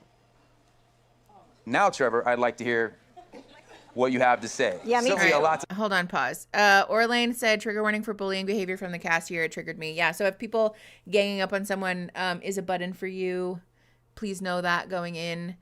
I know, but Mickey has to call it. Trying not to spam. What happened? What did I not call? Sarah Ann did kind of take responsibility. I don't think she did, though. I don't know that I, agree with that. She kind of did, but I think the bingo square is someone actually takes accountability or, actually good apology or something. Have I read the message in mod chat? No. Hold on. I will check it. Give me 2 seconds. Everyone, please talk amongst yourselves while I read super secret mod things.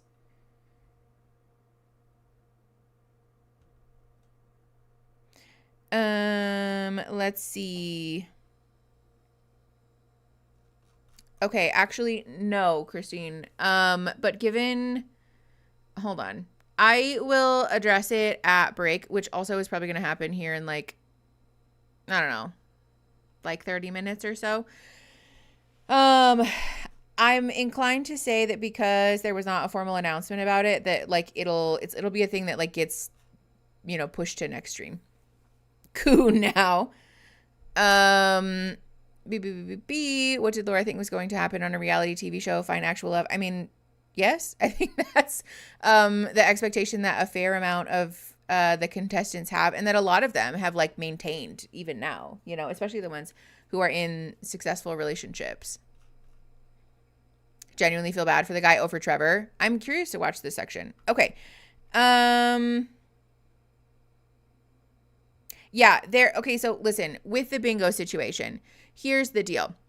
Moving forward, we're going to make some changes to the way that bingo works so that you have to clear your card after you get a bingo. Because I forgot to announce that before this stream started and people have already gotten bingo on the same card more than once, it's fine. For today, it's fine. Okay? Like, I think also too, it's important that we level set and remind ourselves that like it's a game. Like, yes, there are prizes involved, and also it's meant to be fun.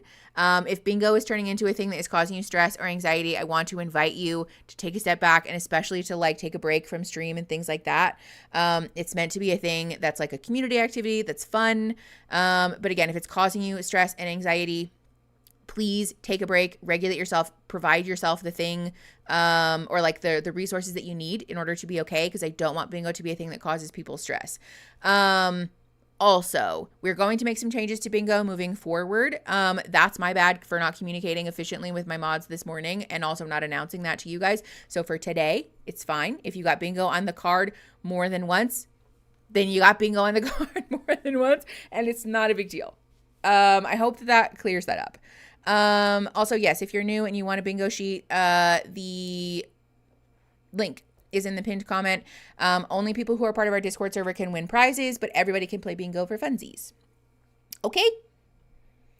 YouTubers I watch pointed out that there is an unfair bullying mentality to these reunions. Some of it is kind of deserved, but often it just ends up being dogpiling instead of people actually working out issues. That's valid, Melodramatic Muse. I don't necessarily disagree with that. Okay, so can I use old checked off stuff for my new bingo sheet? No.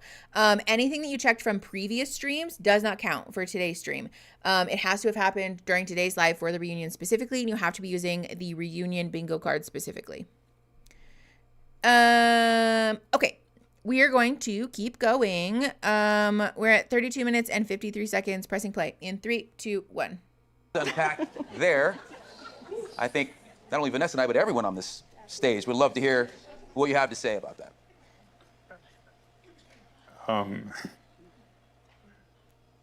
Oh. Nah, say it with your chest. Don't get quiet now. Don't get quiet now.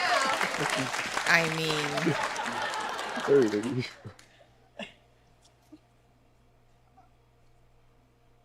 I had a whole thing planned to say. I don't know.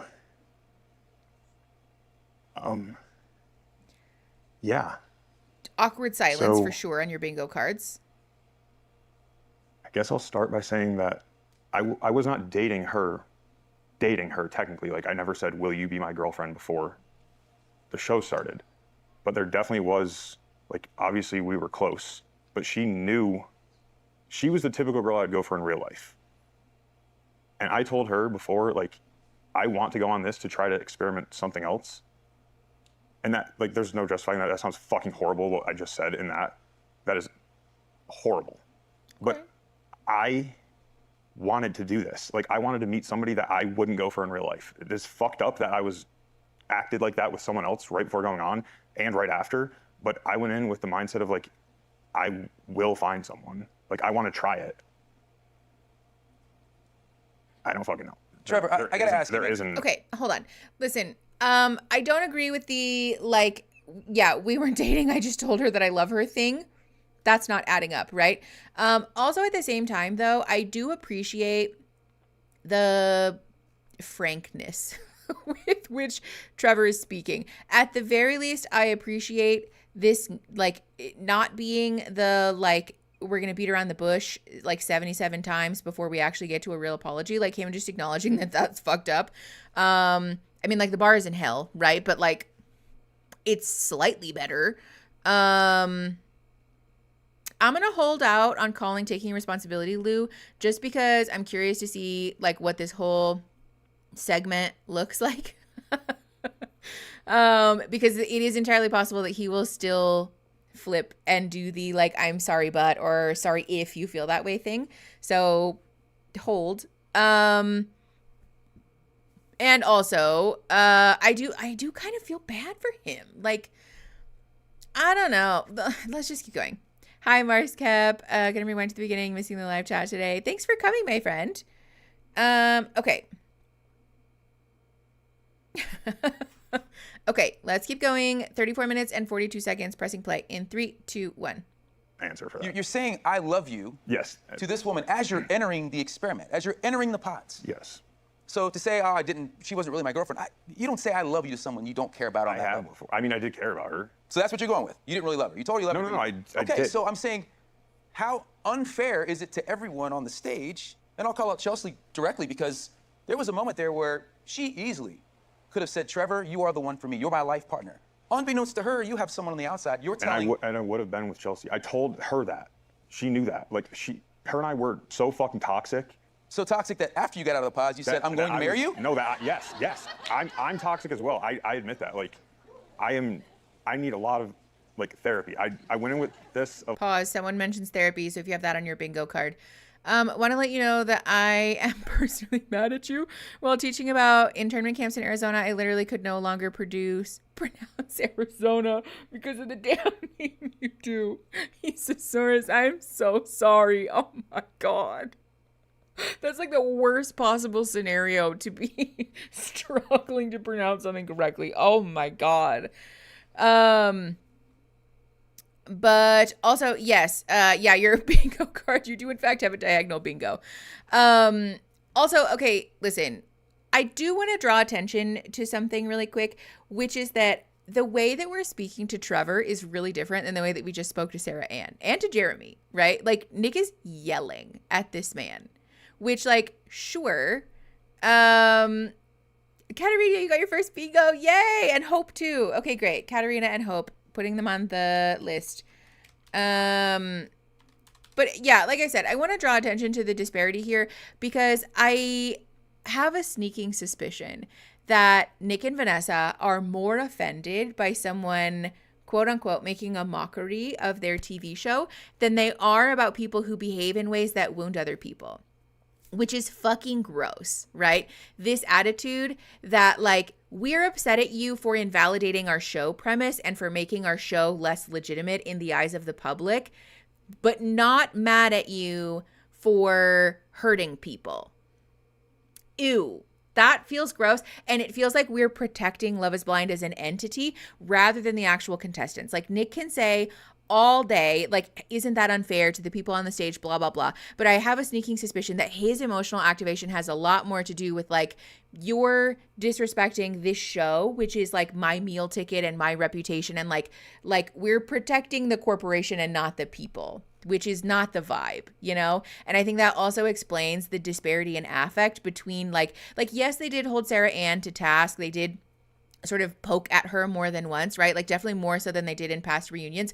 But this comes across as, like, Nick has personal skin in the game because Trevor invalidated the premise of the show that they bank on the public seeing as, like, real and legitimate. And so he's personally bothered by that.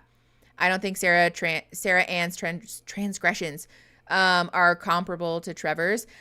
Like, fair. I think there's something to be said for those two things not being inherently equal.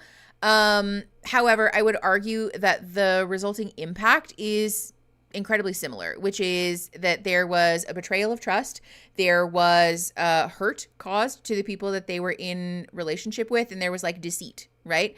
Somebody ultimately walked away with their heart broken because of a lie or someone not being truthful. So in my opinion, they're, like, somewhat similar. At least similar enough that the hosts, who are the professionals in this situation, should be able to keep their personal emotions in check enough to treat people similarly, right? Yes, exactly, Queerwater, because it delegitimizes their reasons for their actions on the show, for the show, yes. I was glad people told you how, because once I pointed it out, the bingo, got it. I think everyone is performing like they didn't think about how good it is for them to be on the show to grow their socials. I think there's definitely an aspect of, like, wanting to be, you know, more relevant on social media. I know, Allie's saying, but those are great foundations for a healthy relationship. Yeah, I think Nick and Vanessa are more personally offended by the show being put in jeopardy than by actual people. Pumpkin, hi. Thank you for gifting 10 memberships. Elise, Heartfelt, Home Farm Girl, More Coffee Please, Leah, Coco Hero. Welcome to the Big Dogs. I knew it was coming. Whatever, that's what I made the emote for. And it's funny. I like it. Hi, Pumpkin. Thanks for coming. Also, we have to come up with a new pet name for each other because Trevor called his fiance girlfriend who was not on the show or waiting for him to get off of the show Pumpkin. So the jig is up. Okay. Punky Brewster. We do call each other Punky Brewster. We've also started calling each other something else. Lobster is the new pet name. But people use that as a reference to Friends. And I feel like people will think that I like Friends then, and I've never watched it. That might start some awkward conversations. Monkey, calling each other Pump is like really something, isn't it? I know, Goatman, I know. I think I've heard people say that before, and I was like, oh, that's cute. And then I didn't know it was a Friends thing. And I was like, oh, never mind. I'm waiting for someone to show up in chat with a pumpkin in their username. Throw you off. Don't invoke that, Jebs. Now it's gonna happen. Christine, no. I'm not reading that out loud. I refuse. Okay. Sugar butt. Okay, let's just keep going. I think to Sarah Ann's was softer because there was less direct evidence of a transgression, so it was more interrogative in nature. Valid. Again, I am open to my interpretation of this being wrong, but my suspicion, especially based on the way that Nick and Vanessa have behaved in the past, is that it's more about the show to them than it is about individual people, because they're happy to look the other way when people are being wounded. Like, we have proof of that, you know? Schnookums.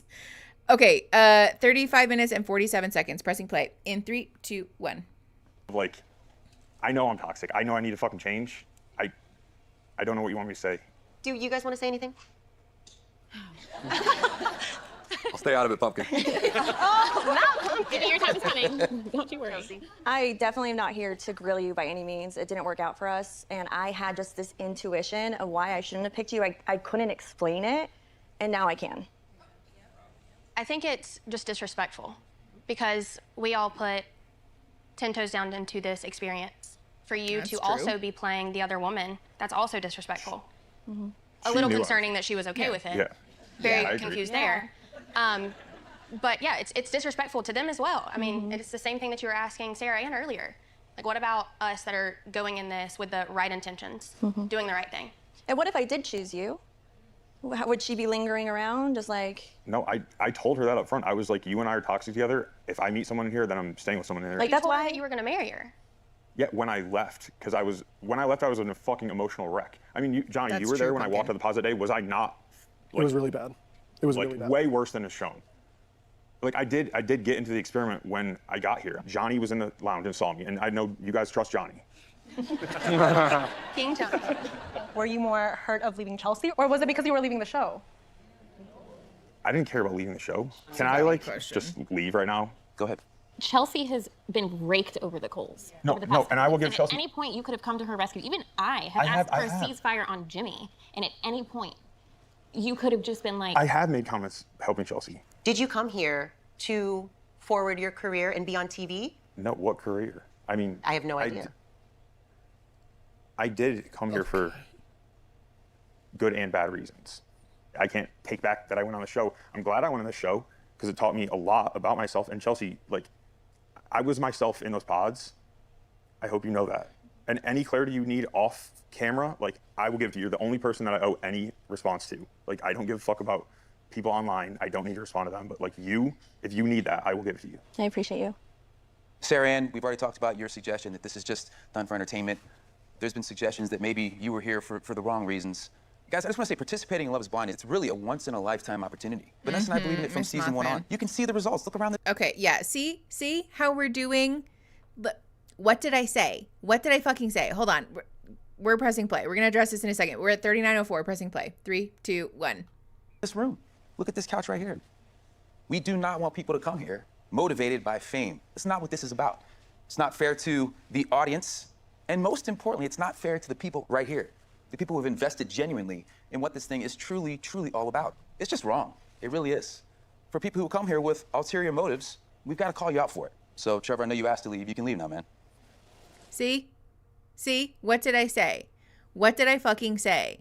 The fact that Nick took this opportunity to go on a little display about see all of these people. It's about the fact that he invalidated the premise of the show. I want to be super clear. This is rancid ass fucking behavior, right? Like fucking weirdo behavior. It's also toxic and hurtful and disrespectful. It's deceitful. There's nothing about what Trevor did that's like okay or good. And also the fact that Nick and Vanessa are more concerned about the way that this impacts the show as a whole and how it's like invalidating the premise of the show is fucking gross. Like both things are gross because Nick and Vanessa should be upset about the fact that he hurt people, right? About the fact that he wounded Chelsea specifically and whoever this person is and he was in a relationship with before. But we didn't get that energy. Most of the frustration that they seem to be expressing is about the fact that he disrespected the show. It's not fair to our audience. Hello? Ew. When I hear shit like this, I just start laughing because these are the same people who rage about a gay agenda. Sir, you have an agenda. Go away. Actually, very true. Yes, exactly. Yeah, they're trying to protect their brand, Goatman. Yes, exactly, Kenzie. They barely even addressed how this hurt Chelsea. Like, we basically asked this man, did you come on the show to get famous? He said no. And they said, well, you disrespected our show. Look at all of these people. Look at that couch over there with that successful couple that we matched together because we're so cool. Ew. Gross. Again, let's be clear about the fact that while I am happy that people like Johnny and Amy are happy, the premise of the show is exploitative and predatory from the outset. There is nothing about this show that leads with integrity, right? Like ultimately what they're doing is asking people to participate in something that will ultimately harm them in some form or fashion so that they can make money off of them. And like the allegations about the way that people are treated during the show is like, that's not even, part of this conversation yet. A once in a lifetime opportunity until we cast you on Perfect Match. Yeah. Ew. This is why previous villains didn't come on like Jackie. They didn't want this treatment. And I don't blame them, honestly. I don't think I would either. Unfortunately, we didn't really get a very good apology. I will say that he did at least take accountability in some aspect. So if you have someone actually takes accountability on your bingo card, you can mark that off. But we definitely did not get a, like, I made a mistake or, like I was wrong thing. Allie, you got bingo. Yay. And Monkey, you got bingo. All right, I'm putting you both on the list. Allie. Great. Great. Okay. Feel when famous people call out other people for wanting fame. Sean, yes, exactly. Is accountability the same as responsibility? Oh, yes. Yeah. Clearly rehearsed apology since he directly said that he planned what you had to say. Fair. I think we also called a rehearsed apology earlier. So if you have a rehearsed apology, put that on your bingo card. Yeah, I think let's let this section finish out and then I think a bio break is probably in order. So we're at 39 minutes and 33 seconds pressing play in 3, 2, 1. Oh my God. On that note, I'm going to change the subject. Oh my gosh, we have a sign in the audience. AD all day. Okay, great. Yeah, we're going to take a break. Also, whatever. We're going to take a break. 39 minutes and 36 seconds. We're paused here. We're taking a bio break. Right now, where I am at, it's 2:59. It's 3 o'clock. So we'll be back in 10 minutes. So when the timer says whatever hour you are at in 10 minutes, we'll be back to watch the rest of this reunion. In the meantime, make sure that you hydrate, go to the bathroom, take care of your bodies, and I'll see you in a minute. Okay, bye.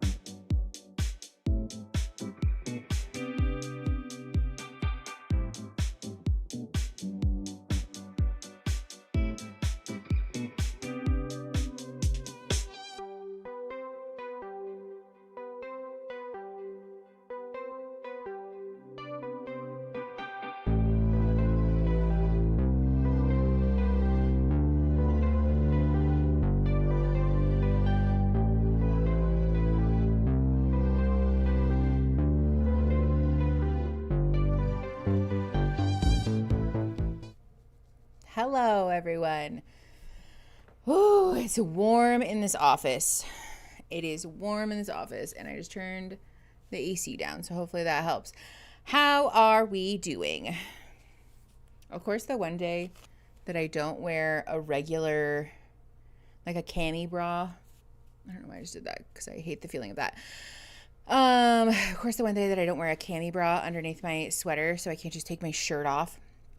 Hi, Goat Man. I always tell myself not to jump when you come back. What happens anyways? I'm sorry. We're having fun with OnlyFans. Moose, I love that. Hi, Lucia. I live in Chicago. I've lived there for 8 or 9 months. What's my favorite city? Chicago is, Leah? That sounds fun.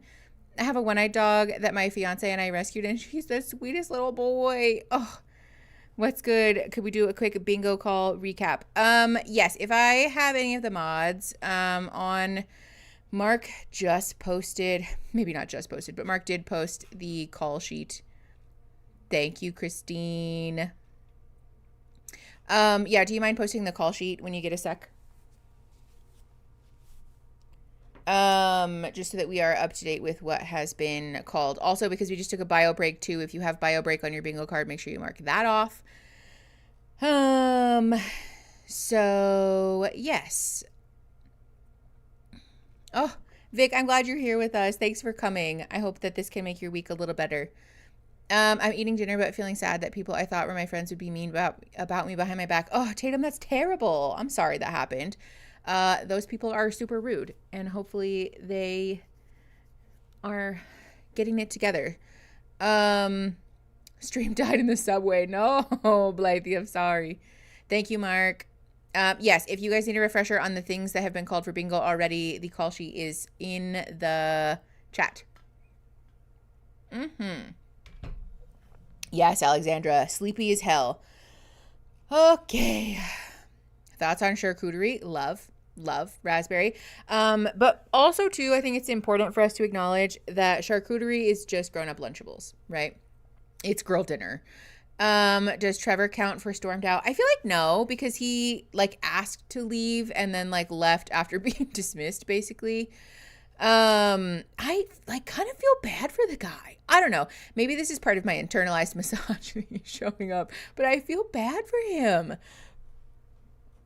I don't know. He seemed like he was reticent, and also like maybe there was a freeze response happening. But at the same time, I'm like, was that him being anxious and like it being a moment where it's like I fucked around and found out and I didn't think this would ever happen, so I'm like anxious and freaking out? Or is it like I'm pretending to be this like sad little put upon person so that people will feel bad for me kind of a thing? You know, like somebody who's capable of deceit like that is capable of like faking it, I guess, in theory, right? I don't know. It's hard for me to know. Actually, Coda, yes. I agree with that. Coda in Discord said, hot take, no one deserves to be humiliated. Held accountable, yes. Humiliated, no. I feel like that's a really fair line, honestly. I feel a little bad for him only because this is the first time that the host actually called someone out for real. Yeah, Moose, that's fair, actually. Because they do have kind of a history of being pretty, you know, lackadaisical. But then, of course, this time they went for blood. Kind of assuming this second half of the show will give at least one bingo. Let's hope so, Shara. Would the text count as cheating proof? I feel like no, because I don't know. Chat, what do you think? Do you think that counts as proof of cheating? Because it definitely counts as somebody bringing the receipts, right? Like we talked about that. Okay, Goatman said yes. His reaction felt pretty genuine, even if his words didn't really. That was my thought, Julie. I thought so too. Okay. All right. Well, Queerwater, in theory, he would be cheating on people like Chelsea and whoever else he was with in the pods. Yeah. It's not so much like whether it counts as proof for me, so much as it does about it being cheating. But I feel like that counts as cheating. Yes, Ada Stardust. Okay. Danny got bingo ×3. Okay, yes, I think it counts as cheating. So in that case, if you have proof of cheating on your bingo card, also mark that off. Yeah, the girlfriend behind the scenes knew, but Chelsea and the other people he was dating in the pods didn't. So I agree with that. Okay. Yes. And still no bingo. Obi-Wan Kenobi, no. I'm so sorry. Also, hold on. Is my audio weird in Discord? Let me just, it's fine. Sense the issue for me, but hold on, I missed it. Oh my God, I'm so sorry. Oh, duh. It's literally in your username. Oh, that's my bad. Shira, I'm sorry. Thank you for telling me. It's popping for me, but it always does. Oh. Technical difficulties. Yes, we did have technical difficulties. So definitely mark that off. So in Discord, KY Coconuts, in Discord, you can right click on me, like the picture of my face, and change the volume. There's like a volume slider for me specifically.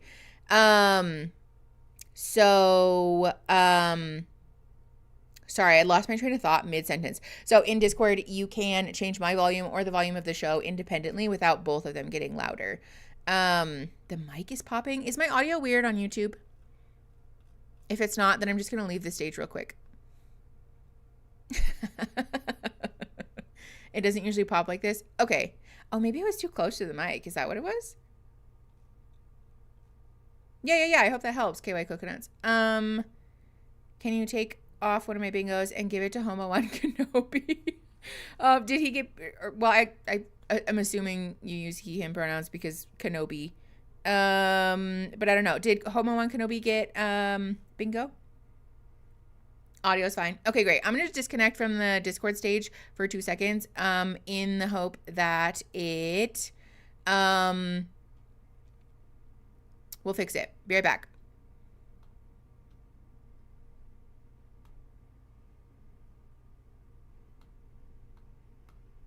Okay. How's that? Hopefully that's a little better. Sometimes if I'm in the room for too long, yeah, I don't know what that is. Sometimes if I'm in the room for too long, Discord is like, you have bad audio, just for like seemingly no reason. So love that for all of us. Okay, it seems like it's fixed now though. Perfect. I think I have bingo, or rather I had bingo a bit ago and I missed out on it because I have the attention span of a spoon. Leo, just go ahead and post proof of that in the channel and then I'll add you to the list. Okay, good. I'm glad it's better. Good. Okay, let's get back into the show. We're at 39 minutes and 42 seconds, so we're gonna press play. In 3, 2, 1.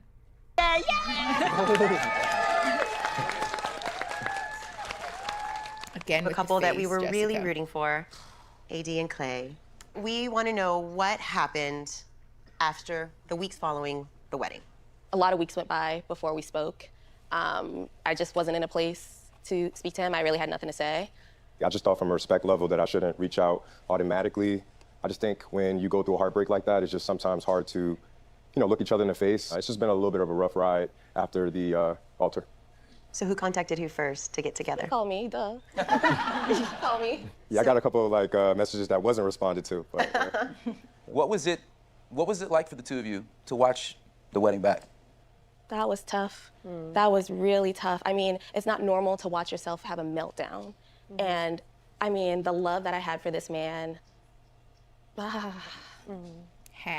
it was tough to watch because it was such a lead up for such a crazy letdown. This process is unique. You get a chance to essentially watch yourself, like a fly on the wall to your own life. And, just kind of seeing everything. And it was really emotional for me to watch, seeing AD interact on the other lounge and how excited she was. Like, to me, watching it, I just felt like the biggest dick.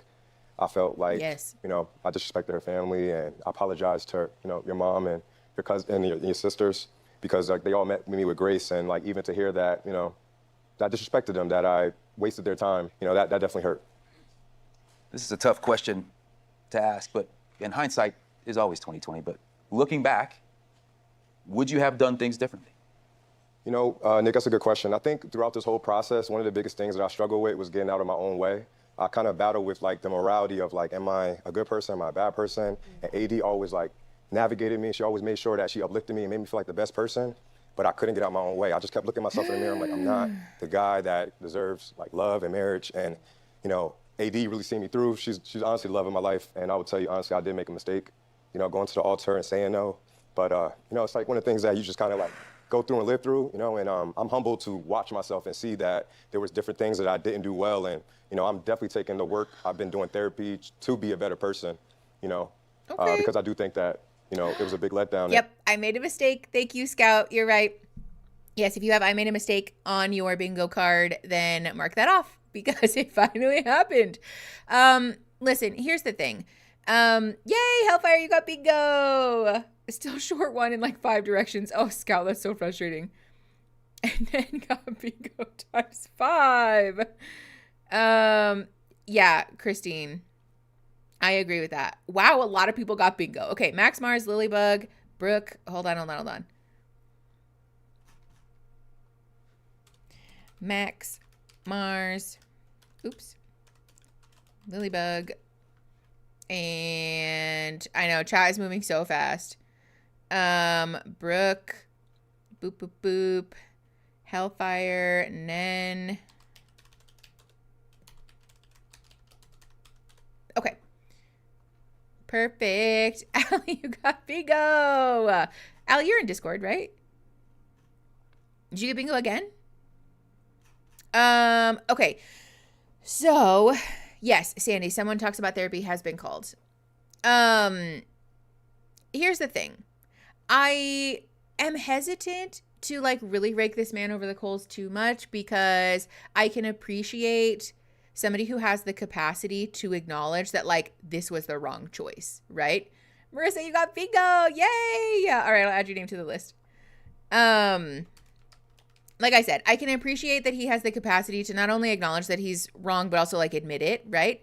And this is a recurring theme on this show and in life generally, which is that men often will rely on or lean on women for their emotional growth. When women, and again, this is using binary terms, especially because, Clay and AD are both cis people as far as I'm aware, especially when women are pushed and pressured and sometimes punished for not doing their own personal growth on their own time, right? Thank you, Allie. I'll add your name to the list again.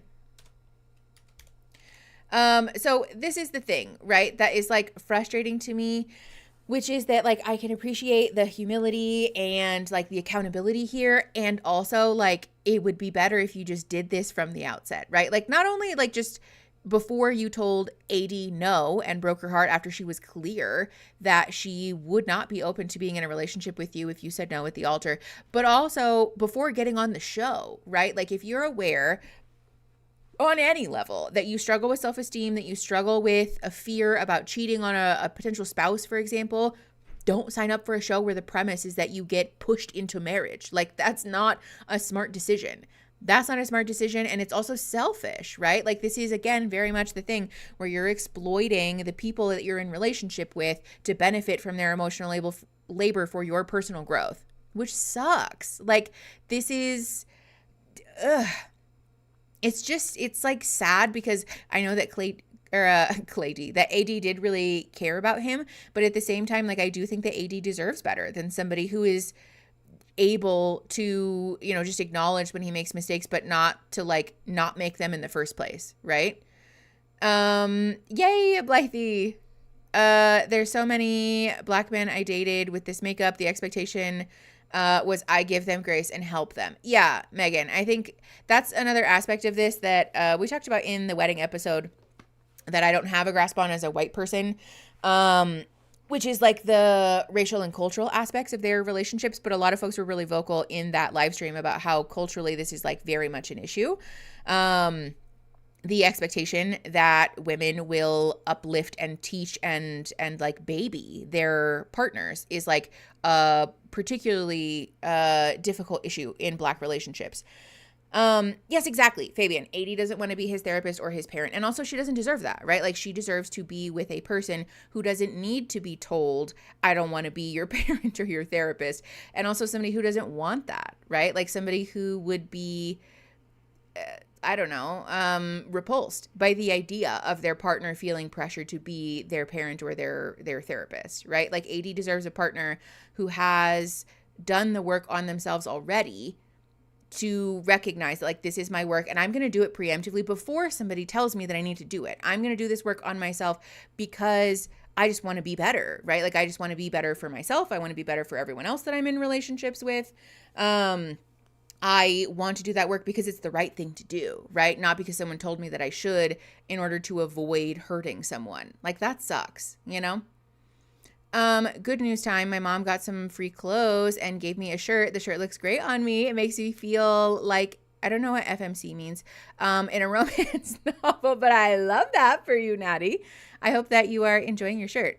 Khadijah talks about the race aspect of Love is Blind, would recommend vid. Ooh, thank you. If you have a link to that, that would be fabulous. But if not, I'll just Google it after the stream. Ooh, let me write it down so I don't forget. Hold on. Because I forget everything. I'm just going to add it to the same note from earlier because I have YouTube things to look up now. Okay. I love that my phone will autocorrect to Love is Blind when I mistype. Like if I put LIV, it autocorrects to LIB. Okay. Oh, female main character. Got it. Thank you. Okay. Let's keep going. Thank you, Eric. Hold, please, while I edit my note. No. Okay, great. Men leaning on women for their own emotional growth is how Rome was built. Time to even things out. Yes! We're taking back our emotional labor, damn it. And we're using it for ourselves. Okay, 42 minutes and 30 seconds. Pressing play in 3, 2, 1. And I apologize. I love you. You are the love of my life, and it was a mistake. AD, that was like a roller coaster of emotions. I'm watching you go from like, oh, here we go to, oh my goodness. Yeah. What are you feeling hearing Clay say all of these things? It just takes me right back to day one of falling for him and knowing that I could be everything that he needed and knowing that like there's nothing more that I could have done, and then to hear him say it was a mistake is like, what am I supposed to do with that information? Mm-hmm. Do you think you would ever date him again? Say no. Say no. Oh. Next question. Clay, would you ever date her again? 1000%. Oh my gosh. No. Because you had your chance. I did. You had your chance. I was wide. Like, there's nothing that I wouldn't have given you, and there's nothing I wouldn't have done for you. Mm-hmm. And I feel like, low-key, respectfully, you played in my fucking face. You played in my face, Clay, because you knew you didn't want to get married. That's not true. Then why are we not married? You know, when it was happening, I wanted to say yes. I saw you walk across on the altar, and I was like, this is my wife. As it was going on, I'm looking at you, and I'm just like, I don't know if I could show up for you every single day. It's just, I'm sure people who experience. Hold on, pause. I do feel like that counts as a rejected apology, and also I feel like that counts as a good apology, though. I do think, again, I disagree with Clay's behavior. I hope that AD doesn't date him again. But I do think that was actually a good apology, though. Of course, he was planning on dating him right after. Yes, exactly. Yes, Shira, you can. Bingo again. 2 at once, bingo. Okay, so if you have bingo, make sure that you post it in the live stream bingo channel so that the mods can verify it for me, please. And then I'll add your names to the list. Okay, finally bingo for funsies, not in Discord. Crystaline, yay! Actually, hi bye, that's a good point, how fast that they shifted back into that couple dynamic. Okay. 44 minutes and 16 seconds, pressing play in 3, 2, 1. That's been through the experiment, you know, days are like weeks. Moments in that time at the altar, when she walked down the altar, I swear it was like 3 days of just going back and forth of like watching her. She's so beautiful. Clay, you know who you are. But AD, it's a lot of things that you're battling with. And for me, Nick, I would say that I didn't put the work in to understand love before I got in the process. And I believe I almost was getting diagnosed on camera as like this red flag or this guy who has, you know, dad issues and something like that. But I receive it, you know? At the end of the day, I didn't do the process right. I disrespected AD, I love her, and it hurts that you don't even think that, you know, so. Clay, Yeah. do you think you're ready now? It's been a year. Yeah, I think I put the work in. I wasn't bullshitting. Went to therapy. I tried different therapists out even, you know, trying to see what worked for me. You know, I want to be a good guy. I want to be the best version I could be, and it sucks that I wasn't like that for you. You are a good guy. I swear, it wasn't intentional. Like, I'm watching it back, and it broke my heart to break your heart, honestly. And that was not my intention. It happened, and I'll take everything that comes with it. I came out a different man, and I have to credit that to AD. So, you know, if someone changed your life, you just don't, you know, turn your back on them, and you know, that's just me being here for her. I applaud you for growth. Yeah. I applaud you as a man for being willing to say, I need to take a look at myself, and I need therapy. I want to seek that out. I want to be a better person for myself and for others. And that takes a lot of courage to, A, one, do, and B, to say on national television. So I applaud you for that, man, really. Okay, hold on. Can we just be super clear, though, that 1 year of therapy is not enough time, right? And also, this is very much the energy of, like, I am ready now, and so therefore we should be back together. Like, no, that's not how it works. Oh, the bar is so low. Actually, okay, Trey in Discord said, he says he went to therapy, but he doesn't say he's in therapy, so I'm curious what he means by that. And that's actually a really good point, because he is speaking about it in the past tense, which is a little worrisome. Hopefully that doesn't mean that I like did the requisite, like, you know, 8 to 12 sessions and I'm like a healed person.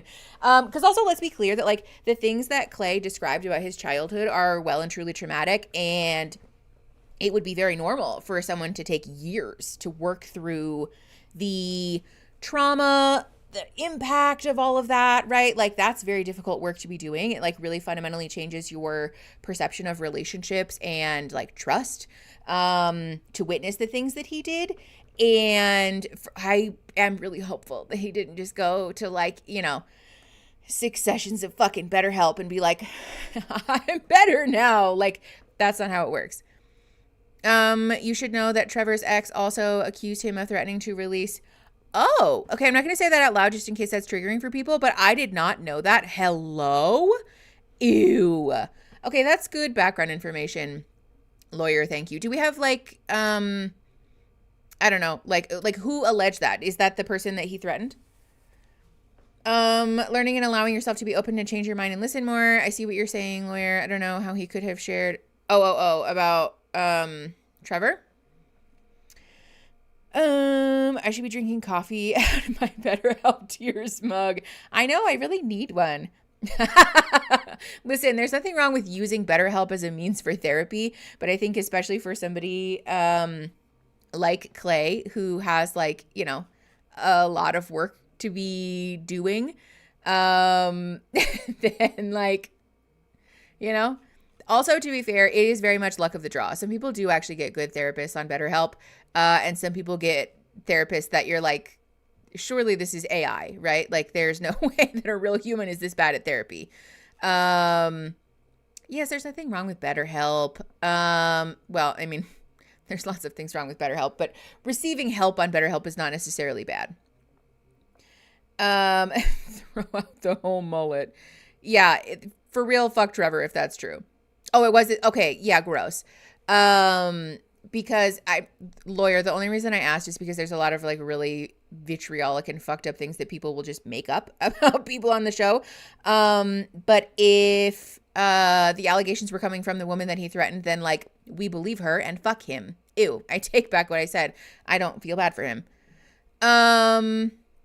I think he has a lot of work to do, but it seems like he is much more aware of the problems and wants to learn. And I can only hope that he's able to keep doing the work. He deserves it. I hope so too. I mean, we said that from the beginning, that like, I think if Clay had had access to therapy or mental health services before being on the show, that him and AD's relationship would have looked a lot different. And it's just frustrating though, that like the world that we live in teaches women that it's our job, to continually be working on ourselves and to be better and better and better and more productive and more productive and more productive, while men get to sort of lean back and be like, well, maybe I'll eventually do some work on myself after somebody pokes and prods me and pokes and prods me and pokes and prods me, you know, like that sucks. The fact that that cultural norm exists is harmful to everybody. But in this case, it really fucked AD's situation up. What happened? Okay, you know, I'm not looking at spoilers. We're just going to keep going. 46 minutes and 6 seconds, pressing play in 3, 2, 1. It was hard watching because there were so many layers to your love story. Yeah, I'm curious, AD, how did you feel when you watched it back, watching that conversation between Clay's mom and his dad? I thought in watching it with Vanessa, that was a pretty heavy moment, a pretty insightful moment. Did it give you any more understanding as to why things were the way they were? I think that conversation really closed the circle for me. There were a lot of missing pieces that I just could not quite understand, and I knew that Clay's parents had gone through their trials, and hearing that conversation really showed me that he was battling things that there's nothing I could have done to take that stress from him. And so hearing that conversation, I was like, wow, like that was deep. And I didn't want to respectfully be Clay's mom in the long run. I didn't want that to be my story. Valid. Also, Thistle, no, we have not called the Lachey's acting like marriage experts yet. I think Clay deserves peace and love and a healthy relationship. I don't think he deserves AD until she thinks he earned it, or never. I think that's a fair boundary. I know, Blythe, yes, they're really trying to push AD to forgive him on camera, I think because they would love that headline of like, you know, she forgives this man and they're together now. And so this season was more of a success than just Amy and Johnny, but like, you know. Okay, 47 minutes and 1 second, pressing play in 3, 2, 1. Clay, how was that conversation for you to watch between your mom and your dad? It was tough. I would say, you know, we're still going through our family and searching for healing. So, you know, I think a lot of black men could resonate with this in terms of just having broken households. But one thing about my parents is that they never made us feel any type of way. They did their best to raise us, and that's their story. And AD mom said it best. She said that I can't be taking on my parents' stuff. I got to do what's good for me. And that's the reason why I took that approach to go to therapy, so I could stop, you know, wearing, you know, the baggage that my parents left me and, you know, go my own way. You mentioned the healing. Part of that healing, I think, was, I remember your mom tasking your father with apologizing to you for some of the memories and the experiences you had as a youth and how it's maybe shaped your path. Yeah. Has that apology happened? Have you had that chance to have that moment with your father? It's not, me and my dad have a great relationship in terms of our banter. It hasn't been like a, I'm sorry, but in his way, it has been. And I feel comfortable with his answer and who he is as a man. I don't like throw any stones at him, you know, because my dad's a good father. It's my first time expressing that this is something that is affecting me, because you don't really see from men how to be a good husband. It's always like, happy wife, happy life. You don't really hear the experience, especially as a guy like me, I was an athlete, just to how to transition from going from a little bit of a rock star life to, you now you're just with one person. There's really nobody that explains it, talks about it. Well, you're speaking of examples of how to be a good husband, and there was one conversation you had with AD where you said you've been watching Love is Blind for the very first time, and it made you nervous because, as you said, that is what a husband is supposed to come like. He says all the right things. So I'm curious who in that moment you were referring to in watching Love is Blind. It's very documented. I didn't watch Love is Blind before I joined the show. Actually, it was funny when I seen AD and her mom, they put on Love is Blind season 4, and I was referring to Brett. I thought that Brett was, I just felt like he just did everything, like he said all the right things. He just kind of, he just like personified as a good black man or a good husband, not even black man, just a good husband. And, you know, I just looked at him and I was like, I don't think that who I am could do what Brett did. So it was just like a little pessimistic thought, but even with that, you know. All right, hold on, pause. I was waiting for him to get to the end of his sentence, but I don't think we're ever going to get there. First of all, Clay's dad, like, I don't want to take away from Clay's experience. If he feels that his dad was a good dad, then that's fine, but let's also be clear about the fact that intentionally exposing your child to you being unfaithful to their other parent is rancid and also abusive behavior, right? Like, this is at the very least neglectful, if not outright abusive, because again, this is traumatizing, right? Also, I saw somebody ask about normalizing abusive behavior. I feel like no, because the normalizing abusive behavior card is more like a, I don't know, like specific thing, right? I know, Ali Satan, I heard that too. And I feel like this is more of like a general conversation though, and not about a specific thing. Yeah, the happy wife, happy life thing is definitely gross, and I am happy that we called that out, I guess, because a happy and successful, safe relationship is about two people deriving mutual joy and compassion and care and respect and all of the things. The bean dip brush off kind of normalized abuse. But I feel like it more like ignored abuse than it did like normalize it though. Like the normalizing abuse square when I wrote it is more like do you guys remember Amber and Barnett and them talking about like, you know, how normal it is to like wanna like hate your spouse, like that kind of stuff. Like that's more the dynamic that I'm talking about, you know? If I remember correctly, I saw the actual accusation too. So it's definitely been alleged, but I'm not aware of proof yet. Oh, about the Trevor thing.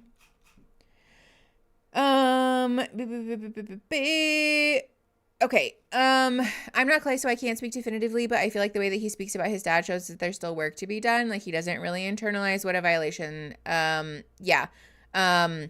Marie, I would agree with that. And I think again, it's one of those things that's like, oh, hold on. Hunter, I saw your comment. Let me finish my thought so I don't forget. It's one of those things that's important to give people the space to like characterize their own relationships with their family, right?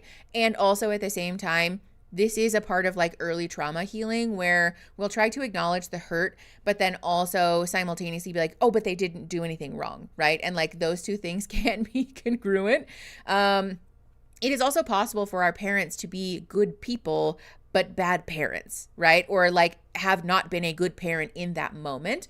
There's a lot of nuance and like holding things in both hands that happens in healing abuse and trauma that happened in childhood at the hands of our parents. And it doesn't seem like we've necessarily like fully gotten all the way there yet, which also is like very normal, right? Like let's be clear about that too, which is that doing that kind of work, honoring all of that nuance is something that takes a long time, right? Like it's a very long and difficult process because it's a difficult issue to heal. So it's not that like Clay is doing it wrong. It's just that he might not have had enough time to like really effectively work through it, you know?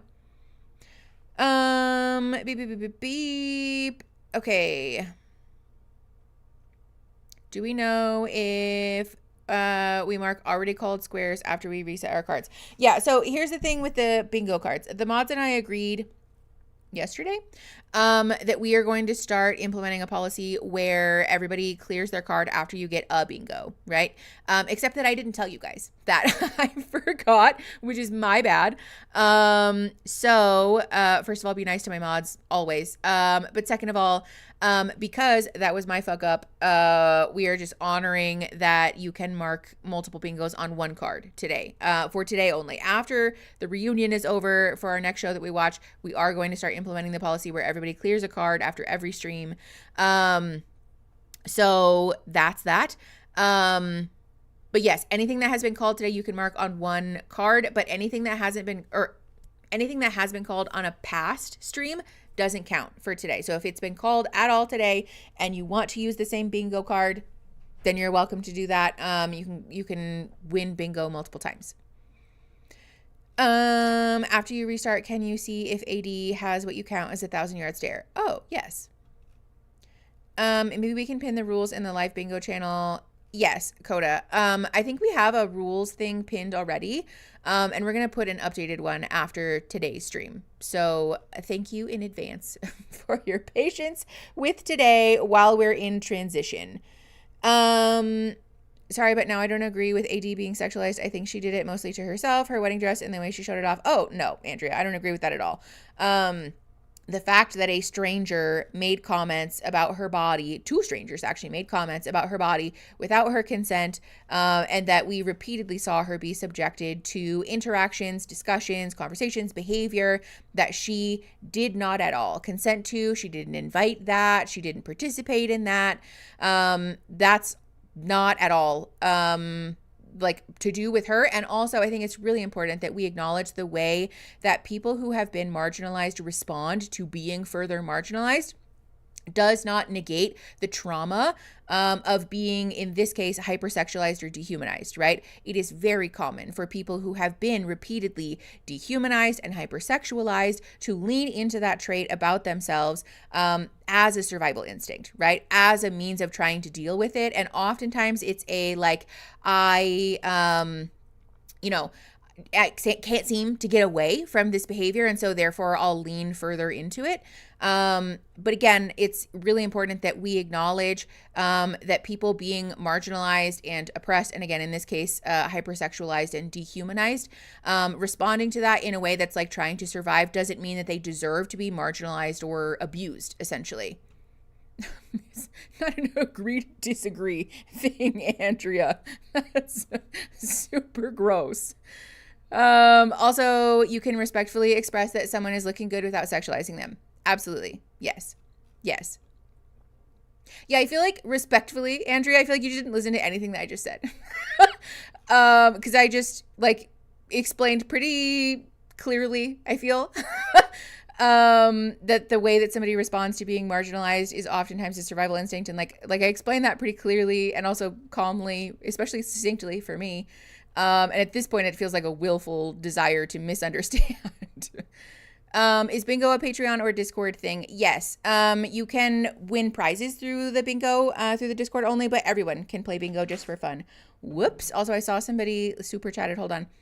Alexandra, thank you for the $6.99. As someone who developed early and was hypersexualized against my will, I leaned into it to survive that treatment and numb my brain. Absolutely. Yes, Alexandra. This is a survival instinct that is as old as time itself. It's also very common amongst marginalized and oppressed people, specifically people whose bodies have been historically oppressed and also used as justification for marginalizing and abusing them, to develop that survival instinct. So you are very much not alone in that. And also, I'm sorry that that happened to you. That's fucked up, and you should have never experienced that. He just admitted that his dad did not really apologize, but did. Oh, sorry. You guys are talking about Clay in Discord. I missed it. Yes, Monkey, exactly. For me, it's a fawn response and I just laugh and take compliments. Yeah, exactly. Boop, boop, boop.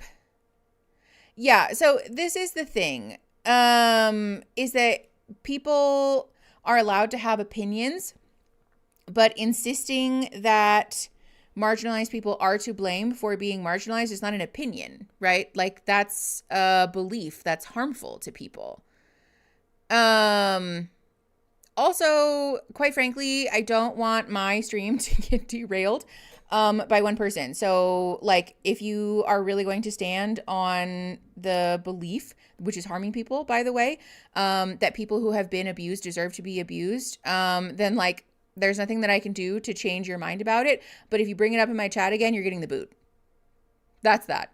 I am bored of trying to debate with someone that abuse victims don't deserve to be abused. That's gross, and that's not the conversation that we're having. Anyways, I think Jeremy wins for the 1,000-yard stare. Also, yes, hold on. Okay, so apparently AD has a 1,000-yard stare, and also Jeremy at one point. Okay, let me see if AD has one. So we're moving on. Okay, hold on. What about Vanessa asks invasive questions? I would say yes, Tori. Yeah, if you have Vanessa asks invasive questions, mark that on your bingo sheet also. All right. Astro Girl, you got bingo. Yeah. Yay. Okay. Wait, Shira, did you get another bingo? Okay. Make sure you're posting proof of your bingos in the channel. The live stream bingo channel, and then the mods will verify it when they have time, and then I'll add your name to the thing. Thank you, Kylie. That's a very nice compliment. I appreciate that. Okay. 49 minutes and 42 seconds. Pressing play in 3, 2, 1. I give myself grace. I do it in my own way, and even I'm not even happy with that comment, but the compliment is I do think Brett is a stand-up guy, and I'm just looking and, thinking of that sense. Kylie. We're lucky to have Brett and Tiffany with us here today. Yeah. Guys. How does that make you feel hearing that, Brett? Ooh, I just want to say thank you, man. It's very humbling to hear, honestly. I don't know why I'm getting emotional talking because, like, I didn't really come from, like, the perfect household either in terms of my mom. Hold on, pause. What do we need a mod for? Oy. Okay. Yeah, hold on. Pause. Here's the thing. We've talked before on this channel and in these streams. I see it, Natty. Thank you, Christine. We've talked before on this channel and in these streams that, let's be real, this is a community of mentally ill people, right? I think it's fair to say that this is very much like a birds of a feather situation. Everybody is entitled to speak about their experiences or to feel however they feel. And also, this chat is a communal place, right? If this is not something that you would yell in the middle of a crowded room, in a library, in a grocery store, at a bus stop, then it's not something that it's okay to subject the people in our chat to, especially because we make a really conscientious effort to be, aware of the way that we might potentially affect people in the chat. If you want to participate in our community here, I ask that you do that with respect and with care for the way that the other people in our big room, essentially, might be affected by that, right? In essence, what I'm doing is asking people to be aware that dumping, especially like details about our various experiences that have led up to mental illness or have been a result of our mental illness can be very dangerous for the people in our chat. So I'm asking for people to engage in good faith and to honor the appropriate and healthy boundaries, essentially, that we're trying to maintain in our community. Mental chillness. Me having a serious teacher talk about boundaries and you guys being mental chillness. But also Allie saying you're not wrong. Okay. Yes, Coda, exactly. Isn't it considered not cool to scream in a library, period? Yes. Exactly. You get it. Okay. Mental chillness Discord emote. I'm on it. Hold on, I'll write it down. Okay. I'm rewinding my 10 seconds because I was distracted. We're at 50 minutes and 11 seconds. Pressing play in 3, 2, 1. I don't know why I'm getting emotional talking because, I didn't really come from the perfect household either in terms of my mom and my dad and their relationship. And there was a lot of things that I was concerned about how I would show up going through this experiment. And as a credit to her, she created the space for me to be the person that I knew that I could be. And you know, it's very humbling to hear. But even going through everything, like I had a lot of doubts, and I was very concerned about, like, am I going to be a good husband? Yeah, we good now while we're filming, but like when the cameras are off, am I going to know how to show up? Like, am I really going to know how to be the husband that she expects me to be and the husband that I want to be? You know, hope I'm doing good. You're doing great. But They're very sweet. Yeah, man, it's very humbling to hear that, especially, you know, black man to black man. You know, I'm humbled. Thank you. Okay. This is Brett from last season before. Brett and Tiffany. Brett, yes. I appreciate the maturity with which Brett handled his season and like his relationship, but also now to like acknowledge what is like actually a very kind compliment, but also to be honest about like his humanness, right?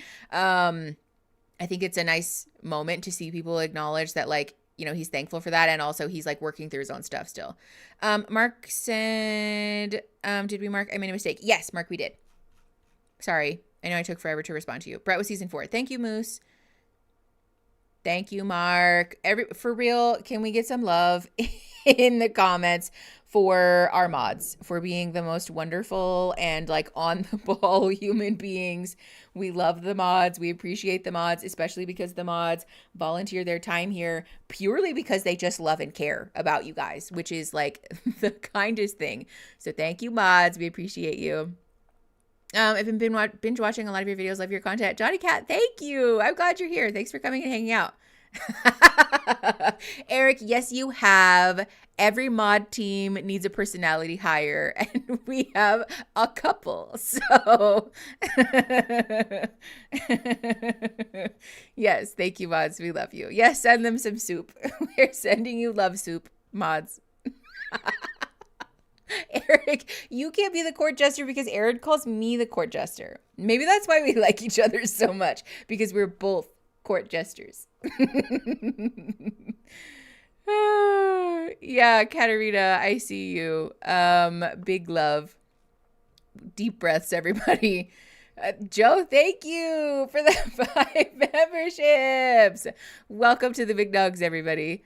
I was already starting to get mad at Eric getting the personality hire title and not me. I think maybe the truth is that all of our mods are personality hires.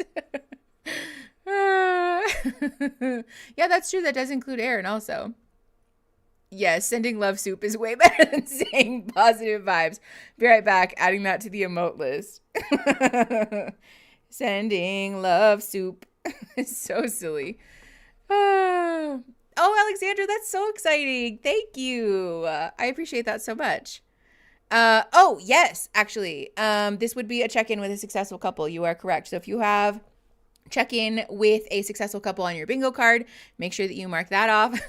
Kiera, Aaron is a nepotism hire. Entirely too true.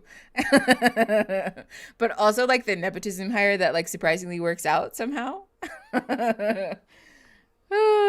Yes, all of the love soup for our mods. Are weird things still happening? How do people read that fast and listen to Mickey? I'm assuming it has to be neurodivergency. I don't know. I told my therapist about your channel. I also told her about the song Institutionalized, and she had never heard of the song.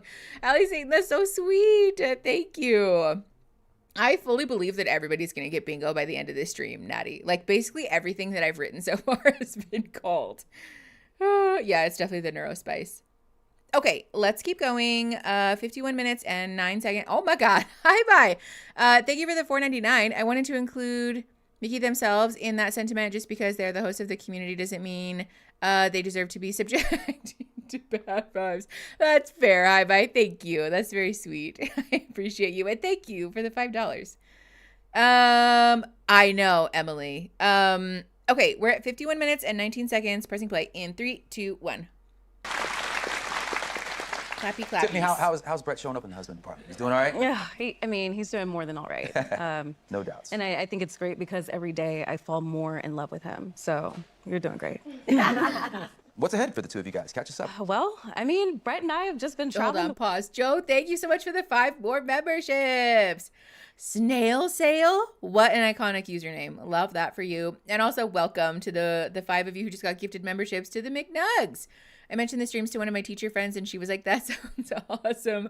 Wait, we're radicalizing people to join our community. Welcome to all of the friends and therapists of the people who are already in our community. We're happy to have you. Welcome to the weird.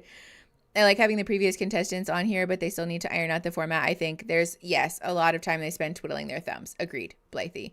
Pumpkin! Thanks for gifting 5 more memberships. Actually, wait, can I gift memberships yet? Hold on. Not that button. Did the month start over yet? I don't think it did. No. Okay, I don't get more gifted memberships until next month. You better look out, everybody. April 1st. That's really funny. In April, more free memberships are coming at you. Yes, Aaron knows what time it is. Aaron loves laundry. Aaron does love laundry. And that's why Aaron is the Nepo hire. Anyone with 1,000-yard stare. Oh, fuck. I forgot to look, Christine. Listen, okay, I feel like it's a statistical impossibility that somebody hasn't had 1,000-yard stare yet, right? How do I do astrology and psychology work at the same time? Mostly because astrology is like a thing in my own personal life. It's like, you know, like therapists who are religious but don't talk about religion in therapy. It's like a me thing. Any of my clients that like, you know, if they liked astrology or wanted to talk about it, I would be happy to, you know, express that I understand the language that they're using. But it's not something that I'll ever like, you know, have you looked at your birth chart? Like that's not appropriate just because, you know, again, it's not about me. Oh, Puckleberry, me. I want Rice Krispie treats so bad. Wait, we're having friends over this weekend. I might make some Rice Krispie treats for them. I just saw otter plushies with magnetic hands. Natty, what? Like, do you want me to cry? That's so cute. Stop. I need one. Christine, you got bingo. Mod bingo, mod bingo. That sounds so fun. Yes. Right. Lucky Charms Rice Krispie treats. Yes. Astro Girl. Genius. Genius fucking idea. Also, I'm taking Christine's word for it. And I'm just putting you on the bingo list. Christine's just vibing. Okay. Let's see. Evan and Caitlin made Rice Krispies with Takis. Wait, I bet that's so good though. That sounds delicious. Fruity Pebbles Rice Krispie treats. Guys, we all just sound like we have the munchies. Yes, if somebody needs to get in touch with the mods, by the way, you can always at them in the Discord. Their role is at mods, which I really probably should change. No, KY Coconuts, you're still waiting. I'm sorry. Oh, peanut butter Captain Crunch Rice Krispie treats? Are you joking me? Are you joking me? Ugh. Had a Lucky Charms latte and it was delish. I had the Lucky Charms ice cream from Cold Stone. Bitch. It was so good. Finley, thank you. I feel like it's old and I should probably just update some stuff in the Discord though. Eric has bingo, but can we leave him off for reasons? Rude. I'm extra putting him on there now. No, I'm just kidding. I'm just gonna put him once, but okay. Okay, that's fair, Coda. It makes any modding situation feel a little less serious. Okay. Beep. Marky Mark. Okay, you know what, Mark? I feel the same way when people call me Mick. Ugh, I don't like it. Okay. 51 minutes and 45 seconds. We're going to keep going. Pressing play in 3, 2, 1.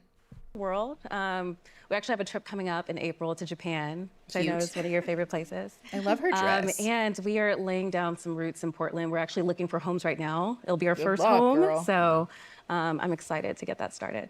I love it. Well, thank you for being here In today this with economy. us. You're happy in love and talking about happy in love Monkey. with our couple. Thank you so much for the 5 gifted memberships. Eve, Mouse, Blue Sheep, Allie Dell, you got one. And Lacey, welcome to the Big Nugs, my friends. Thank you for coming.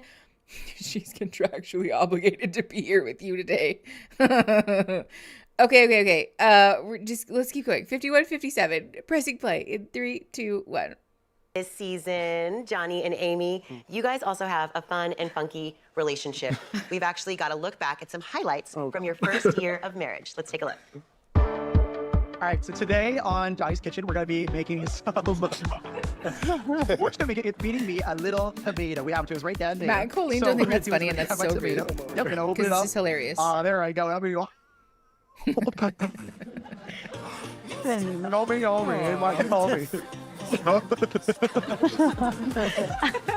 Three, two, one. They're cute.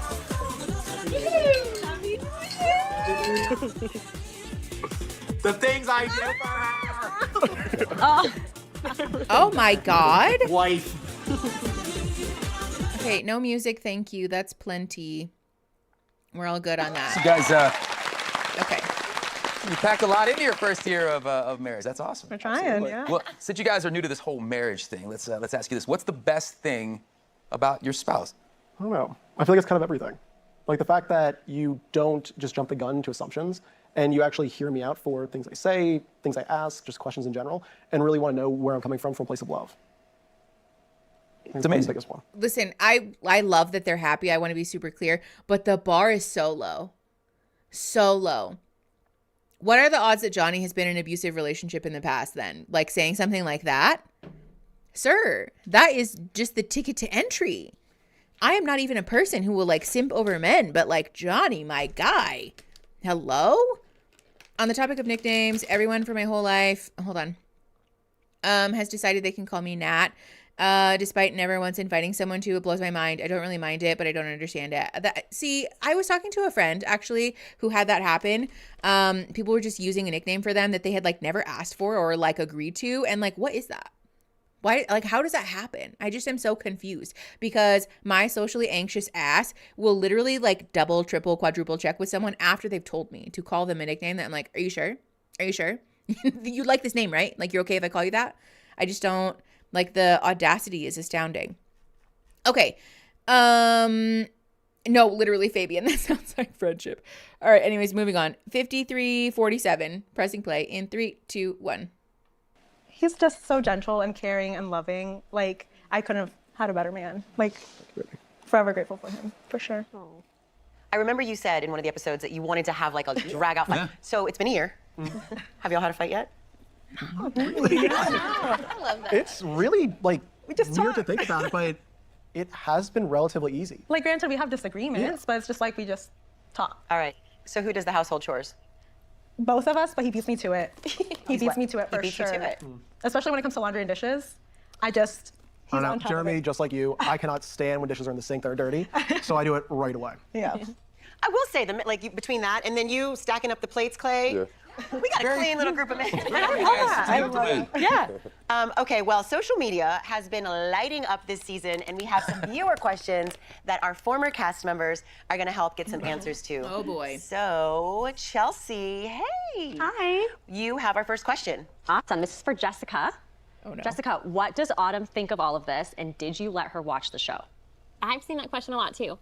Autumn is still over the moon excited. She's loving it. I didn't let her watch the show in its entirety. I mean, she's met mostly all of the female cast, and there were certain things like, I didn't want her being like, who was Aunt Chelsea talking about when she said, so she loves it. But honestly, I didn't even realize this before I went.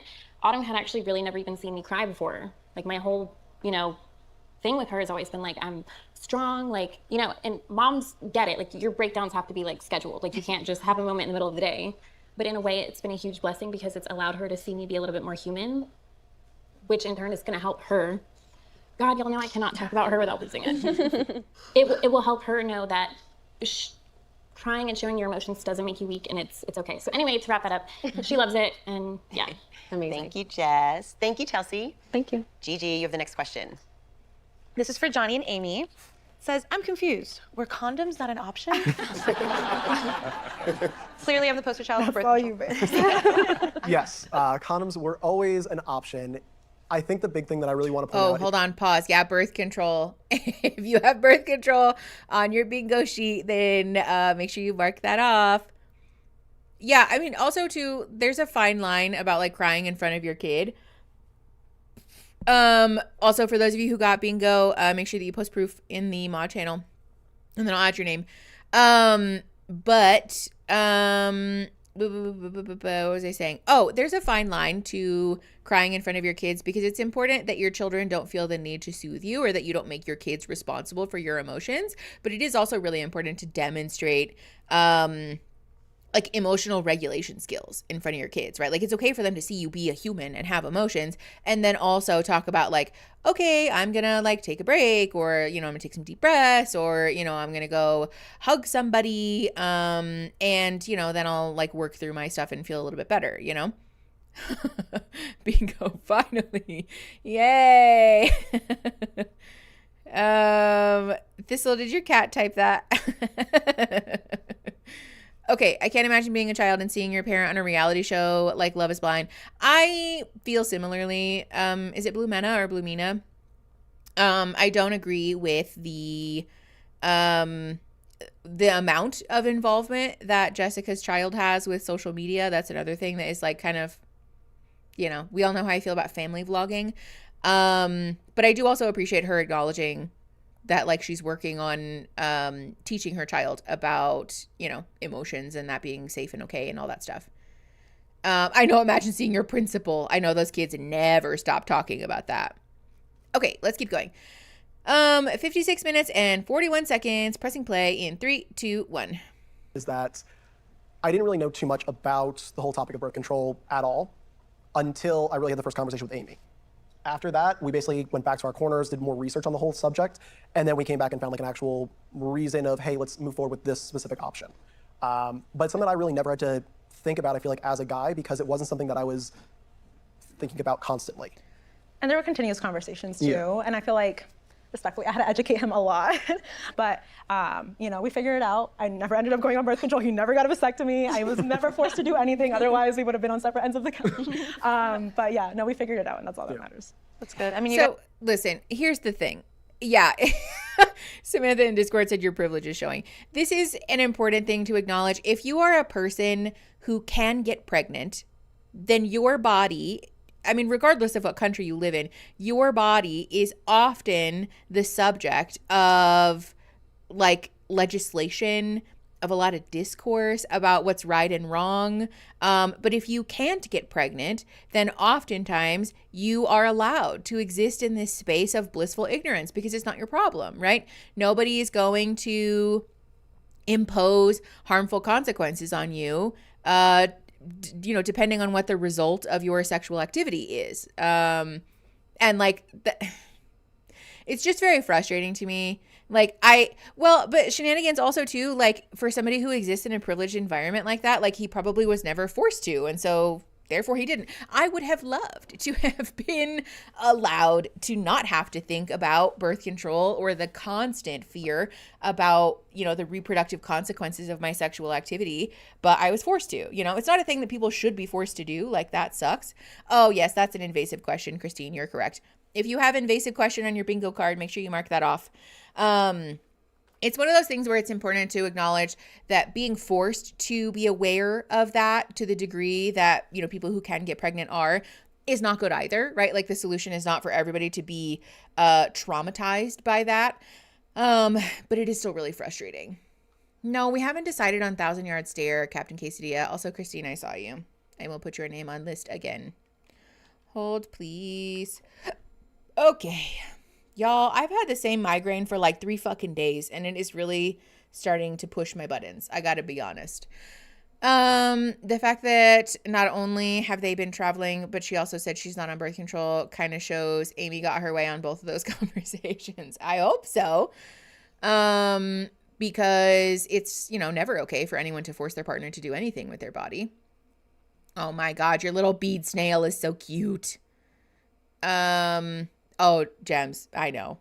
I haven't had one in a while too. Like, it's been weeks probably, which is a long time for me. Crystalline, you got bingo again. Yay. Okay. Let's keep going. 57 minutes and 27 seconds ish. Pressing play in 3, 2, 1. You guys had a lot of discipline. Yeah. All right, I think Alexa has our next question. Okay, so Sarah Ann, she has taken a lot of heat for her DM that she sent. But Chelsea, I have a question for you. What did you think about the conversation Jessica and Laura had about Jimmy when they met up at the bar? Did you think it was appropriate? It was an odd conversation for me to see and actually witness it because it was a little bit disrespectful to my relationship when I'm out here going through the trenches trying to figure out, like, is this my man? Like, how do we make it work? And I obviously, it's not a secret, had insecurities during the show. And, you know, it kind of just added to that feeling. So it hurt a little bit. But Jess and I are on really good terms. I love you with my whole heart. I didn't have any malicious intent, but it was completely absent-minded. That's one of my best friends, and this is wildly disrespectful. And I don't expect any grace for that. That was not my best moment. Thanks, Alexa. We have Tiffany. Hey, girl. Hold on, pause. Mark said he marked 1,000-yard stare after I said it's statistically impossible that nobody's had one. Okay, we're calling it. 1,000-yard stare. If you have that on your bingo sheet, make sure you mark that off. Ooh. Yeah, I don't know. I don't think that was disingenuous. I don't know. I feel like Jessica was being sincere. I appreciate that she acknowledged that that's disrespectful or like shitty, you know? I've had bingo like 50 times.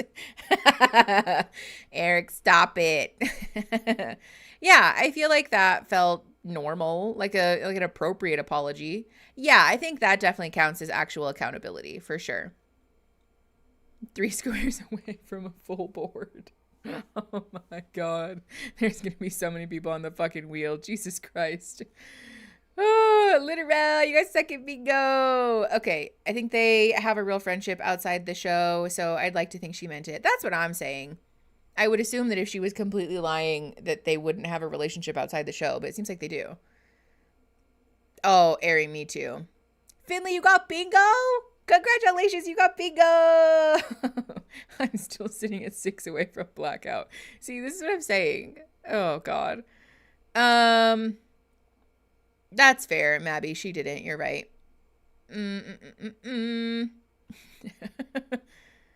Oh, my God. Ada Stardust, you got a 3rd bingo. Oh, yeah. Okay. Okay, make sure we're posting bingos in the live stream bingo channel also, you guys. For the mods. Yeah, don't forget birth control. Okay, let's keep going. I think that's plenty. All right, 48 minutes and 58 minutes and 40 seconds. Pressing play in 3, 2, 1. Yes. You have the next question. Sarah Ann. So does Jeremy share his location with you? He does. And he does that willingly. So Apparently that's my thing. Our next question is coming from Micah. Oh my gosh. What's up? Yeah, I want to get involved. Okay. Okay, mine's for Jimmy. What did your friend think about Chelsea sharing your little secret with the world? You know, I knew coming on. Just Micah, here to bring the fucking vibes down. God damn. Like, how is Micah gonna ask that question to be like, girl, did you watch the season? Oh, I know. Oh, yeah. Second, the Nurtec, but it's expensive if your insurance doesn't cover it. I don't know. I'm going to be honest. I have had a lot of, like, migraine stuff. Like, I've seen a bunch of doctors about it, and it's, like, never helped. So the last time I was there was, like, really actually very unhelpful. And so I'm, like, afraid to go back, you know? But also, to be fair, I'm on my period, so I feel like that might be part of it. I know the producers, Micah here to stay, but also poor Micah, that everybody else got a normal question, and she's like, hi, Jimmy, I'd like for you to speak about one of the most egregious trust violations that happened in your relationship with Chelsea. Like, that's so fucked up. They gave her that. Oh my God. Yes, Gemma Bell, exactly. And it's so expensive. Like, specialist treatment is so expensive. And, like, I just, quite frankly, I don't know if I want to spend the money on it. You know, like, I can keep my copay and still have migraines, you know? Because, like, the reality is that I might just spend my copay and still have migraines. Producer interference. I feel like producer interference is more like Well, no, I don't think so, Dreamweaver. I don't think so. Do you have a high pain tolerance? Yes. It's hard to keep going about your day when you're in so much pain. Thank you, Ari. Yeah. Lucky for me. Okay. We're at 59 minutes and 13 seconds. Pressing play in 3, 2, 1. TV show. I'm putting myself out there. She didn't deserve that, and she didn't love hearing it. She was there for me as a friend and someone that loved me, someone that wanted to support me. You know, I got a ton of dude friends in my life, but when I'm talking to guys, I'm not getting emotional with the fellas. Like, all the girls will let me lay into them about where I'm at with everything. That's I was toxic, trying but so okay. hard in my relationship, and they came on to support me. They came on to be a friend to her, and I told, getting ahead of myself, I told you out of confidence, and they felt, one of them is really pissed off at me for mentioning it. Yeah. So I told her about them in the pods. I was very forward. It was also, she had an ex-boyfriend that she still hangs out with. She mentioned. I don't hang out with him. All right, well, I misheard you, sorry. I think we misheard each other in a lot of things, if we'll be honest. But I hated all this came out so bad, and I can take it. They didn't deserve it is the main way I can put it. But I would be robbing her if I didn't tell her. I told her because I was... Hold on, pause. Tatum, thank you for the $1.99. My 5th super chat. Thanks for giving us a space. Of course, Tatum. Happy to have you here. Hold on, let me heart your thing. Thank you for the $1.99. Because the way he phrased that sounded like he didn't just sleep with one of them. Wait. Oh, no. I thought he only had a sexual encounter with one of his friends, and it was like a one-time thing, was my understanding. I know. Yeah. Ashley, I thought the same thing. It's interesting that Jimmy seems to have relationships in his life with multiple women that allow him to sort of like have the surrogate mommy thing. That was weird. My headphones just made a noise. I think maybe what he meant is that one of his friends was really upset at Chelsea. That like one of his friends was upset and the other friend was like not that upset, I guess, at Chelsea. Yeah, Fabian, I think so too. Yeah, I think he's trying not to disclose which friend he had sex with. So like fair enough. Okay. 1 hour and 17 minutes pressing play in 3, 2, 1. I was planning to get married to her, and she needed to know every bit of me. I get that, for sure. I'm curious, the rest of you, how do you feel about this situation of Jimmy sharing a secret with Chelsea and Nick, her hello? sharing that secret on camera? I mean, who thinks that a secret shared in confidence shouldn't have been repeated on camera? Show of Maybe don't hands. say the bean dip thing. That was in confidence too, so. Say the what? Oh. Yeah, nothing. Are we going back to being? Well, do you guys think that she had a right to say that on camera? Pause. Yes, Lapine. That definitely is the Lachey's making everyone uncomfortable. Also, Monkey, thank you for the $5. Seconding the thanking for the safe space. You've created a community that's just so sweet. It has been helpful to have in my life. Monkey, thank you. You guys make me so happy. Can we get a replay? Wait, of what? Sorry, hi, bye. I missed it. I'm about an hour behind, but chiming in since peeps are talking migraines. Highly recommend Botox. Okay, but Botox was the thing that did bad things to me, you guys. I had a Botox injector whose hands were visibly shaking when he injected me, and then I mysteriously developed a shoulder injury after it. So, didn't love. Because he also definitely did not inject me in the right place. So it was not my favorite, which is why I'm afraid to go back there. Because I also voiced that to the office and they were like, okay, like did not care. Alexandra, my best friend gets Botox for her migraines and she loves it, like loves it. I am an IV nurse with an essential tremor, but don't fuck up that bad. What the fuck? Yeah. But also too, it was like it was a whole thing. It was a whole situation. And it's fine. Like my shoulder is mostly better now, but replay the comment he made about the sexual encounter with a friend.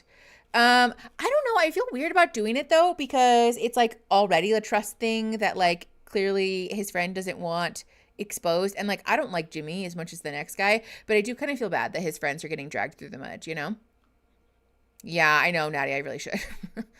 Everyone I know is friends with their exes or dating their friends, or exes slept with their friends once, et cetera, et cetera. I mean, listen, this is one of those things that like, I didn't say this when we watched this because I don't think it's helpful, because I recognize that I have like somewhat of a unique perspective about it, but I really don't think it's that big of a deal for people to either have sex with their friends or to be friends with people that they've had sex with. Like, but also, like, my partner and I are polyamorous, you know? So, like, I don't think that perspective is really very helpful for people who are not polyamorous or don't have that perspective. You know, I think it's fair for people to feel how they feel.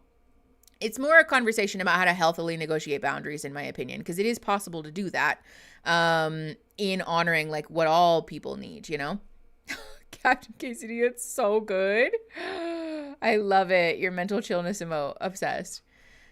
Okay, let's keep going. We're at 1 hour and 49 seconds. Pressing play in 3, 2, 1.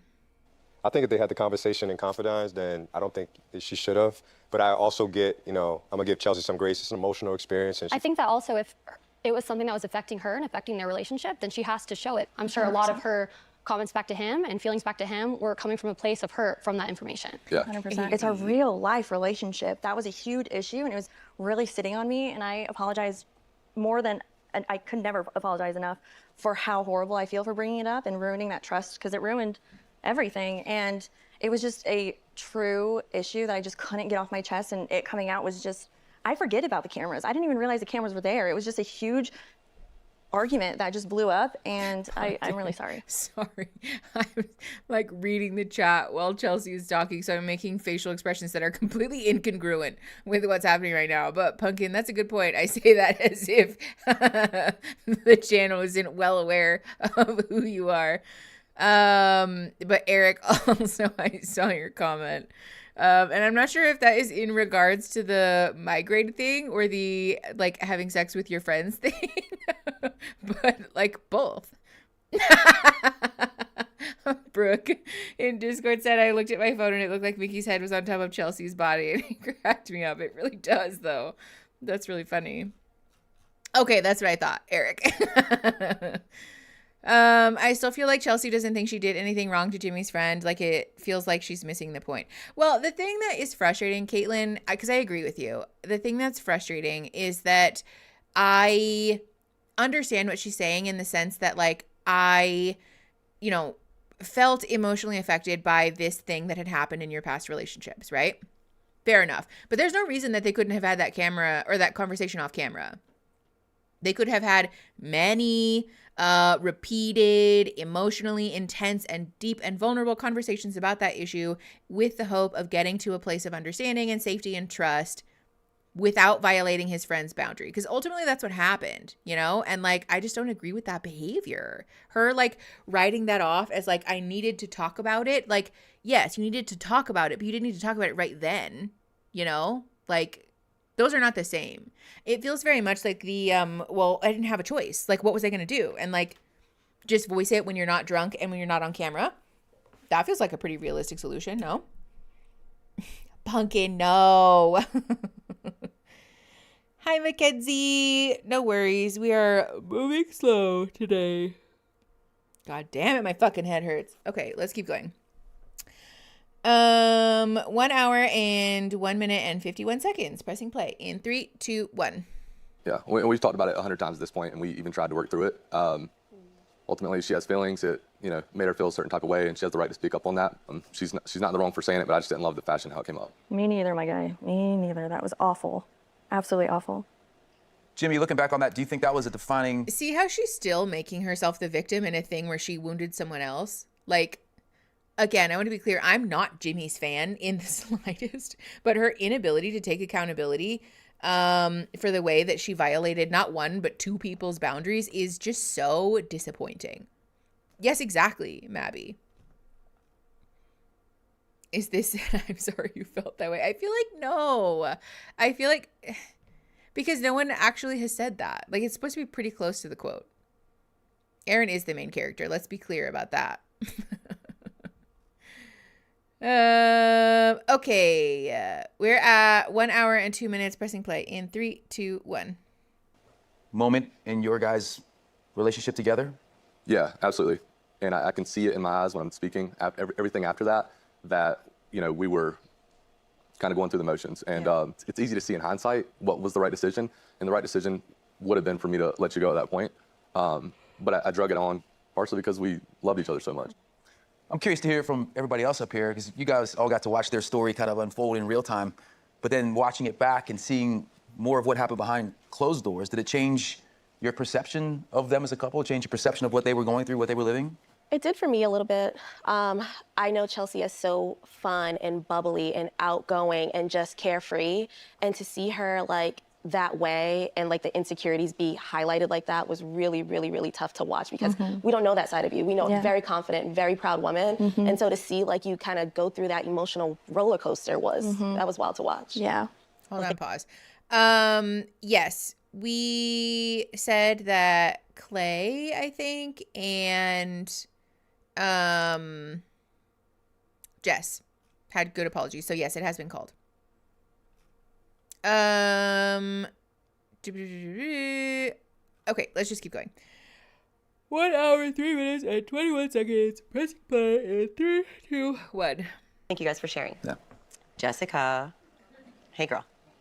I want to take it back to the lake party. When you and Jimmy were having a conversation, there seemed to be some sparks flying, lots of chemistry. Like, I don't feel like I was feeling chemistry. I think I was still attached to, like, you heard me say earlier in the season, like, he has a part of me I feel like I'll never get back. And being able to, like, be in front of him in person and feeling like he does still have that. And I was happy. I still feel grateful for it that I was able to share those moments and share those things about myself with someone. But I think he and I both agreed. It was an unspoken thing that we knew it wouldn't have worked. You agree? Yeah, I mean, I was very eager to meet her, but, I'm an engaged man, and I was there for Chelsea at that point, and I wanted to make sure she knew I was all hands on deck there. But I think that conversation, obviously there was a ton of chemistry between the two of us, and we, when we connected, it was more of a friend thing, like kind of, it's weird. It's a weird feeling having two women tell you they love you, and I truthfully hope I never have that happen to me ever again. Well, viewers obviously got to see that moment where you guys saw each other at the lake, but they were pretty disappointed they didn't get a chance to see your reaction when you saw a picture of her for the very first time. So, Jimmy, be honest, did you in fact choke, as Jessica predicted you would when you saw that picture? Jess doesn't need me to tell her this, but you're absolutely stunning. You're gorgeous. Thank you so much. So there was a moment that you talked about, Jimmy, you following her on social media and then really quickly unfollowing her? I did follow her along with everybody else here at the same time, the moment I got my phone back. Yeah, I was eager to see her. I've already hit on that, but I did withdraw it. I mean, she saw it. I was giving her the nod of approval that I'm curious to see, and I don't know, it just became a weird thing to me, and so I just withdrew it, went private, and I was like, fine, you're not gonna look at my profile either. But apparently you already did your own digging before that, so. Yeah, I mean, no, I saw your friend request come through, and I was like, is that who I think it is? And then I was like, oh my God, it is. So I'm like, well, he's the one who has his profile in public. Like, this is why I have mine on private. So when you followed her, is that when you saw the picture? Jeremy showed me the picture in the gym when we were working out.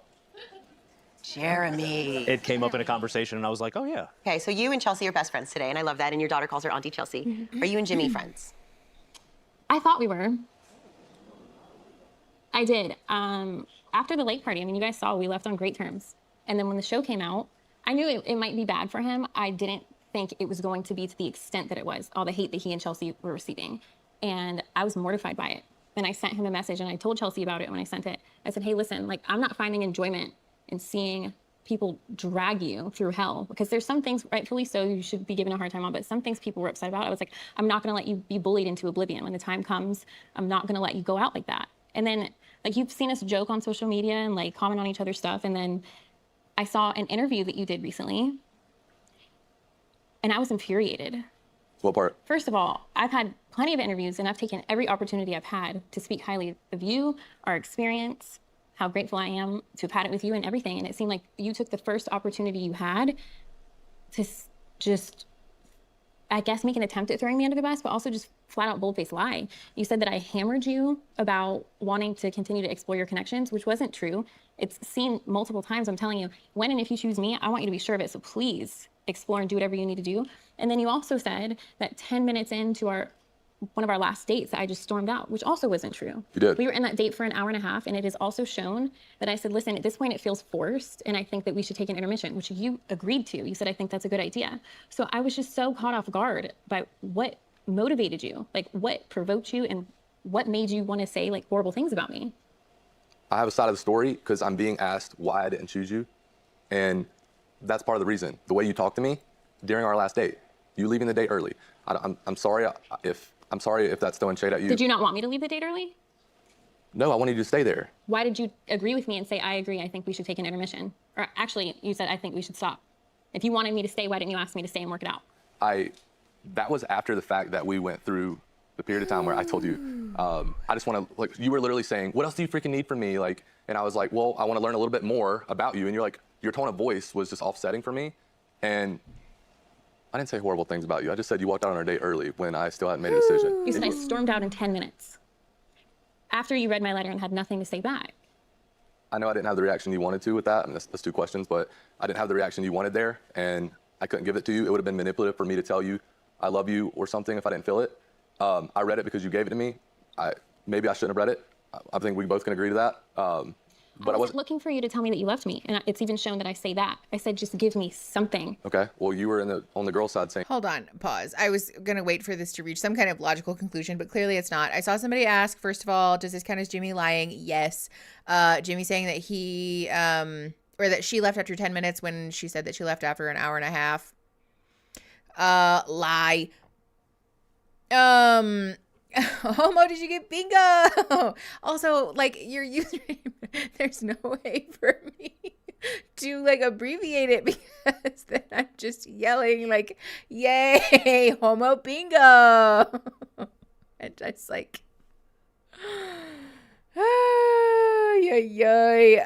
anyways. Yes, exactly.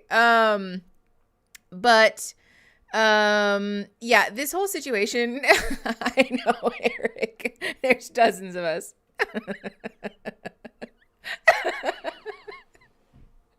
Lapine in Discord said homo bingo is kind of a slay. Like, you're not wrong. You're not wrong. Mackenzie, that is a fair point. Okay. Okay, so let's talk about this situation.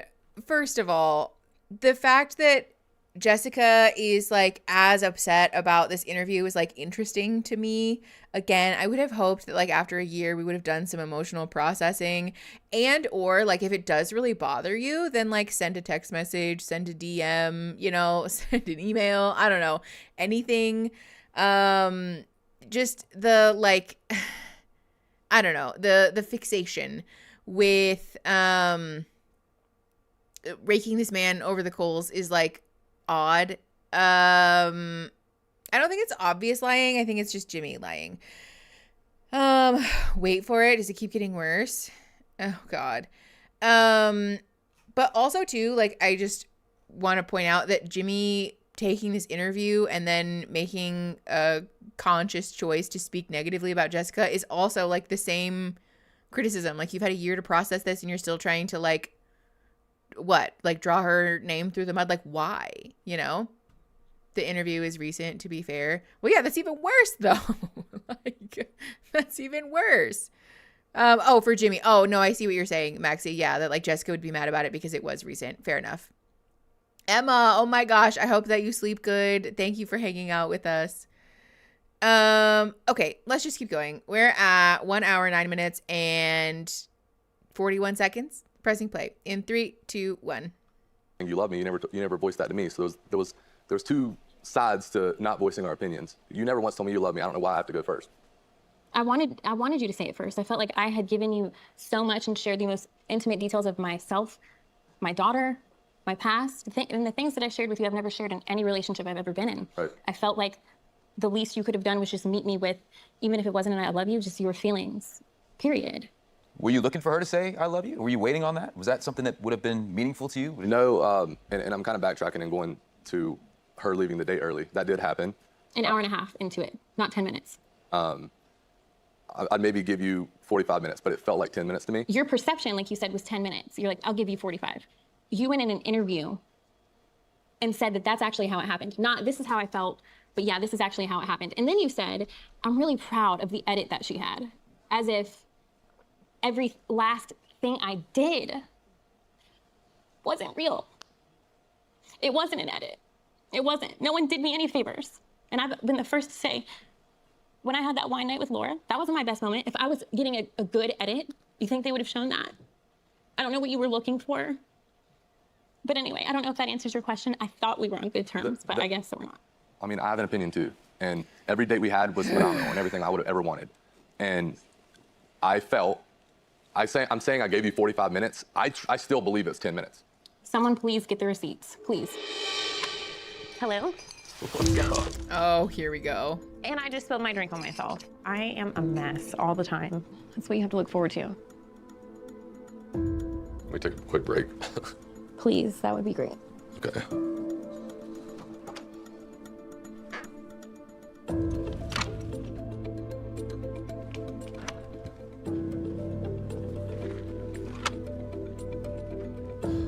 You in here, Jess?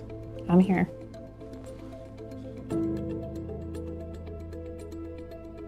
I'm not giving up. I'm not walking away or like going to bed angry, but it's feeling forced, and that's just not us. Yeah. So I think we should leave it alone for right now. Oh, thank you, Lou. Yeah, hold on really quick. It said, for those of you who can't see because of the overlay, it said 1 hour and 23 minutes later, they're in this date, 1 hour and 23 minutes, and then they take a break. And then it says 8 minutes later, they walk back into the pod. So their break was 8 minutes long. And then 50 minutes after that, they're having this conversation about like leaving or like Jessica leaving early. Over 2 hours. 1 hour, 12 minutes, and 36 seconds. Pressing play in 3, 2, 1. Want you Yes, to Christine, you can find call the it obvious clarity and lying. peace that you need to figure out who you want to spend the rest of your life with. I feel like continuing to talk about it is making me feel like I'm having to talk you into it, and I don't want that.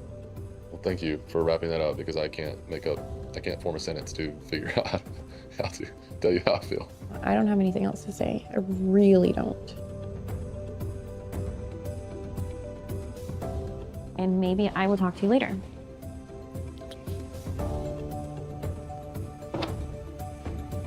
Total time, 2 hours, 13 minutes. Like they really, Mark, you're so right. They really went out of their way to make graphics for this. Like, but also too, sure, people's perception of time is wonky. Time is a weird soup anyways, right? But 2 hours and 13 minutes is nowhere near 10 minutes. Like, be serious. That would be like me saying that we've been here. How long have we been live? 4 hours and 37 minutes. That would be like me saying that we've been live for 20 minutes. I have time blindness and not in a million years. Be like so fucking serious. Hello? Yeah, I'll give you 45 as if he's being generous. Jimmy, get out of here. Oh my God. Closer to 3 hours and 10 minutes, closer to 4 hours than 10 minutes. Yes, absolutely. Oh God, that's so annoying. This is, again, the thing, too, where, like, I've seen a lot of people defending Jimmy as, like, oh, poor Jimmy, you know, like, it's not his fault, and, you know, he's conflict avoidant, and that's why, you know, like, Chelsea, you know, like, pushed him into a lot of stuff, and so it's Chelsea's fault, and whatever, and, like, explain this, then. Explain this. Who made Jimmy this way? Who made Jimmy lie about this? Whose fault is it this time? Like, the man needs to take some accountability for the way that he intentionally misrepresents the course of events. Like, you cannot convince me that this was an accident. You cannot convince me that it's an accident. Him saying, oh, it was 10 minutes. Like, be for real. Be so for real. I love how this segment was planned ahead of time. Allie, that's a good point. They really trapped his ass. Oh, yoy. Okay, we're at 1 hour, 13 minutes, and 8 seconds. Pressing play in 3, 2, 1.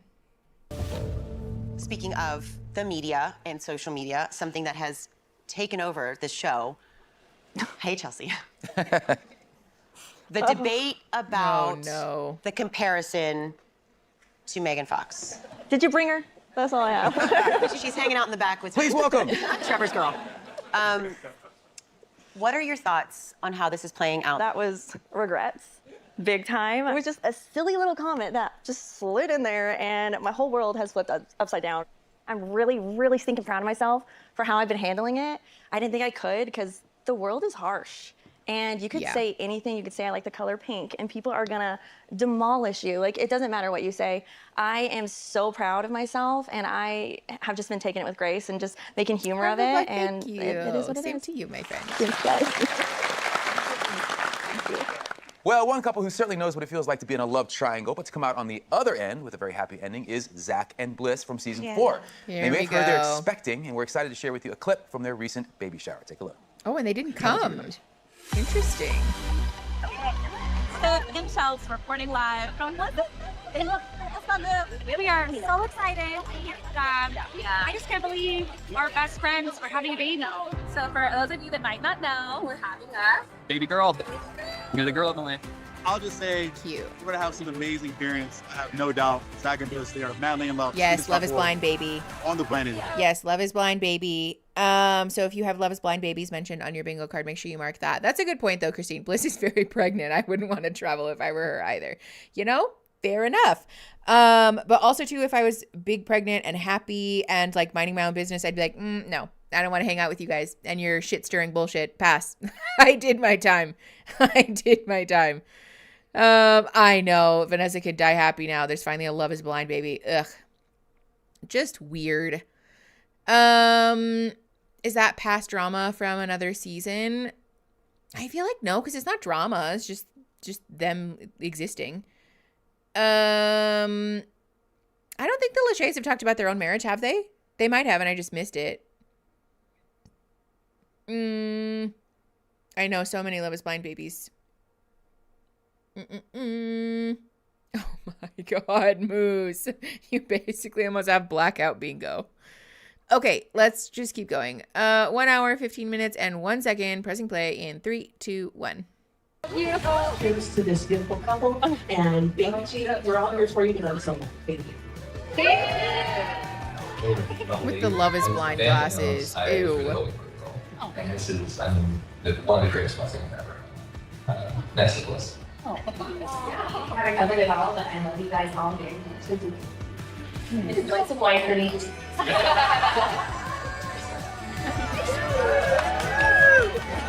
Yay.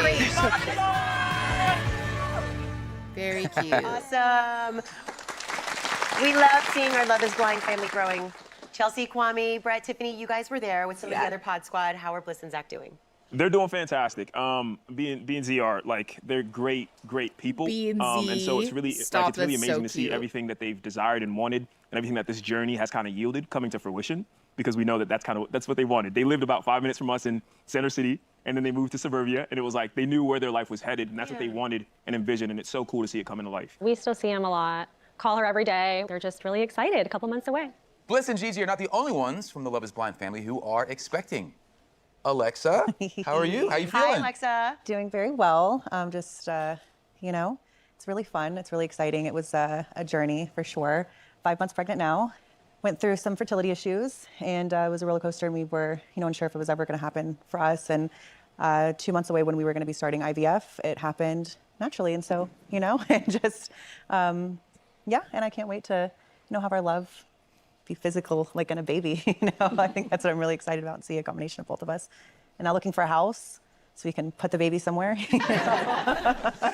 And baby has a name and everything. I'm really trying not to say the gender right now, but yeah. Just want to say that she's been a rock through this whole thing. It's been an emotional journey for both of us, her especially, and it's just wanting to have a family so bad.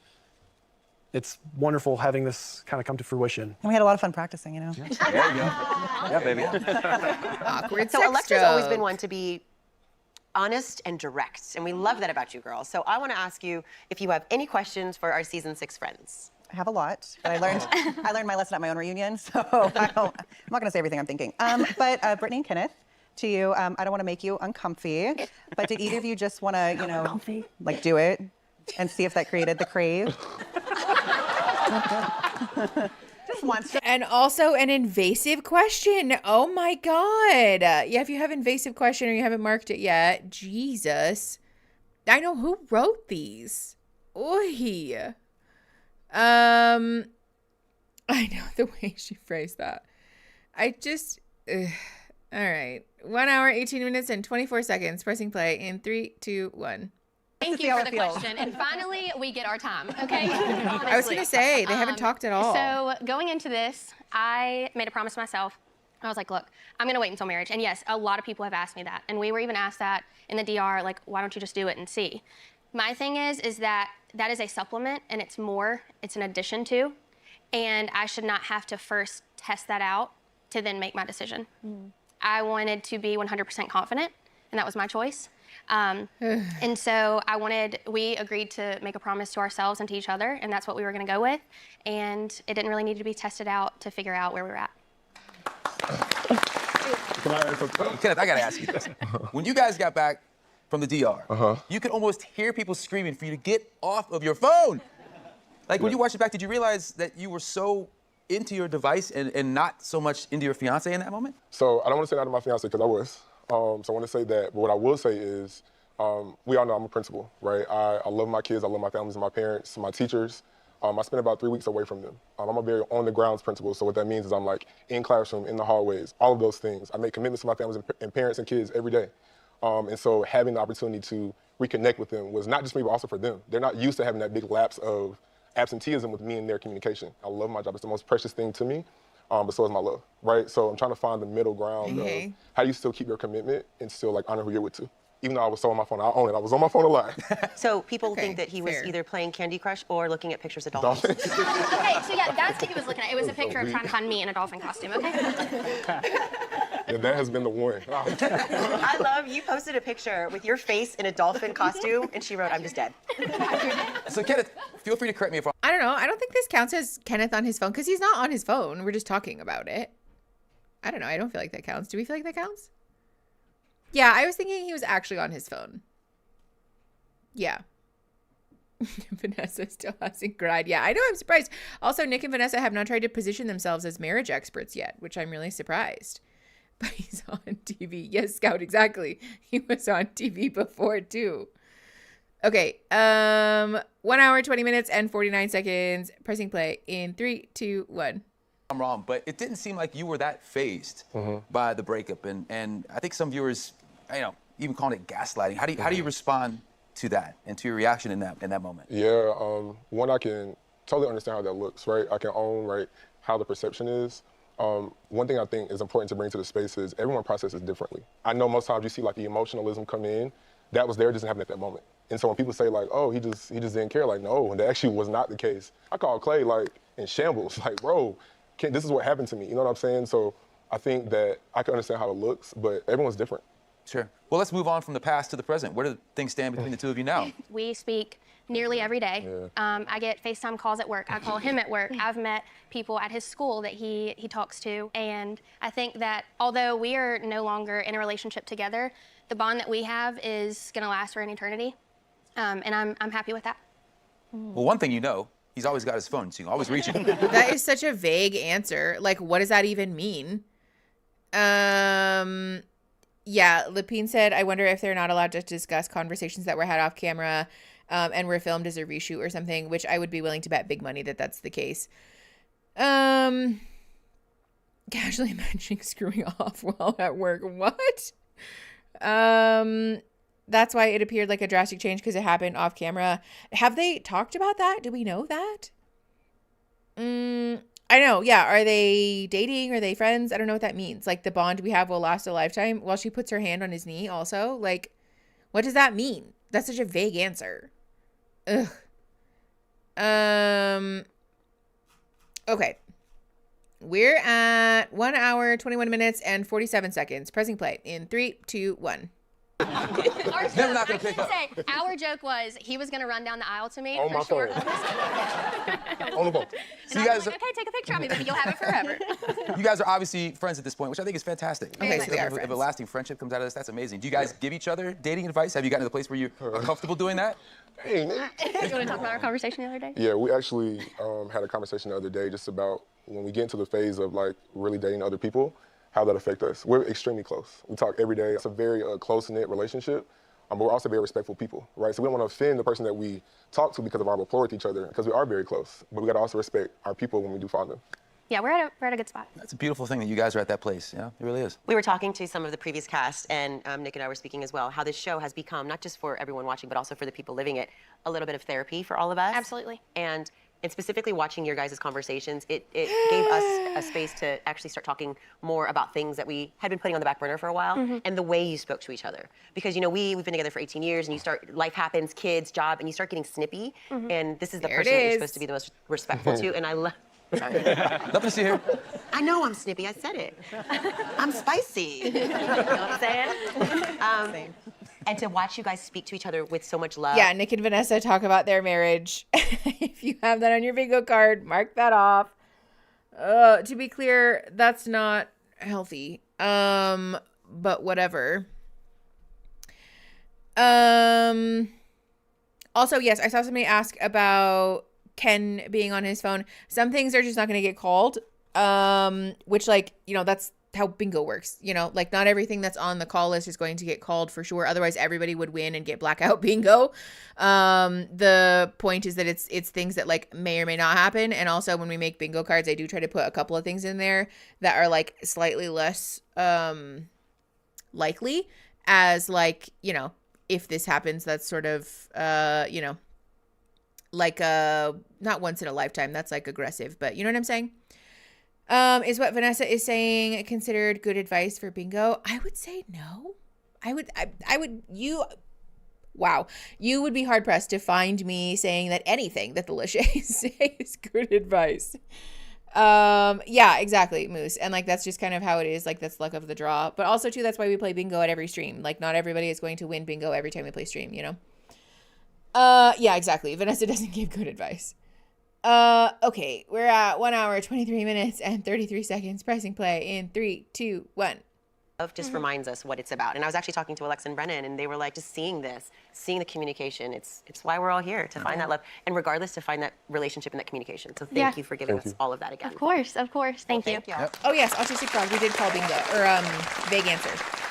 One that has kept us on our ballet toes from the very beginning is Colleen and Matt. Hi, guys. Hi. Right over here. Obviously, she's been doing ballet her entire life, but she just did Princess Aurora in Sleeping Beauty. Hey. It was the most beautiful thing I've seen in my entire life. It was incredible. Amazing. Incredible. Yay. So, yes, please. Love it. I just have to first say that, like, after seeing and experiencing everything, us not moving in together right after is like a nothing burger. Like, just an afterthought. Oh, you're saying because everyone was like harping on the fact that you guys aren't living together. You're Yeah, like, it's like, oh, okay.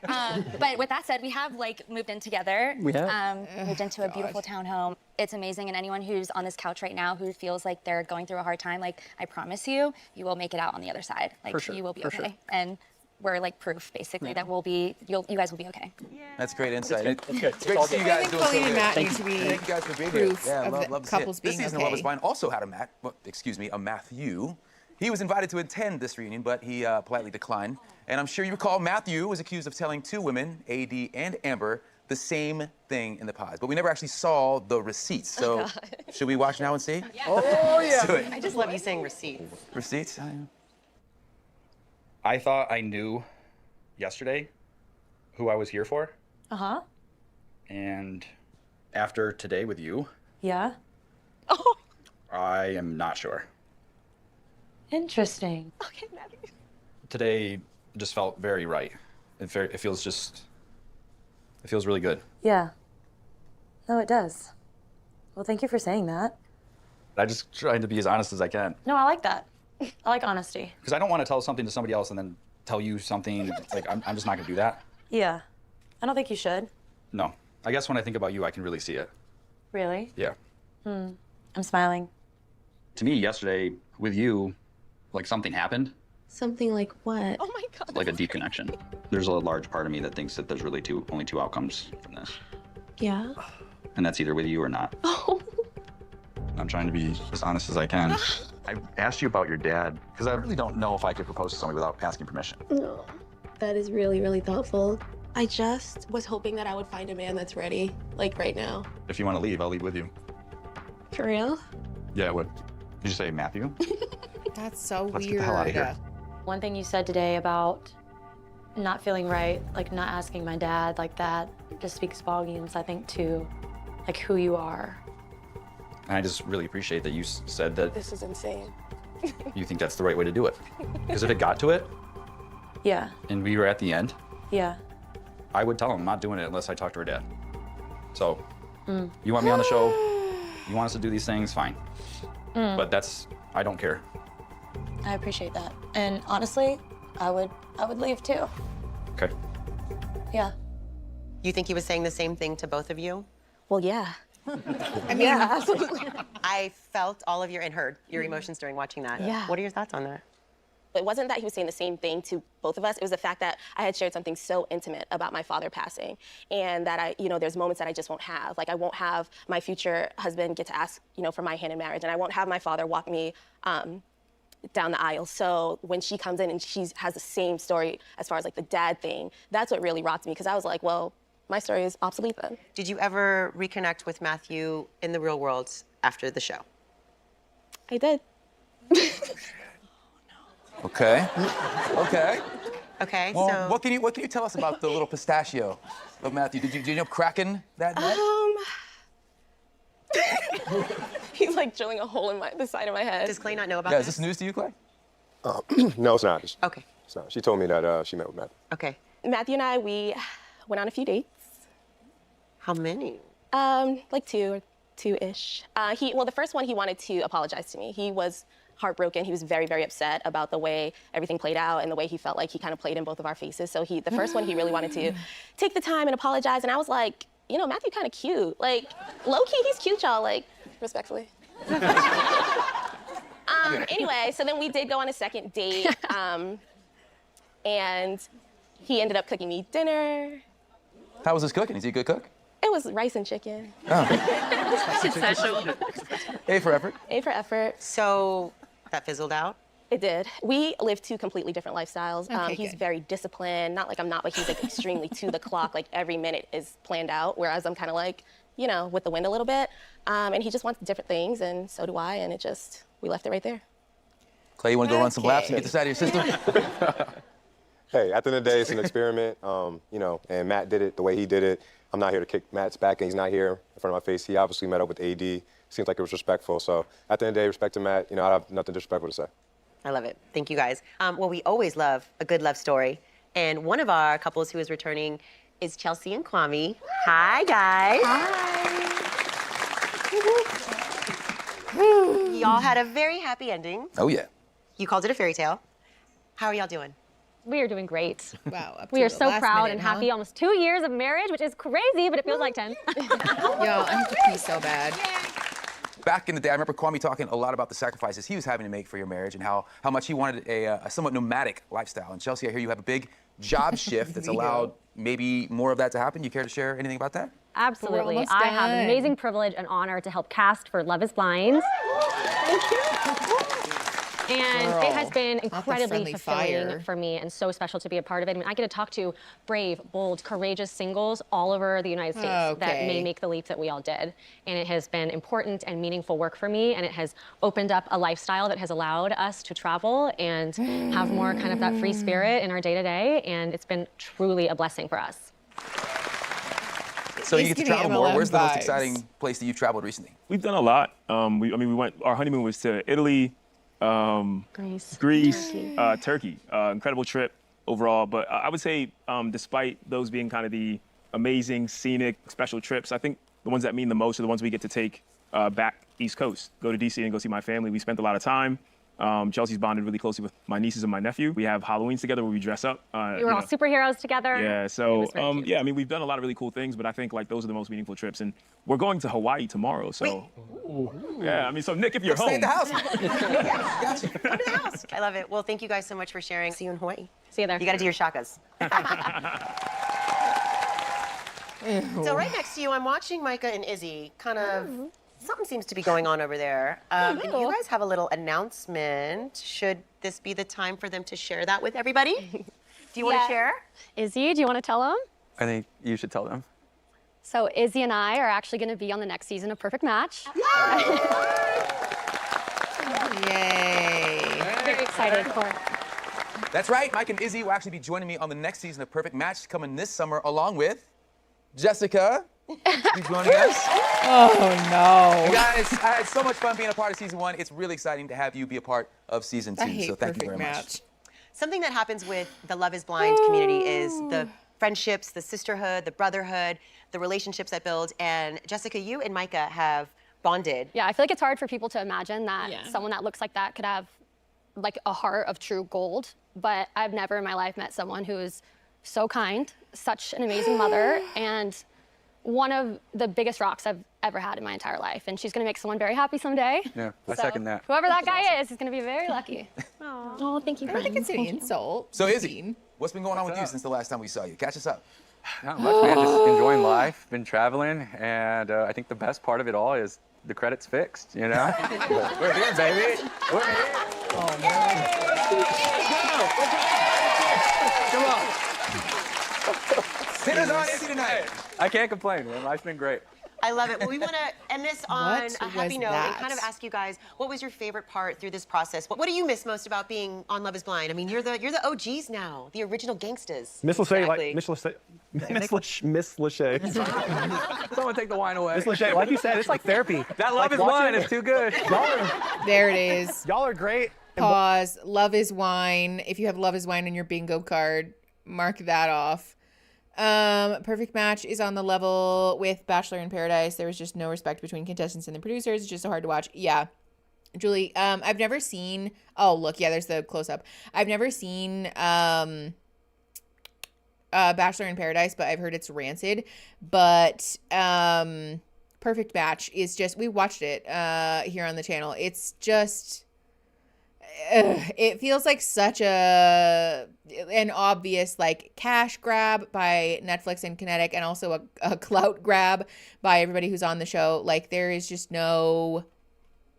like very little authenticity on that show. Okay, let's hurry this along because I gotta pee. We're at 1 hour, 35 minutes and 7 seconds. Press and play in 3, 2, 1. Watching the show back, it's like therapy. We love it. Wait, did you say you'd miss? No, it's like therapy. Like watching the show is like therapy, and just we pause it, and we talk, and kind of just dive into everything. And thank y'all for sharing your stories. Yeah, thank you. I miss production. Production was always so great. What are y'all gonna miss about this whole ride? Miss Lachey, the food. I miss the food. Well, on that note, Clay, did I see a video of you microwaving Gatorade?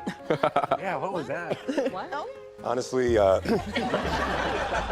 would just tell America that I would never put liquid in a plastic in a microwave. These mugs really get me. Oh no. Noodles and red sauce. Or it might have been an optical illusion, right? A reflection, maybe. I think so too. Like, Okay, so you do not microwave This Gatorade. goes to show you cannot believe everything you read out there. I mean, guys, I for one am starving. You guys want to dive in? Let's get into this thing. Thank you, everybody, to the Love is Blind family Oh, for of returning today. course, yeah. Thank you to our season 6 friends for opening your hearts and sharing your journeys with us. We cannot wait to see you all back here on our couches at a future reunion, just like our OGs. Thank you to our OGs. Yep, and thank you all very much. Here's the love, the search, the journey. Now, is the love in the building with us now? All right, y'all, I have to piss, girl. So we're taking a break, but we're doing bingo prizes when I come back. So I'm going to go pee, and then I'm also putting everybody's name on the list. So listen to me clearly. Please look into my eyes. Like, please look into my eyes. I swear to God, if somebody is in my DMs or in my comments yelling at me for being unfair, I will pluck my eyeballs out of my fucking brain. Please listen to me when I say this. If you want to be on the list, especially for a bingo that you have gotten today, if you got bingo today and you want to be on the wheel that we spin later for one of the big prizes, I need you to post the proof of it in the bingo live stream channel on the Discord. If you post that picture of your bingo and tell me how many times you won bingo today, then I will put your name on the list for the corresponding number of times. If you don't post the proof of your bingo in the live stream bingo channel on the Discord server, I have no way to know, whether you won or not. And so therefore, I will not put your name on the list. So please go post the proof of your bingo win in the live stream bingo channel with how many number of times you have won bingo. And I will put your name on the wheelie while we're taking a bio break. And then when we come back, we're rolling the wheel. We're spinning the wheel for prizes. Okay? They're the size of golf balls, pumpkin. Stop it.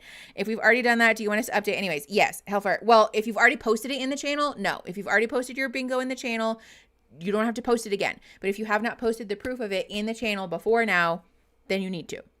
Is that clear? Do we have questions? Please speak now or forever hold your peace. Because I'm holding my pee. Okay, perfect. All right. I will see you guys in like 10 minutes. It's 5:08 now, so at 5:18 we'll be back. Okay, see you in a minute. Bye.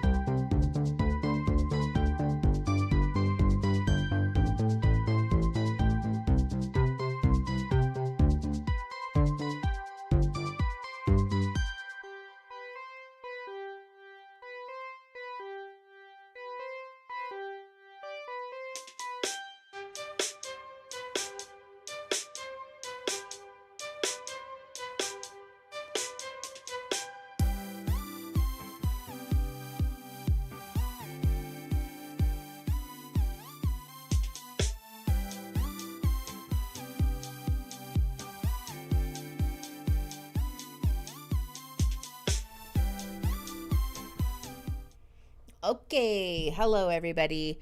I am still working on the list, so everybody amuse yourselves for the time being.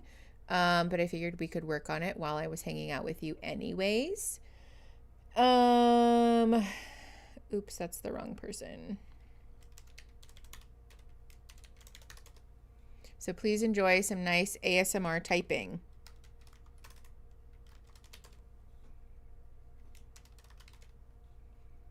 Okay.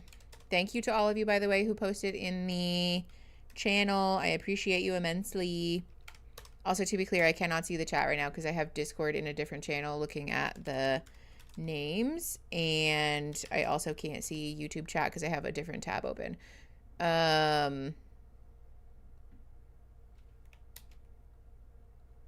So if you're asking me questions, it's not because I'm ignoring you. Okay. Also, nobody at me if some of your names are misspelled. Okay. I'm doing my best. Also, there's a lot of you.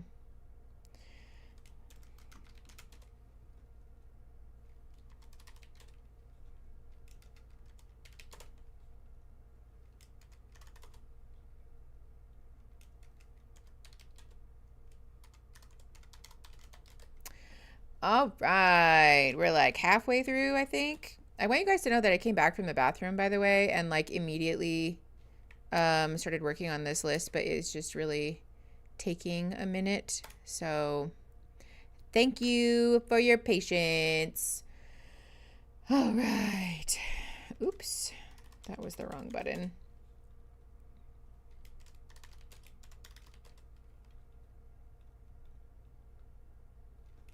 Oops.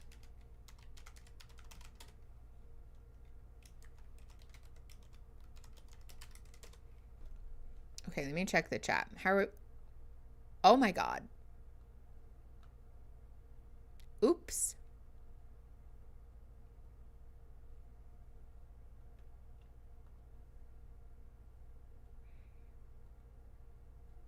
No. Oh my God. Whoops. I wonder if it's still working or if because I closed it. Oh no, it is still working.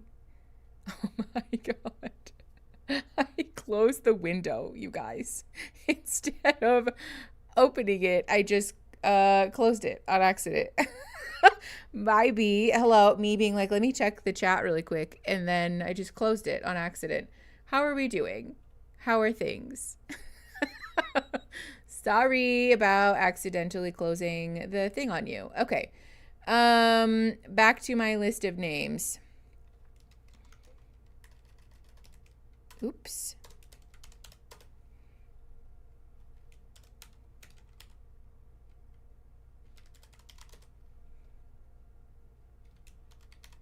I can't believe how many of you got bingo today. Like so many of you.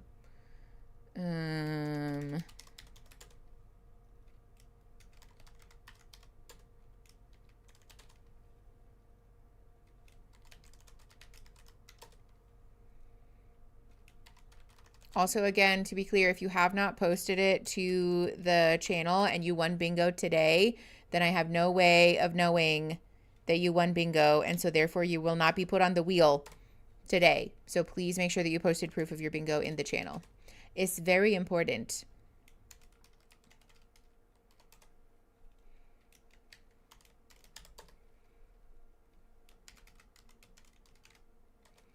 Okay, oops.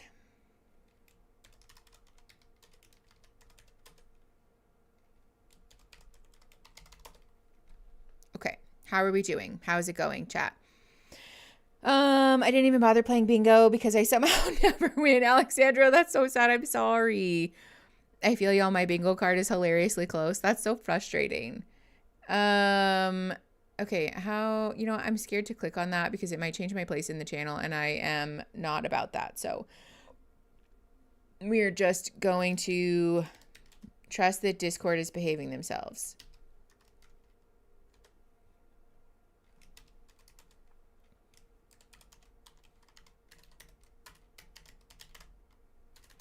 Ooh, yeah. Also, you guys, breaking news. Aaron promised me a milkshake and barbecue after I'm done with stream and he gets home from work. So, if anybody needs to know where I'm going to be for the rest of the evening, it's there.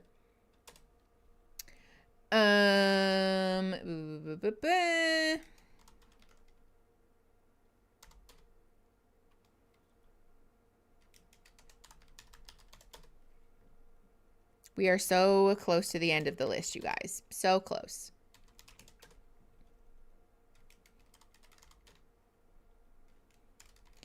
Thank you for your patience. There are so many of you on this list.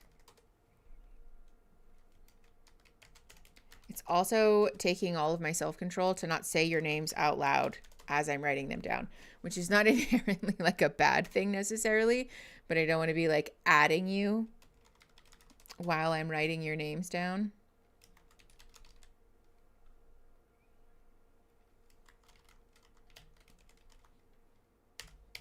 Okay.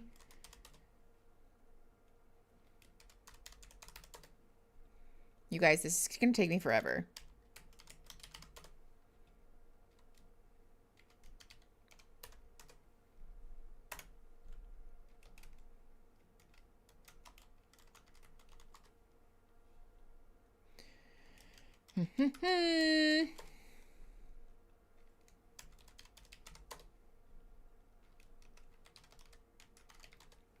Okay, how's chat doing? How are you doing? It typically slides out easy. What are y'all talking about? Try poking a hole in the bottom? I know, MCAR. The one that we normally get, the milkshake that we normally get is Thin Mint one. They have like Girl Scout flavored milkshakes and they're so good. The barbecue place that we go to. And also it's nice because then I don't have to give Texas Roadhouse my money.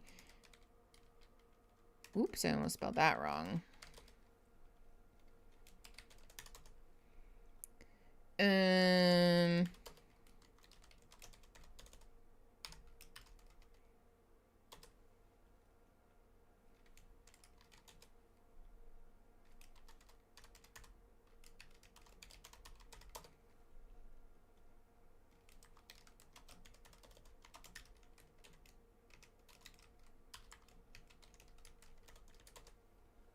I wish I could just voice to text all of these on here. That would be faster.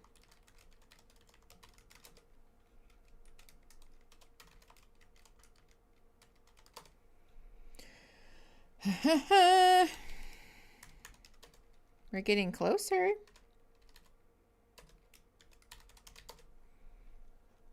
If Aaron were here, he would have the list done already because Aaron can type like 3,000 words per minute.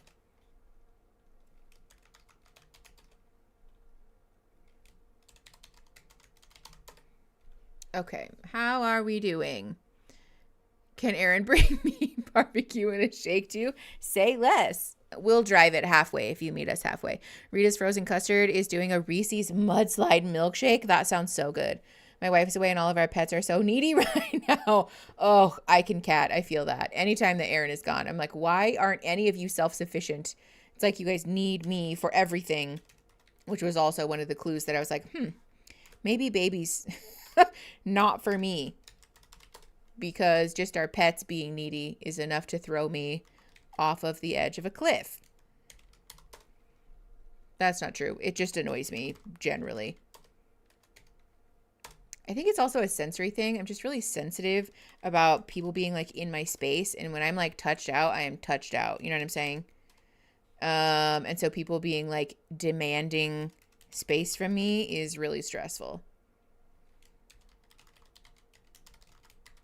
I don't understand how parents do that with toddlers, because like it's a legitimate need for toddlers to have like, you know, space with their families and all of those things. But like truly it's so stressful to me.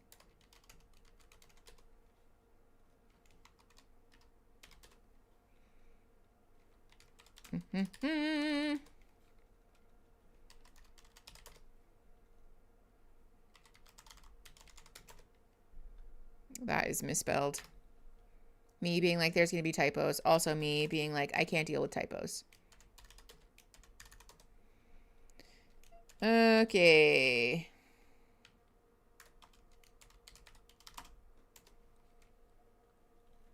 Too impatient to reread messages and so bad at spelling and typing.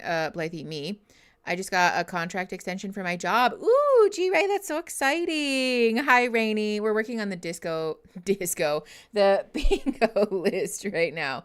Disco bingo would be fun, though. We should do disco bingo. I don't even know what that would mean. Oh, I'm done. Oh my gosh, I'm done with the list. Oh, bless. Okay.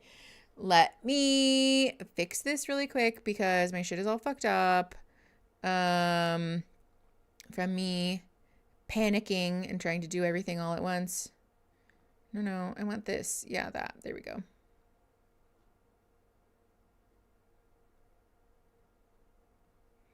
All right, we are so close, you guys. It is almost time. It is your birthday.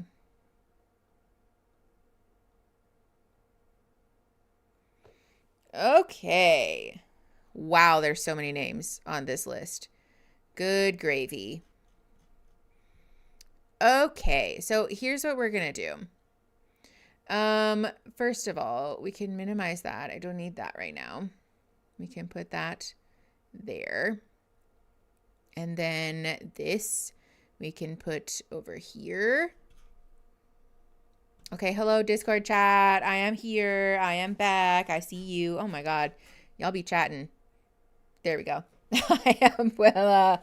It's me, your Nana, come to give you prizes. Okay.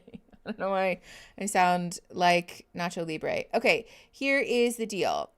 I am going to, first of all, take the overlay off, and second of all, change this to be the wheel. Hold on. I guess not that, actually. Let me just make this a separate window, actually. That will probably be easier. All right, now you can see the wheel. That's the wheel of names. All right, let me make this bigger so that we can properly see the wheel of names. Also, love you so much, Echelon, but we don't need cat cam for this specific moment in time. I think that's fine. Okay, so here's how this is going to work. First of all, we will be spinning the wheel. I lost my wheel. There it is. We will be spinning the wheel 4 times because we have 4 prizes to give away. All right, I need to organize my windows because this is driving me friggin' bananas. That goes there. That goes there. Much better. The wheel. Okay. The claw. Yes, exactly. It's the wheel. Hello, Jessica. Okay, so shuffle all of that, first of all. I know, look how many names are on this wheel. There's so many. Trying to hypnotize us. No. Yes, exactly. It is the Wheel of Fortune. Mark. I do actually have a sound that will play at the end. I don't know if you guys will be able to hear it or not, but we'll see. The Wheel of Bingo. Okay, so here's how this is going to work. I'm going to spin the wheel, and I think what makes the most sense, I guess, let's make a democratic decision about this, actually. For those of you who are on the wheel, please sound off in the Discord comments. Do we want me to say, I'm spinning the wheel for this prize? Or do we want to spin the wheel 4 times and then all 4 winners, first come, first serve, whoever reaches out to me gets to choose what they want first? What do we think is the most fair? What do you guys want me to do? I would like to hear what the prizes are for, of course, Danny. I will show you the prizes. Spin for a specific prize, spin for a specific prize. Okay, that's what I thought, but I didn't want you guys to feel like that was unfair. Okay, so here's how we're going to do this then. We are going to spin the wheel. I'm going to tell you guys, as we spin the wheel, we are spinning for XYZ prize, right? Here are the prizes. The first prize, well, there's 2. The first prize are these. These are a set of 2 wine glasses that say Champion of the McNugs on them. They're so cute. So you'll get 2 of these because, of course, you should get to share with your friends. So that's prize 1 and prize 2 because you'll get a set of 2. Are you also doing that so that each person can only win once? I think that's the most fair, Allie. Yes. Yeah, I think so too. So if we spin the wheel, it will give me the option to remove your name, and I will, but some people's names are on the wheel more than once. So if you do win once, and then we spin it again and your name comes up, I will just remove you and we'll spin again. Second prize is the tote bag. The tote bag of truth. It says there's a lot to unpack in here. It's very cute. It has a McNug and Gustafer on it. We love them. So there are 2 of those. So we have 4 prizes in total. Okay. We all have a 2.88% chance of winning. All right. So do we have any comments, questions, concerns, grievances that we need to air before we spin the wheel? Speak now or forever hold your peace. Multiplied by the number of entries you have. Yes, Allie, that's true. Loving the statistics. There's quite a few of you who are entered in here multiple times. Like, look how many people are on this list. There's so many of you. So Moose has like a 14% chance. I need to say you look fantastic. Thank you, Travis. I appreciate you. I'm in there 50 times. Eric, yes, you are. Actually, that's the gag, is that this whole time, the entire wheel is just Eric's name. It may look like there's other people's names on it, but it's just Eric. All right. I know, Gustafer is so cute. I know, KY Coconuts. I'm sorry. This is the thing too. I'm such a softie that I'm like, oh, I'll just put your name on there. But then I have to put everybody's name on there who didn't win, which sucks. That's like not fair. If I don't win, y'all are even more lucky. Yes, actually, that's true. Goose is shitting. Okay. The scandal. I know. All right. So here's what we're going to do. The first prize that we're spinning for is a set of 2 of our wine glasses. This is our first prize. So we're going to spin the wheel for these. Okay? Ooh, what a fun noise that is. Not me anxious about this. Oh, hold on. Before I spin it, let me make sure that the music is correct because it's important. Okay, it is. Yes. Okay, are we ready? So we're going to spin the wheel for these 2 wine glasses. So whoever wins these 2 wine glasses. Okay? Okay. Spinning, and it's spinning. Bonnie! Yay! Yay! Bonnie, you won! Okay, so Bonnie, make sure, if you're here, make sure that you reach out to one of our mods. Actually, mods, do we have a designated way that you want me to have winners reach out to you? What's our best practice here? Do you want them to fill out the form? Do you want them to reach out to you indirectly? Directly? Do you want them to reach out to me? What are our thoughts? Congratulations, Bonnie. I'm so excited for you. Yee. Just a DM is fine. Okay, great. So, Bonnie, make sure that you DM one of our bingo mods, which is Gems, Mark, Christine's just vibing. Excuse, I think Natalie is also taking DMs, but those are the main ones. Reach out to you indirectly. Find the secret cabal of listeners to redeem your prize. No, Lapine. Isn't this sound nice, Mabby? I think so too. I love it. Okay, good. It does give me remove all instances. Okay, great. So Bonnie, you won our first set of wine glasses. Yay. Okay, so now we're gonna spin for the tote bag. Okay, I guess no further ado. I know the clicking sound is so good. Okay, we're spinning for the tote bag. Ready? Here we go. No, I know, no kneeling, no hypnotizing. Look away from the wheel if you don't want to be hypnotized. And that's misspelled. It's Lissy King. I told you guys there was going to be typos. Lissy, congratulations. You won a tote bag. Yay. Oh, I'm so excited. Okay, great. So I removed all of those. I feel like there's probably another one in here, but if it comes up, then we'll just spin it again. But Lissy, you won a tote bag. Congratulations. Make sure that you DM one of our bingo mods your address so that we can get your prize sent to you. Okay. All right. Okay, great. So then we're spinning now for our next and final set of the McNug wine glasses. Oh, I'm so excited. Congratulations, Lucy. Okay, here we go. Spinning for the second and final set of wine glasses. Ready? Oh, this is so fun. I love spinning the wheel. Who will drink horrible alcohol out of them? And Tori, you won our second set of wine glasses. Yay! Tori, you won. Okay, perfect. I think Tori, you're still here. I saw Tori here a second ago. But yay, Tori, you won our second set of wine glasses. Make sure that you DM one of our mods. I think Mark just tagged you. Yes. And congratulations on your win. Thanks for playing bingo. You guys, this has been really fun. I hope that you guys are enjoying bingo because I've been really enjoying it. Can we have the wheel spinning with no prizes? Even just landing on me would satisfy my little brain. Honestly, that's valid. Okay. Second tote bag. We're spinning for our second and final tote bag and also our final prize. Final prize. Not me trying to hypnotize you for real. It has been so fun. Tote, tote, tote. All right. Ready? And spin. We win Mickey saying our name. Okay, who is it? Astro Girl!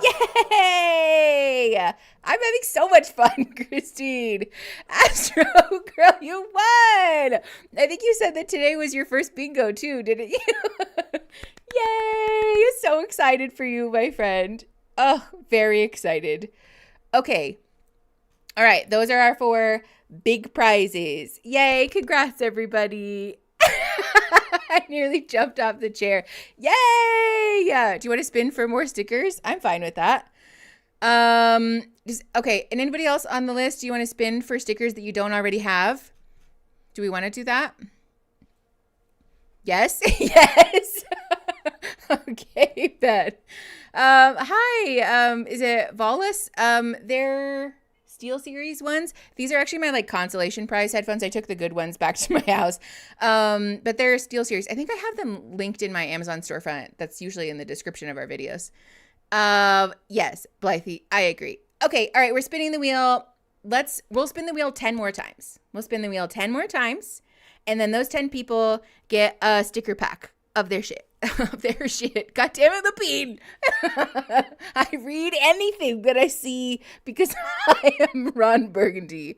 A sticker pack of their choice. Woo, I have doo-doo brain. All right. I know, I just like the noise. I like the spinning. Okay. Ew, I just spit. Did you see that? Don't look at it. Anyways, all right, we're spinning the wheel. This is time number 1 for somebody who has won bingo and is getting extra stickers. Oh, it's so fun. I love this spinning. I love it. Okay. Allie! Yay! Sticker pack and a smile. Allie, you won! Do you get more stickers? Make sure that you DM one of our mods and let them know what extra sticker pack you want. If you don't know what I'm talking about, in the livestream bingo channel, I can try to pin it too so you guys can see. We have sticker pack A or sticker pack B. Also, keep in mind if you already won today, then you're getting a sticker pack again. I think you're getting sticker pack A for today. So just let us know which stickers you want extras of. Yay! Okay, spin number 2. Here we go. For more stickers. You're welcome, Allie, that I suggested more spins. Eric, good call. Excellent choice. Lauren Legends! Yay! You get extra stickers. So if you won sticker pack A today, then conventional wisdom would be sticker pack B, but if you want 2 of sticker pack A, that's also fine. So Lauren Legends, congratulations. Make sure that you reach out to one of our bingo mods, which is Mark, Christine's just vibing, Gems. I think Natalie is also taking it. I'm not sure. Reach out to one of them. My husband just started plucking his ukulele. I cannot spell the word and I refuse to try. I think so, Mark. Yeah, giving people the choice of sticker packs is fine with me. Yeah. Okay, great. That was spin number 2. Doing spin number 3. Third spin for more stickers. I know, Cassie. It's so good. It's so good. Yay, Daily! You got extra stickers. Yes, if you win extra stickers, make sure that you DM one of our bingo mods your address and also which sticker pack you want. Congratulations, Danny. I'm not sure if Danny is still here. Bean. Oh, Danny, you are here. Yay! You won more stickers, my friend. All right. So that was 4. This is 5. Sticker pack 5. Sticker pack 5. Spin number 5. Spin number 5. Here we go. Bean! Yay! You get extra stickers. Extra stickers, meaning that if you've already gotten stickers from a bingo prize before, like if you've already won bingo, then you get another set of stickers. Yay, Lupine! Excited for you, my friend. Lou. I was like, oh no, did I do it again? Yay, Lupine! Very excited for you. Okay, so this is number 6. I know it is like playing the slots, L. Okay. Sticker packs. Spin number 6. Raindrop! Yay! You got extra stickers. Make sure that you DM one of our mods with your address and which sticker pack you want. Congratulations. That was spin number 5? Was it spin number 5? I don't know. I thought it was spin number 6. Was it 5? Raindrop, you're here. Yay! Congratulations. This is gambling if it were fun. I know. I would have spin forever too. Oh, I skipped 4? Okay, so that was 5. Just kidding. I've been trying to count on my fingers so that I don't get confused. And I still got confused. So this is spin number 6 then. This is spin number 6. Okay. Fingers are confusing. Thank you.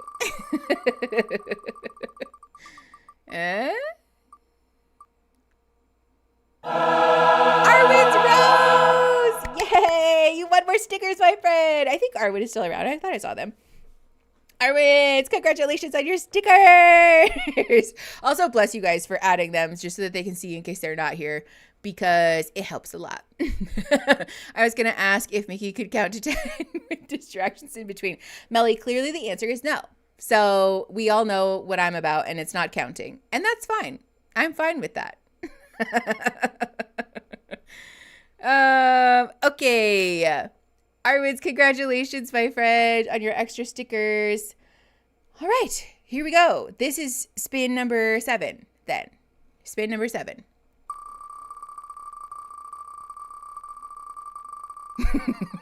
Gaslighting for good. And Theater Cat! Yay! You got extra stickers! Congratulations, Theater Cat! Yay! Theater Cat, if you want your extra stickers, make sure that you DM one of our mods with your address and which sticker pack you want. Yay! Oh, it's so exciting. Okay, great. So then this will be spin number 8, right? Spin number 8? Thank you. Trey, it does. It does sound like the Fred Flintstone bowling feet. Oh, that's so funny. Hi, Rin. I'm glad that you're hanging out with us now. I'm sorry you had a wild day. It's so right. Yes, that's exactly what it sounds like. Okay, spin number 8. Here we go. Oh, it does sound like Fred Flintstone's feet. No!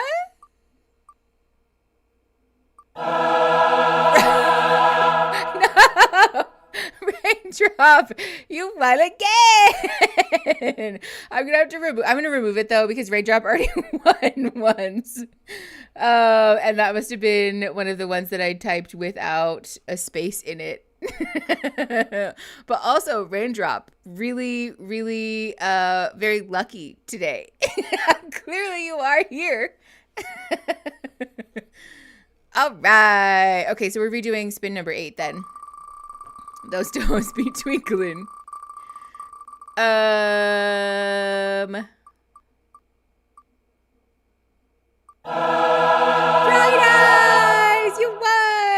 Congratulations, my friend.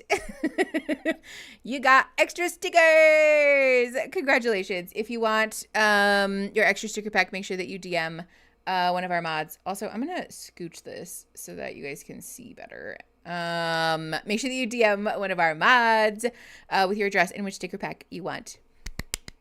Laura, I know. I'm living my best life. I just love silly little prizes. Also, can we talk about how wild it is how many names there are still on this list? Okay, which spin are we on? Is this 9? Someone help me. 9? Okay, thank you. Me being so demanding. Help me. Okay, spin number 9. Mags, you did win bingo today, so you do get a sticker pack no matter what. 9.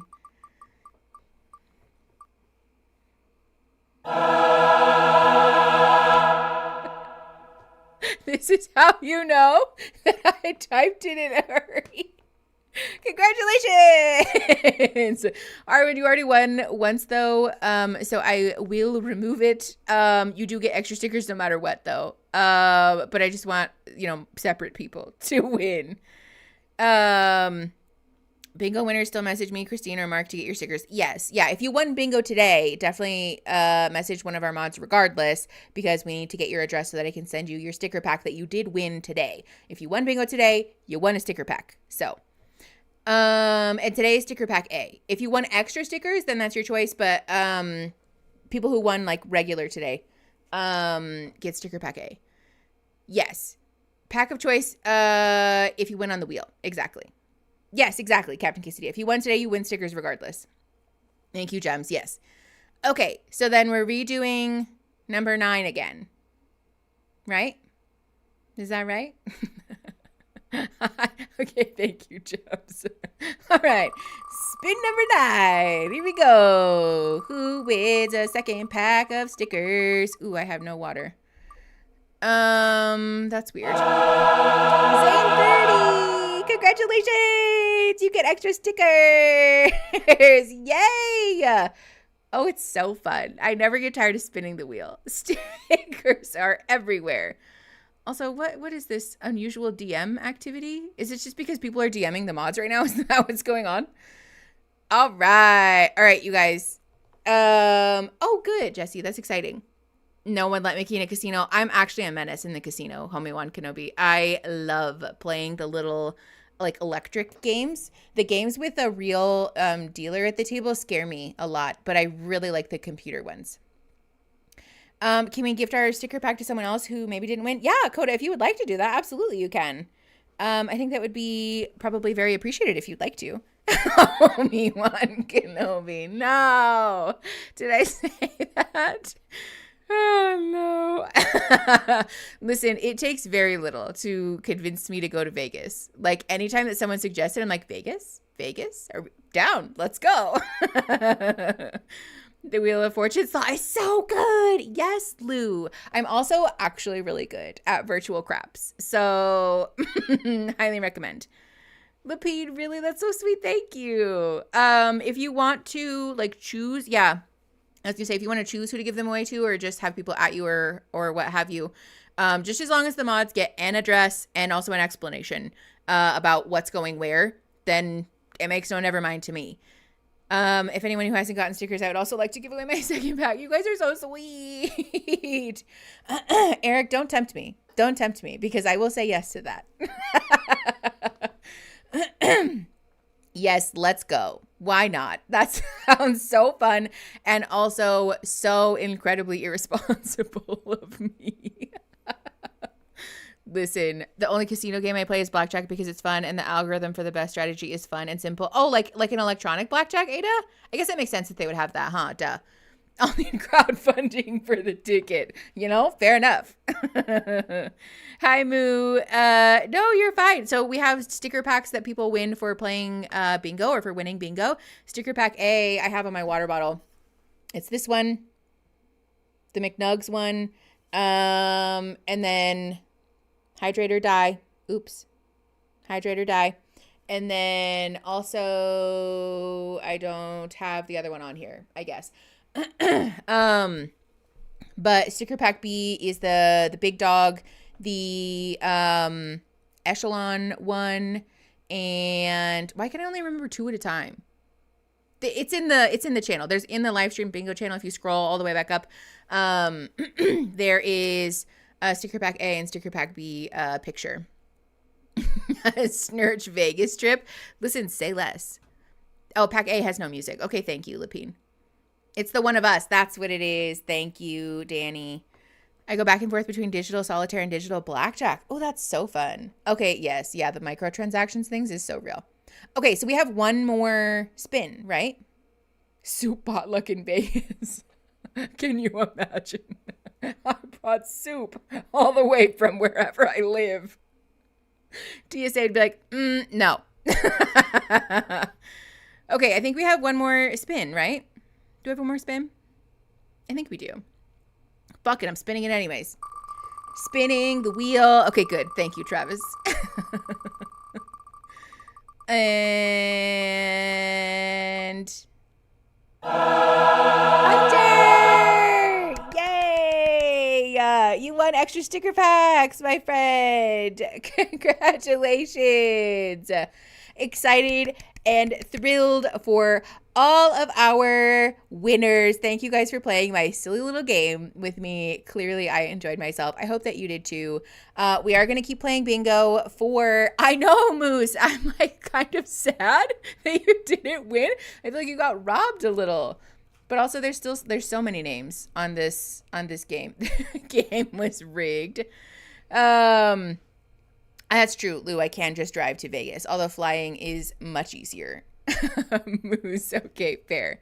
But yes, we are going to play bingo for our next batch of streams. We're just going to have slightly different rules to make it a little easier for the mods, so keep an eye out for that. But I hope that you guys have the most amazing weekend. Obviously, main channel video goes up tomorrow and all of that stuff, but otherwise, I love you the most. Thank you for coming to our silly little stream. Yeah, if you guys are going to hang out in Just Vibing, by the way, seems like there's going to be a little Discord get-together, so go hang out with each other and be fun and sweet. I know, only a 6-hour stream. Not that for us. Yay, Laura, I'm glad you guys have fun. Love you all the most, and I will see you next week. All right.